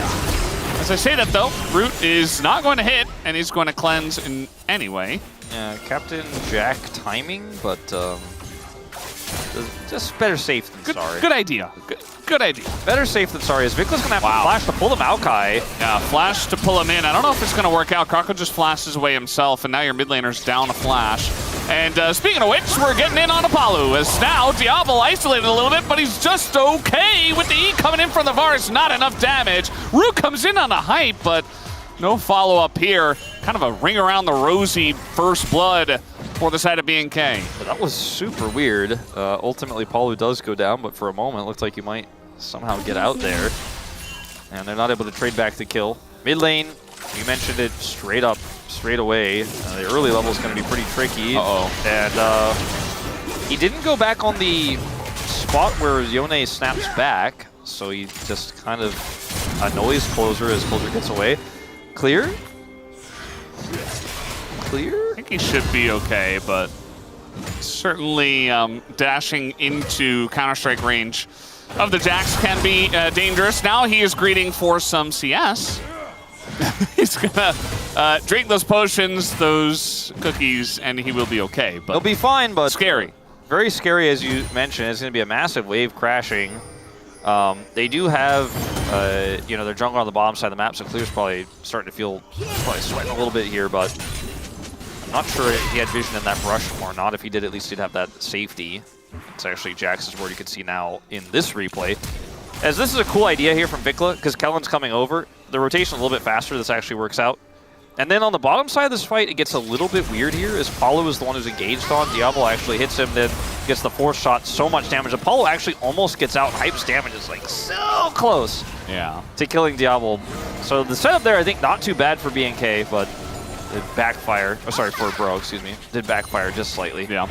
Keep in mind that in the draft, they could have easily picked their support first and said, okay, we're going to get counterpick for top lane, right? It was kind of cool to me that they actually kept counterpick for Kellen. You know, they wanted to make sure 100%. It's something that I feel like shows a lot of confidence in a player, you know, when they're able to do that, especially like a support player, because I feel like that generally only happens for like Keria. Not Delight, because he always just plays engage anyway. Yes, I mean, sometimes you'll see Delight get counterpick. Yeah. You know, especially if like Poppy's open and he wants to kind of suss it out. But I do agree, it's a little bit more rare for a Rise group teams. And given the fact that they wanted to play Ambessa or some sort of hard engaged top laner for this Jhin comp anyways, it feels like with the bans that were there, you weren't going to have too much trouble with the Ambessa. Like, the Jax is a skill-based matchup where it's not necessarily about the fact that Jax counters Ambessa, it's just how well does it get played out. So far, they're relatively even up there. This Yone pick is starting to become a bit scary. It's still down in gold right now. And Vikla has piloted the early laning phase well, but you know, now he can kind of fight back. And we'll be starting to make an impact soon. Clear. I mean, he is walking a tightrope in this game. He's going to engage a Raptor. He's going in on a Kroko. Raptor is here. And in goes the Raptor on a Kroko himself. TP is coming in, but that's going to be very slow from a Bard. Might not matter. It's just a straight-up 2v2. Oh, that's totally going to miss. And now the Counter-Strike comes in. And yes, Kellen will arrive, and it looks like they should be able to trade it back as Kellen steals the kill, unfortunately. Definitely didn't want to, but still, it's a trade 1-for-1. Kellen did have to TP. Yeah, that's a little bizarre there, but ultimately it happens when you want to secure the kill. You're hyper-focused in that moment. Diablo is... He still has cleanse, so he's going to be fine no matter what. Nice sights. Just dodge. Yeah. But, I mean, that topside play was super risky. As closer... Nice. Oh, get him out of there. I'm stealing your play-by-play like in these moments, so I'm like, trying to make an analytical point about the topside fight. Chronicler was play-by-playing last week, you know, like, we're having our fun. Yeah. You can get in there if you want. But I really wanted to go back to this play here is Clear.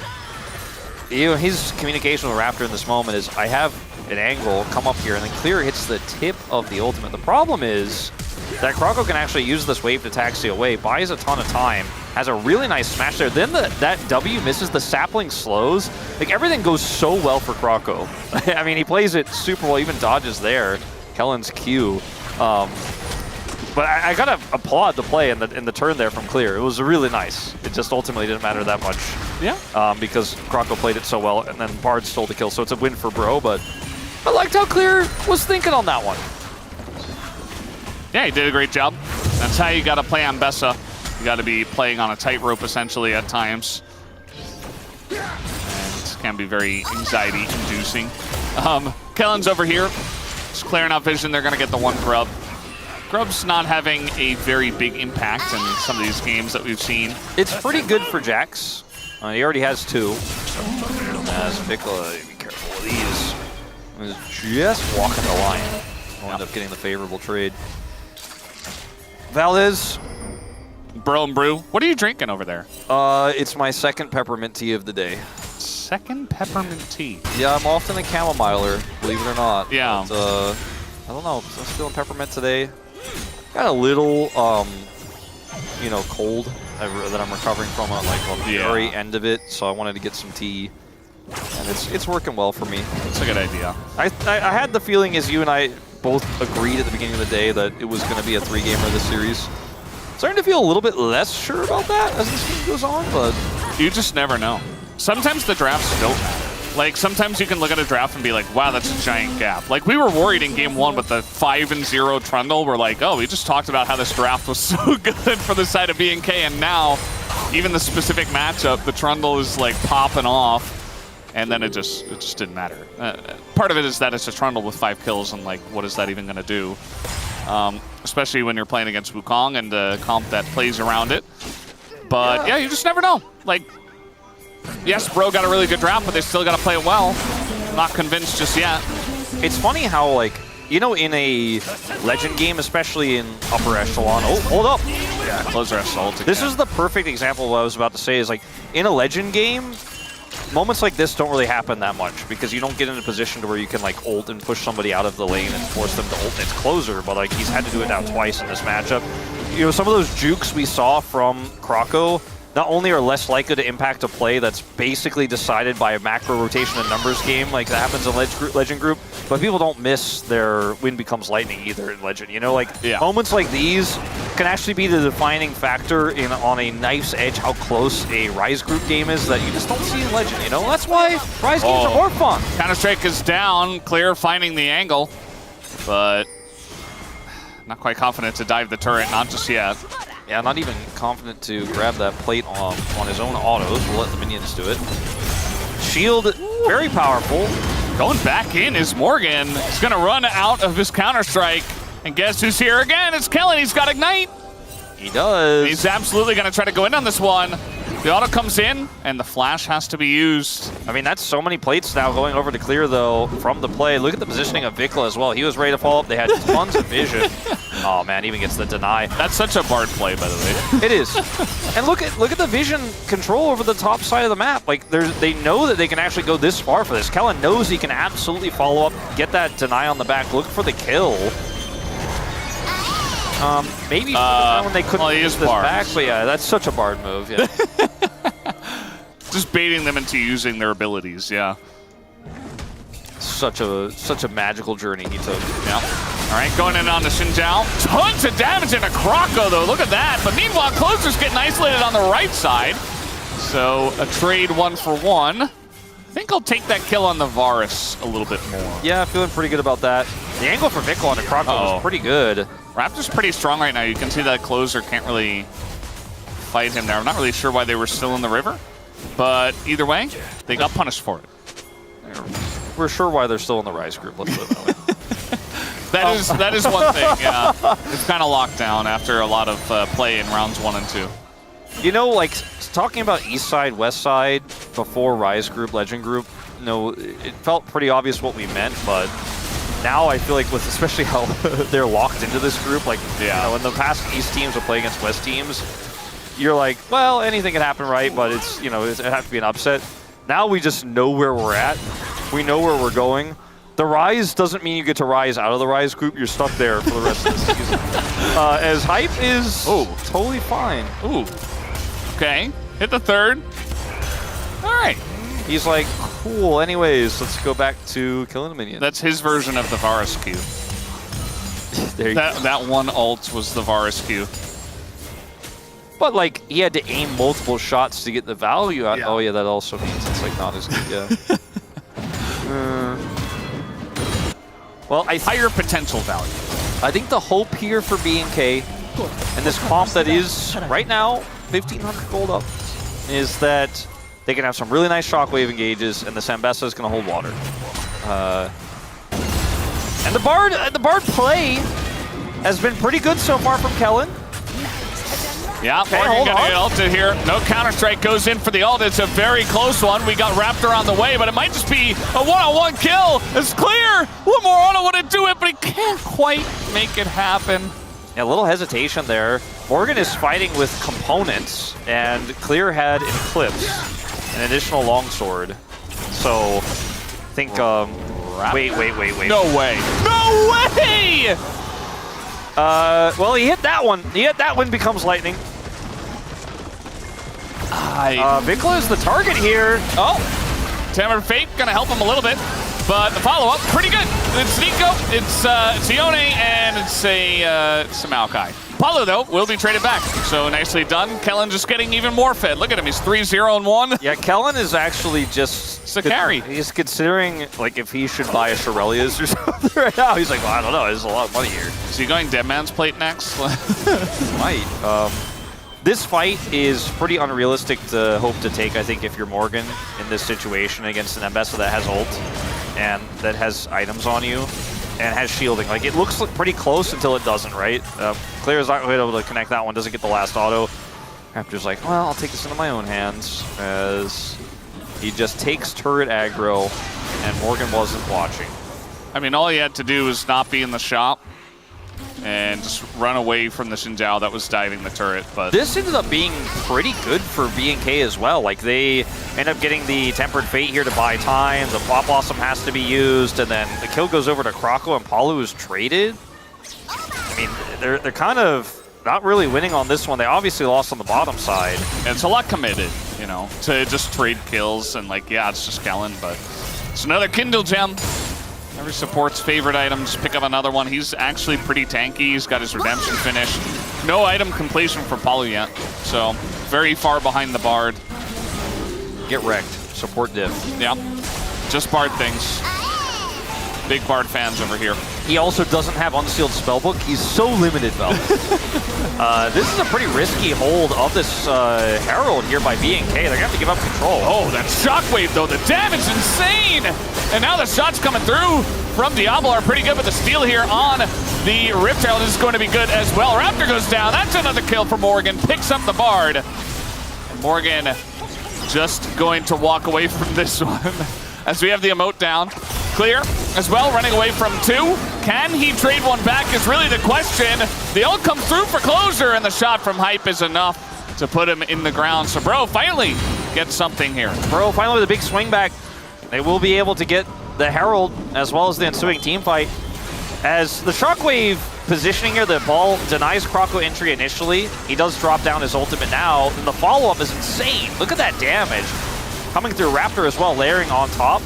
But then the follow-up here is just a little bit sketchy. Like, they're not able to actually close the gap onto Kroko with the rest of their team, and then Morgan flashes for the double, getting an insane amount of value on this Jack, so the Jhin can't really do anything here when he doesn't have setup, right? And so he's just pushed away, and then Kroko here is bailed out by his teammates, but another kill goes over to the Varus. This poke Varus going to become a real threat. Up until this point has kind of just been playing in the mid lane as Kellen. Just Bard things, like yeah, just Bard things. He's all right. Well, he's dead now. I can't believe they actually tried to do that. Bard ult. They did not have to do that at all. Bard ult and Shockwave for flash, and also Bard life for flash. Not sure about that one. It did look cool. It, in theory, was going to be awesome. If there's one instead, it was that. If there's one person in the world who approves of it, I bet it's Barrel. But I was like, no, that's actually the optimal play. Yeah, no, that's the best play. Sure. Absolutely. Raptor smites the Rift Herald, gets level 11 off of it. They get the turret. And this is where things get scary, you know, with a Jax that has 2 grubs, not 3, but still 2 grubs in the side. Was significantly behind, but actually now is comfortably able to side lane. This Varus is going to be a threat for objective control with its poke.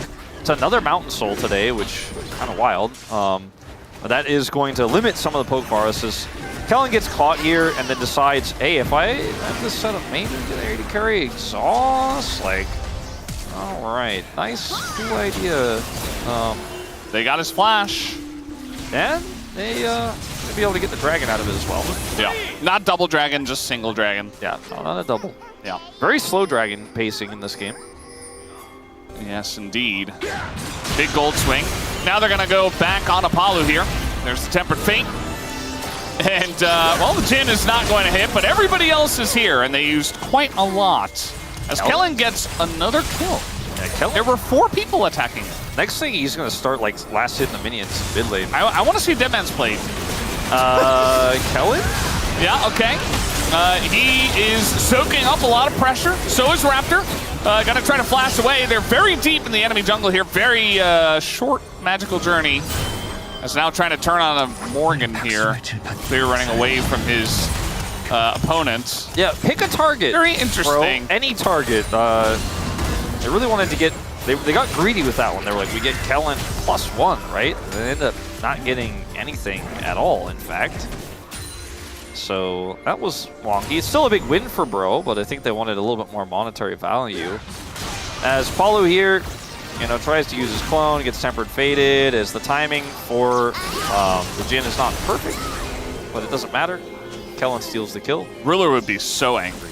Yeah, I think actually Guma would be a little. Guma would be like, "Why hit those?" You know. Ultimately, we didn't watch the shenanigans that happened afterwards because nobody died. Yeah. But I mean, look at the Varus poke. This is Braum without vision.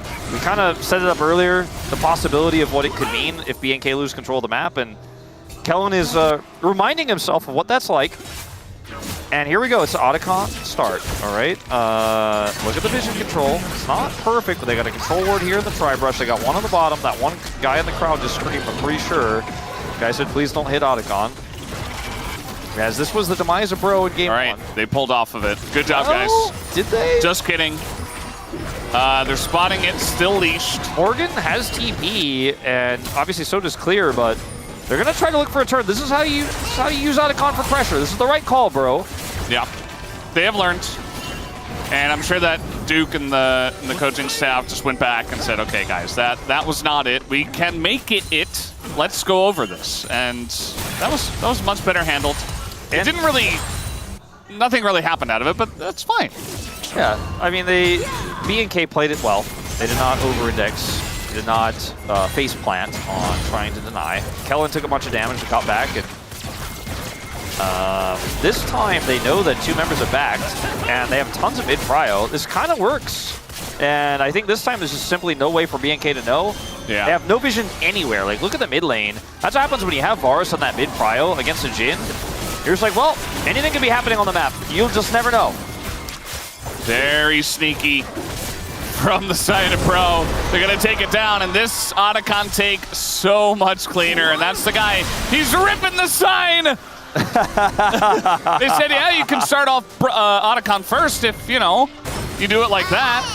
I love the fan, like we're weaving in fan narrative into the game. It's great. The fan interaction, the broadcast, really good. I do enjoy a smart Otacon from time to time, Valdez. Yeah. It's not always risky. You just got to know how to handle it, how to set it up. Kellen's on a weird flank here, which could either be incredibly powerful or could be a big problem for him. He is going to magically journey his way back towards the rest of his team instead of looking for that play. Ult here from Varus. Yeah, this is onto a Xin Zhao, so Raptor just holding onto his ult for very long. Now he's going to use it, but still a lot of damage into the Xin Zhao as Kellen is just dead. Clears here on the flank, and there's no one really to follow up on it as he is very alone. Is going to ult on it. Does actually a ton of damage, but that was just to the Nico. So, Bro, nice setup here. Should be able to get the Dragon. So Kellen went back on the flank. It didn't work. I was a little bit worried. He's got his Mikhails now with all that gold he picked up. That's relatively useful in this game, but didn't have it for that fight. Didn't have it. Wouldn't have saved him in that situation, I don't think, either. But ultimately, this is a big win for Bro. Their second Dragon of the game. Morgan going to grab a whole turret as well. And the Jax that was bullied in the early game now has 4 kills. Prediction not correct there. Not everyone can be Chronicler hype, but it's a good angle he took either way. Like, this fight here is so well played from Bro. Forces Raptor to ult early. And now they have the Maokai ult to follow up, so no one can punish the fact that Crescent Guard is here. They just cannot get in there. Hype is putting so much damage, and the Kellen is like going in. And he didn't have ult, actually, according to our UI. Not 100% sure if I trust that, but either way, he did not get anything out of it. And down he goes. They win the fight. They push Raptor away. It's all off the back of Hype, setting up that first play with his ultimate, Chains of Corruption. Yep. And maybe the 5-gamer is upon us, Valdez. It does feel like, you know, a lot of predictions are coming true today. And that one might be one of them as well. You and I predicting the 5-gamer, just expecting Humalife Esports to take the 2-0. They almost didn't, by the way. Game 2 was extremely close. So they got it, though, and then now it's looking good for Bro here in this game number 2. They've got Otacon, they have the first Mountain Drake, and they've got a pretty healthy gold lead. And it doesn't really feel like B&K are on the same page. Now we're going to have another Bard gank, as that is a very nice binding, but you can see they're still pretty apprehensive about this. If you're going to go for this play, this is a good timing, as there's no Baron at the moment. And I think eventually Morgan just gets kited out, although he is very strong. Temper Fate, I don't know if that's actually helpful. Like, they're buying more time, actually, to get more value top well, side. the ult's going to miss. Morgan is going 1v4 at the moment. He does finally get taken out. The kill goes over to Raptor. They get 2 and they gain for this. over 2 kills. Not worth. No. No. Although, a little bit of bonus. A little B&K bonus here at the end. That's what we call a bonus barrier. Yeah.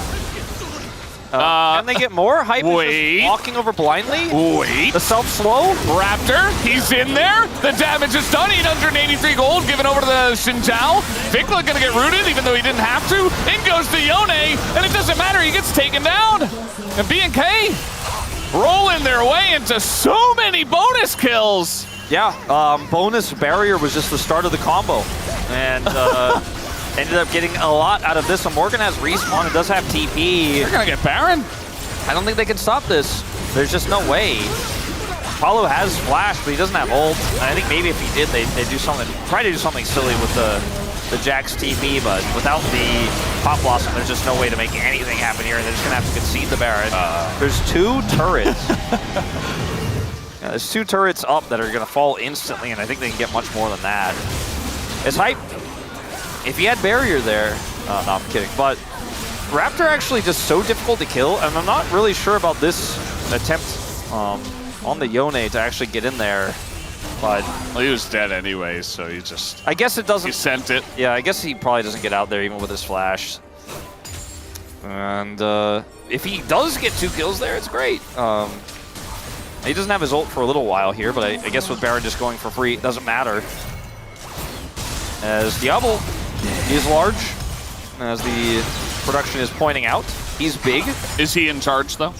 I would say yes, as the only deathless person on the Rift. I think that qualifies him to be in charge. Yeah. Currently in charge is Diablo. And he's waiting on that IE. If he can get that with how in charge he is, I mean, he's still behind on golds compared to the Varus, who has 3 items completed. Obviously, the Lethality items are cheaper, but... I also think there's still some compositional issues here. Like, he's played incredibly well, despite not having a lot of easy setup. And he's been in the right place at the right time so many times. You've had that skirmish in the early game that went his way. Everything that he's done has been, regardless of comp, like draft aside, really, really intelligently played. Just don't know if at the end of the day it's going to matter on some of these big team fights, because they got those kills, they got Baron, but they haven't broken open the base. They haven't even gotten really cryo on the map, you know? And yeah, that's what I'm a little bit concerned about here for B&K. Well, it's just a little bonus Baron, you know? Little stimulus pack. They just get like a little influx of gold. They flip it around, you know? They got that top turret. And mid turret? Almost. Ooh. Almost. Almost. Click on that turret. How much health has he got? 17. I don't know, actually. I'm just guessing. I was like, where'd you see that? Oh, I've got my in-game PC right here. No, not quite. It'd be insane if it's actually 17. Somebody out there, let us know. I mean, now it's possible to check, right? Bro, just gonna... 67 was the... I got the 7 right, yeah. I just couldn't see the 6. It just looked a little... Yeah. Oh! Let that turret be Diablo. Sometimes I just want to take little clips of our voices and put it in a soundboard. Like, that sound is something we need on a soundboard. At least T-Sun was able to get us the update right before Diablo ruined everything. Yeah, but he can do that because he's in charge, and he has an IE also, now. Also, very important, Ox just updated me. It now has 0 HP. Ah, yes. So, thank you, Ox. Does it have 0 HP if it doesn't exist? Yes. I don't know about that. What do you mean? Because if you go to 0, you cease to exist. Okay, so if the turret was dealt exactly 67 damage, yes, then it fall would be to 0 destroyed at 0. But if it goes below 0, it's destroyed, but the value would be negative. Yes, that is true. So I'm not sure if it was also ever would be really... destroyed at 0. I don't know if as you just said. No, but if it's destroyed, it doesn't have any hit points unless it was destroyed at 0, right? Freak, let us know. What? Look, you see what I'm saying? Tempo vibes, yeah. Just because it's dead doesn't mean it has 0 HP. It's just dead. Oh, I see what you mean. Like, can you click on it and check its HP? Yeah, that's true. Is there overkill damage? No, I don't think so. I don't think it's sitting at like negative 437. Well, if it hits the threshold, it just gets destroyed, but it never goes to 0. Right? So is it forever at 67? Well, parentheses destroyed. I mean, you know, if the attack there, which it definitely did more than 67 damage from Diablo, like that was last known HP, yeah. Right. So it's just in the death chamber at 67 health. I don't think turrets go to death chambers. I know like a lot of people like to believe that, but I'm not. Look at it. It's got like some little dust coming out of it, some space dust. You know, maybe. You never know. Look, I know there's a bunch of turret religion out there, and I don't want to offend anyone. Yeah. I just don't think turrets go to the death chamber, Valdez. All right, well. Okay, agree to disagree. With the exception of Nexus turrets, but only recently have they been allowed to go. Okay. It's a more tolerant thing with the turrets these days. Whatever you say, Wolf. All right, so we're going to have a fight here. Closer buffers the Tempered Fate. Yes. And it does work that way. That is the first time we've ever had a teleporting golden Zonya's up guy. Probably not, actually. They didn't do it really during the Baron, Valdez, but B&K were able to get map control and prio for this Baron. It took a long time. We had a large turret discussion. Diablo popped that turret off the map.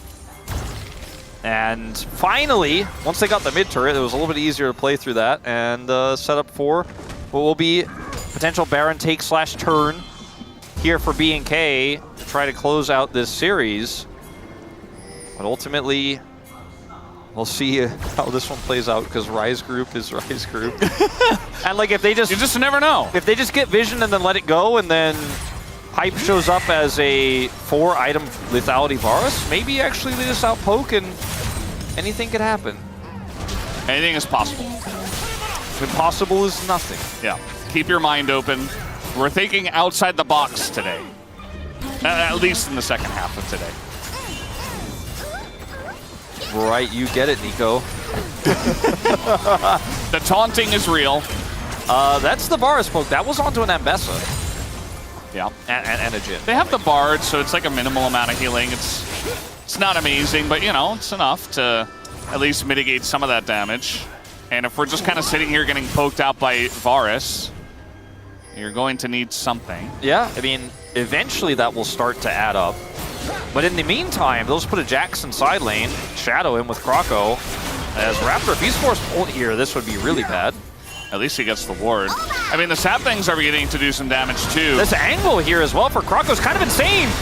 Yeah, Croco has a very nice angle. Raptor in it, but look at the damage there. On a closer, being engaged, comes out for the Nico, but there's no follow-up except Morgan, as he is doing an insane amount of damage, actually, and will get that damage down. But look at Clear and Raptor, 2v2, and Clear especially. The fact that everything was focused on a Morgan and Clear totally survived means that B&K come out ahead. Yeah, B&K, despite...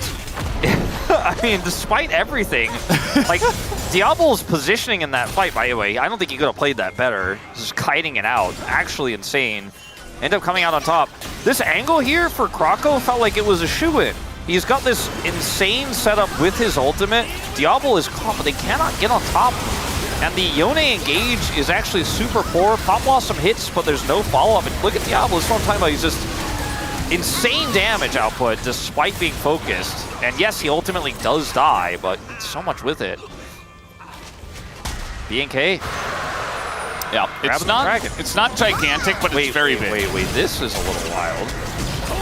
Well, Raptor was, he was on the dragon, so they say maybe we can just do this. I don't think you can just do this, but let's see. Is eventually going to get here. That's going to slow things down. Yeah, in goes Morgan, gonna get a flash out here, and the Nico follow up the double knockup, but can they get this damage into Raptor and clear the frontliners? It's looking pretty good for Bro at this point in time, and there's the follow-up ult on in, but Closer, he's gonna pay the iron price, and now the GA comes out here from Raptor, still alive somehow. There's a fourth shot gonna hit the clone, and Bro say, well, we're pretty low. I don't think we can do Baron anymore. Yeah, I don't think they can. I don't think BNK can either. So they're gonna walk away.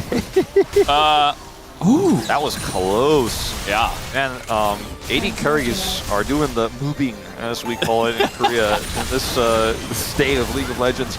This Tempered Fate, not 100% sure if it actually was advantageous for BNK because it kind of just gave some additional time for Hype to rotate over here. If you use it here, you can have such an insane setup. If you time it with the Shockwave as well, there's a little bit more power to it. Ooh, as Closer's, he's had some self-owns today on this Yone, trying to get into the backline, trying to get access. Clone block here was nice. Morgan gets out, and they're back on the Baron again in live. Yeah, there's dead timers here for Raptor and Clear. This one makes a little bit more sense. He does not have Smite at the ready. His exhaust. It's just no Smite. You have Maokai. I feel like it's pretty free. A little ult on a Kellen. Gonna get the flash away from him. So Baron secured by Bro. Nicely done. Right. It's a bit of a longer one. Yeah. Now that we have a little bit of downtime, I do have an important update to the turret conversation. Oh, yeah? Ox, let me know, if Azir rebuilds a turret, it comes back at full HP, not missing any overkill damage, therefore it doesn't go negative. But how does that... So that solves our issues here, Wolf. But I mean, is the Azir turret's not a rebuild turret, it's a Sundisk turret. It's not the same. Yeah, but turret. it's like reviving I'm not. the turret as a Sundisk. I'm not on board with your turret Bible stuff. I've done a lot of studying. I don't know about that. Sundisk, I think, completely related to a Shuriman thing. I don't think that has anything to do with what is happening with the spaghetti. Not sure about that one. I'm going to choose not to believe that is the answer. We're just going to have to agree to disagree. I think turrets go to 0 and then they die. I think turrets hit the threshold of 0 or below and then die at whatever their last hit point was.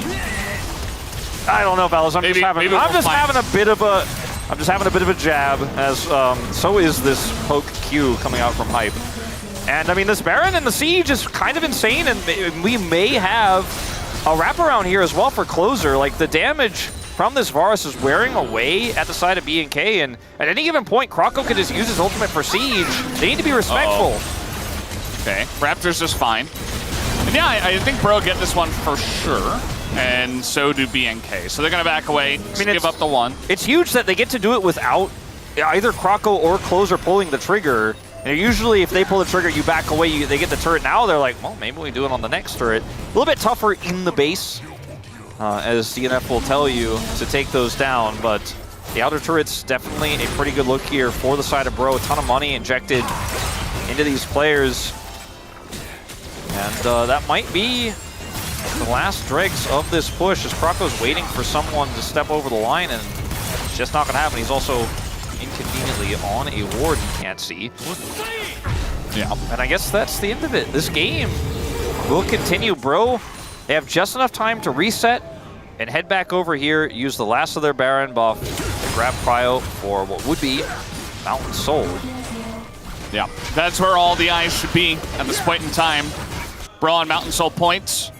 BNK need to deny it if they want to have any hope, I'd say. I think this Jax is just out of control. Like, Morgan can easily carry this if he gets Mountain Soul. I mean, considering he has Zonias as well, it's like, you just can't kill this guy.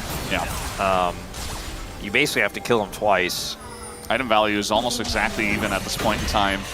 And so is the gold. So everybody's spending their golds, going for it back. The Varus, they gave it over. And even though Diablo has a gold lead, I don't know if his damage is equivalent, though, to Hype. So we're going to see the Maokai ultimate early here. All right, the Corner wants to jump through. Gonna get the flash on in. Bigla's gonna survive, though, and Morgan, so much of the gold and so much of the damage is so low. As he goes golden, very important. The follow-up with the Nico is big. Morgan's still alive, and he actually gets away. Clear's flank gets thwarted, and Bro, they handle it very nicely. Paulo, though, is gonna kind of die for I'm not so sure. BNK caught out there, but I mean, with the damage here from Hype, I think they just get it. They should be able to. Raptor can't get the steal. Ooh! But the ball goes in. The shockwave is pretty good. He's got GA. So the fight still might go over to BNK. Looking for a bit more. Krako looks like he's down as you see Degon, the live cam, as Bro are falling. It's okay, bro, Degon. They got the Mountain Soul. Ooh, that dodge. And it's not over just yet. We'll see if it's over from here. I mean, I think they're going to try to end, though. I think there's definitely a real end angle here. These death timers are just too long. Now, Morgan is alive. Up, though. I don't know. I mean, and they also have to go through all the way through the inhibitor. I guess there might just be enough time for them to come back here. Vicla's doing so much damage. Knowing at this point. BNK, they will try. The TP is committed to, I mean, BNK, they're up 1 in the series. They're going to go for it. Oh, the Mountain Soul trade for Nexus. Will it happen? It's almost back up. It's up now. Yeah, you can see the TP coming in. They're going to try to keep this wave alive. And Raptor says, okay, get away from me. I just want to kill this. As Paulo goes in, doesn't hit anything. And actually, the ult here from the side of Clear is going to catch the Jax. And that will be the nail in the coffin. They clear up, Bro. And it's the Mountain Soul for Nexus trade. No 5-gamer here tonight. It's just BNK looking strong once again. Pretty easy Diablo vote, I would say, for POM in this one. His Yunara, phenomenal in game 1. And then in game 2, just such a great Jhin game. He didn't end up getting the perfect KDA, but he had, I mean, even that one death, his first death of the game in the mid lane, did so much damage. He got the turret. He made us question turret religion.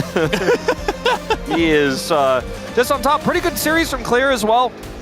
And unfortunately for Bro, their woes continue as it's now, what, the 13th loss to BNK in a row in the org? Because obviously they've lost so many times in the row. Or is it 14? It might be 14. There was a sign out there that said 14 earlier. I guess it's games, so yeah. It's not 14 series in a row, but... no, I think it is, actually. Well, if it is, yeah, it's not BNK the whole time. Either way, at the end of the day, like, Bro losing twice in a row here, back-to-back in games after, you know, coming back in that series against DNF. But again, to me, that DNF comeback wasn't really a Bro celebration. It was more of a Bro relief. Like, oh man, that was really close. That almost went to 3. We almost dropped a game to DNF. No one is doing that right now. They were able to come back. Kellen, I don't know about that. He had a great game 1. He had some moments. But it's Bard. It's really difficult. Like, playing Bard in Rise Group, that's some Riz, okay? Because if he... that's crazy. If he actually had, you know, a few more consistent moments in this game, like if he...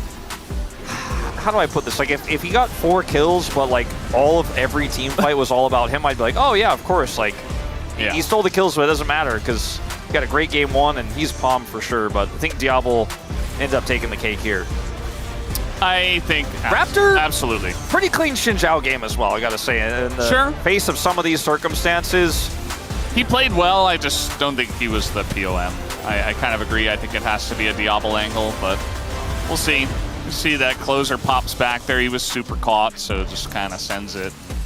Krako also caught, and you know, that was the bonus on top of the bonus on top of the bonus that BNK, they got back into the game because of that. Yeah. More than just a barrier. Backbreaker. Yep. And think about my comment. He's thinking. He's aware of it. Yeah, I gotta put that in. It's so easy to fall into the Diablo sounds like Diablo, and so therefore I'll go for one of those. What if you did it in Aux pronunciation of Diablo? You got something there, maybe? Could be. Like he's diabolical? Yeah. Diabolical. I mean, my delight quote earlier, my delight comment was a little bit too cheesy. Yeah. I don't know if I can go with something like that. What about like... No, that wouldn't be. I'm just thinking if I could somehow Yunara it. Yeah, that's what I was thinking too. I'm like, he's the best at Yunara for now. And I'm like, that doesn't sound very good for Diablo. Okay, I got it. Okay. I'm putting it in. He's got it. He's putting in his comment. All right, let's take a look at the post-game breakdown here. The damage actually Clear doing the most by a pretty decent margin over his teammates. And then Hype, of course, is playing Lethality Varus. The gold difference graph looks very much like a Rise Group gold difference graph, or an LPL graph, or a Challenger League graph. It's just one of those graphs where we're limit testing a little bit, let's say, to be nice. Rise Group, 40-minute. You know, it's, I want to say it's a beautiful thing. And you know what? I can get what I want. It's a beautiful thing. And Diablo gets his palm. Yeah, I don't think Kellen was robbed. No. But I would be okay if he gets a rogue vote or two. Same with Raptor. Yeah. Kellen played well. I like how they gave him the counter pick. And at the end of the day, he had a great game. A couple of games, I think his Bard was also pretty good. It wasn't carry level. He was using the T1 skin. He was using the carrier skin, but not quite there. But it was a good effort. At the end of the day, I do think that a lot of the power of BNK does come from Diablo. And he did show that here. It's kind of crazy that he only has a second POM today. He's just so insane. Like, some of the performances we've seen from him all year long, even in losses, like, his mechanics are just so crazy. I love watching him play. Even on Jhin, he made it look like he's seeing angles no one else is seeing. He's walking in the middle of the team fight knowing he has the agency to do so. Very cool stuff. Yeah. And now the rest of the team is kind of, you know, leveling up around him as well. You know, like, Clear's looking pretty good today. We had Vikla as well, like a pretty good series once again, back-to-back. So that's a nice little streak for him. Raptor, he had some moments. His Xinjiao did look good, and then Kellen as well has been a key piece of this duo and part of the reason why they get so many duo kills. This will, for now, of course, secure second place for BNK as well in the Rise group. So significantly behind D plus Kia, of course, with the lead that they had before they got relegated to Rise. And who's their next opponent, Wolf? D plus Kia for BNK. It's crazy. Wow. Guys, we have the interview ready. I'm going to hand it over to Deer for the translation. Thank you very much, guys. This is Siri for the POM interview translation. We are here with Diablo on the side of BNK FureX. So you just got your 9th victory and rose to the sole position of second place in the Rise group. How do you feel? Well, first of all, I don't think we were performing very well, especially last week. I think I'm just really relieved that we're able to win today and get to second place. And following the round 3 match against OK Saving Swing Brion, you got yet another clean 2-0 victory. And that's a 13 winning streak. So what are your thoughts on that? No, it makes me happy to know that we're on a 13 match winning streak against them. I think our team is quite feisty, and that's probably why we were able to win today.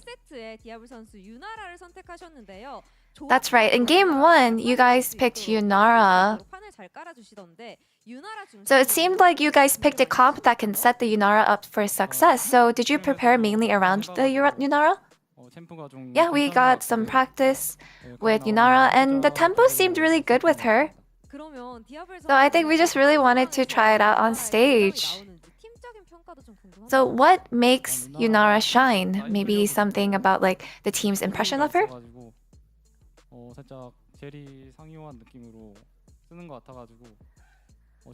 I feel like all the empowered skills that she has, it actually does remind me of Zeri's kit. And that's how you were able to take so much value in lane, especially with Rakan. So did the Rakan turn out to be a good support for her? Yeah, Yunara, I didn't get that many practice with Yunara, but on stage she did really good. So personally, what support champion do you think pairs well with Yunara? I think Lulu and Rakan for sure. That's how you're able to perform so well with Rakan. And in game 2, the Bard kept taking all the kills and was at 4 kills by 20 minutes. So every time Bard got a kill, how did the team react? I think I was just way too focused on the game. And we just really wanted to play well. So rather than, teasing each other or trying to play with a lighthearted mood, we were just all so focused and concentrated in the game. And in game 2, it had so many twists and turns, and it was impossible to predict the outcome. But in the end, you guys came out on top. So, what gave you guys edge to win today? I feel like we were actually not in a very good mental state after, especially last week. And I think during practice, we really wanted to make sure that we can keep a good mental fortitude. And I think today, we were just trying our best. And that's what gave us the victory today. And Diablo, you have an aggressive playstyle that may not always be suitable in the flow of the game. So, what are your thoughts on your carry power whenever you're able to pull that off? I feel like I can see my aggressive playstyle as a good thing, and so rather than giving up because the game's not going our way, I think I just try to make sure that I can play it out till the end. And your next opponent is D+ Kia. To become the king of Rise, you must take them down. So what is your mindset? I don't think we were able to beat D+ Kia, not even once. But I believe that I can feel that we're getting better and improving. So we will try our best to take them down this time around. Thank you so much for all your support. And that's the end of the interview with Diablo, and back to the space. Thank you.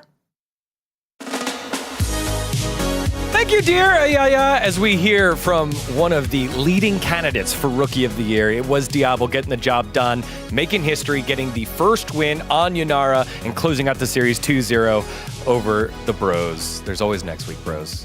POM vote time. I'm sorry, Digon. I'm sorry. Don't be sorry. I'm fine. Things are fine. It's totally fine. It's not 13 times or 14 times in a row. That's how you know he's a professional, because he's brought the composure back on camera. He was definitely not an absolute He's crying. Yeah. He's screaming at it. Yeah, it was a little bit rough. But now he's like, he changed his face like a poker face, and now he's trying to be nice and like. What do you mean? I am nice. How could you not be nice after Diablo played so well? He's played so good. That's true. Again, against the Bros. I mean, you almost won. You know, Kellen also got a lot of good votes. I feel like especially game 1 really was doing fantastic work. You know what? I predicted Bro as well, but I was just enjoying the moment when you were actually mouthing on your team. So I'm pretty happy about it. And I really like the Raptor when he delivered the Orianna ultimate at last. So like, I want to vote it for Raptor because of that.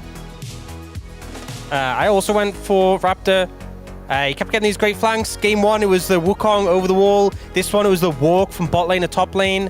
And yeah, Hype will be checking his wardrobe for Raptor tonight. It's just, he's flanking all over the place. He was everywhere. He was everywhere. Got him both times, game 1 and in game 2. Let's see what we had from the cast. Yunara win rate, 50% in the LCK. Diablo win rate on Yunara, 100%. I like that one, Wolf. It checks out.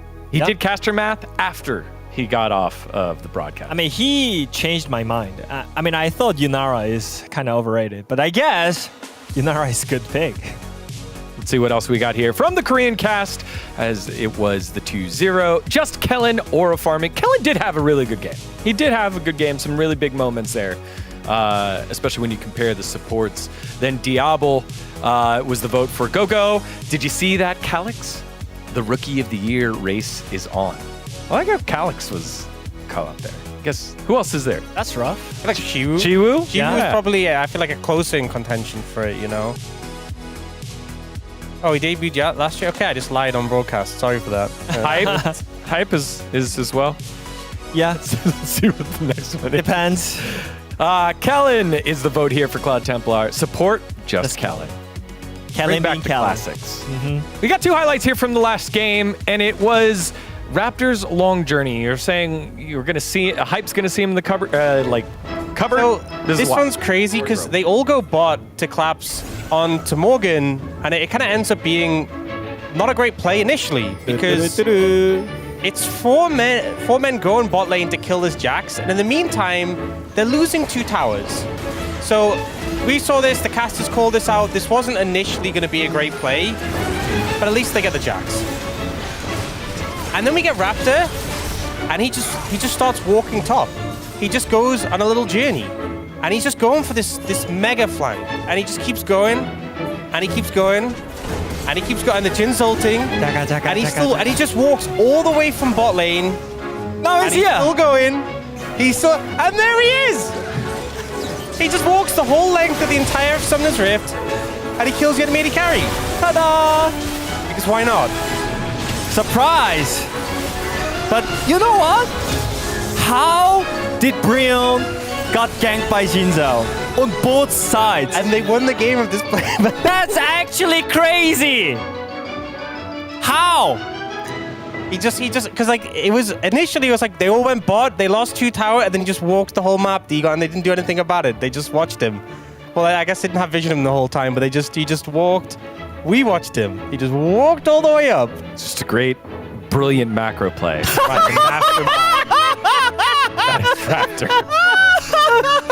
One more highlight for you here. The final fight, because again, this was when Sad Digon was molding. I did call this. This was going to be the Sulfur Nexus trade.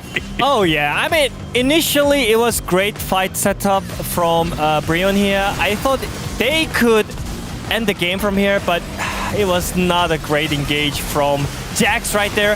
Whenever you have the control, whenever you have the vision, whenever you have Maokai and Nico and Varus, you don't really need to run into the enemy. Jax, listen to me, okay? You don't even need to do anything. You just hold your skill shots and your rest of the teammate can set you up. But here, Morgan did such a bad choice. And here, just look at Raptor. He brings the Orianna ultimate to the AD carry. And this is the moment where I decide to vote for Raptor for POM. Yep, it was a great setup. And the thing is as well, when you're playing into a Jhin, if you don't get that engage, if you don't get on top of him, stick the landing, finish him off, you know he's just going to ult. You know he's just going to pop that ult and turn it around. So, yeah, the bounce back came through, and the turnaround was swift. I will say I do love these coaches' cams because a lot of the time we don't get to see the brains behind some of the comps and all the people that are working on in it.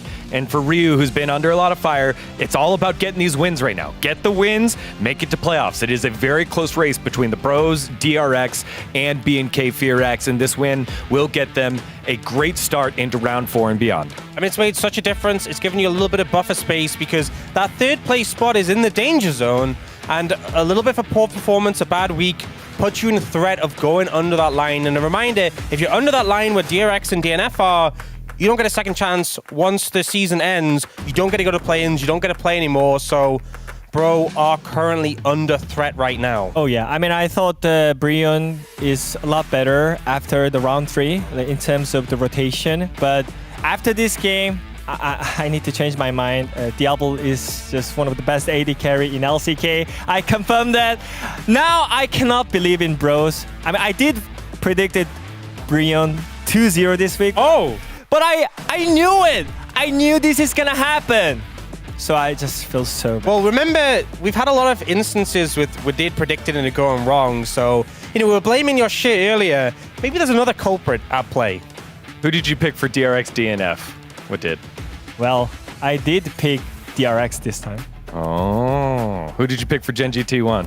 Genji. Oh, okay. We know who to blame when those results don't go well. DRX and DNF kick off tomorrow, and then a big one. Genji versus T1, the only team to blemish the record of Genji during this amazing run that they've had. They get to do battle one more time. Y'all, it's been a great day of LCK, and we're not done. The week has just started. We'll see you tomorrow for more LCK action. Bye-bye.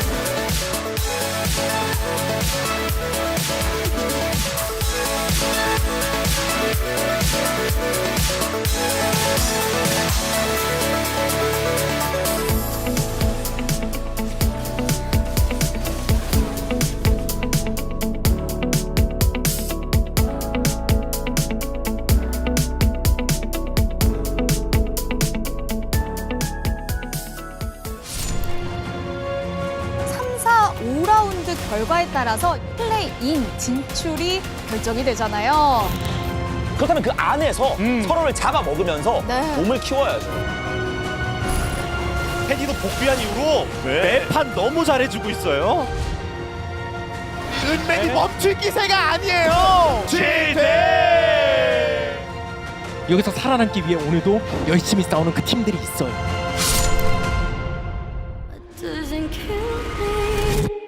Makes me stronger.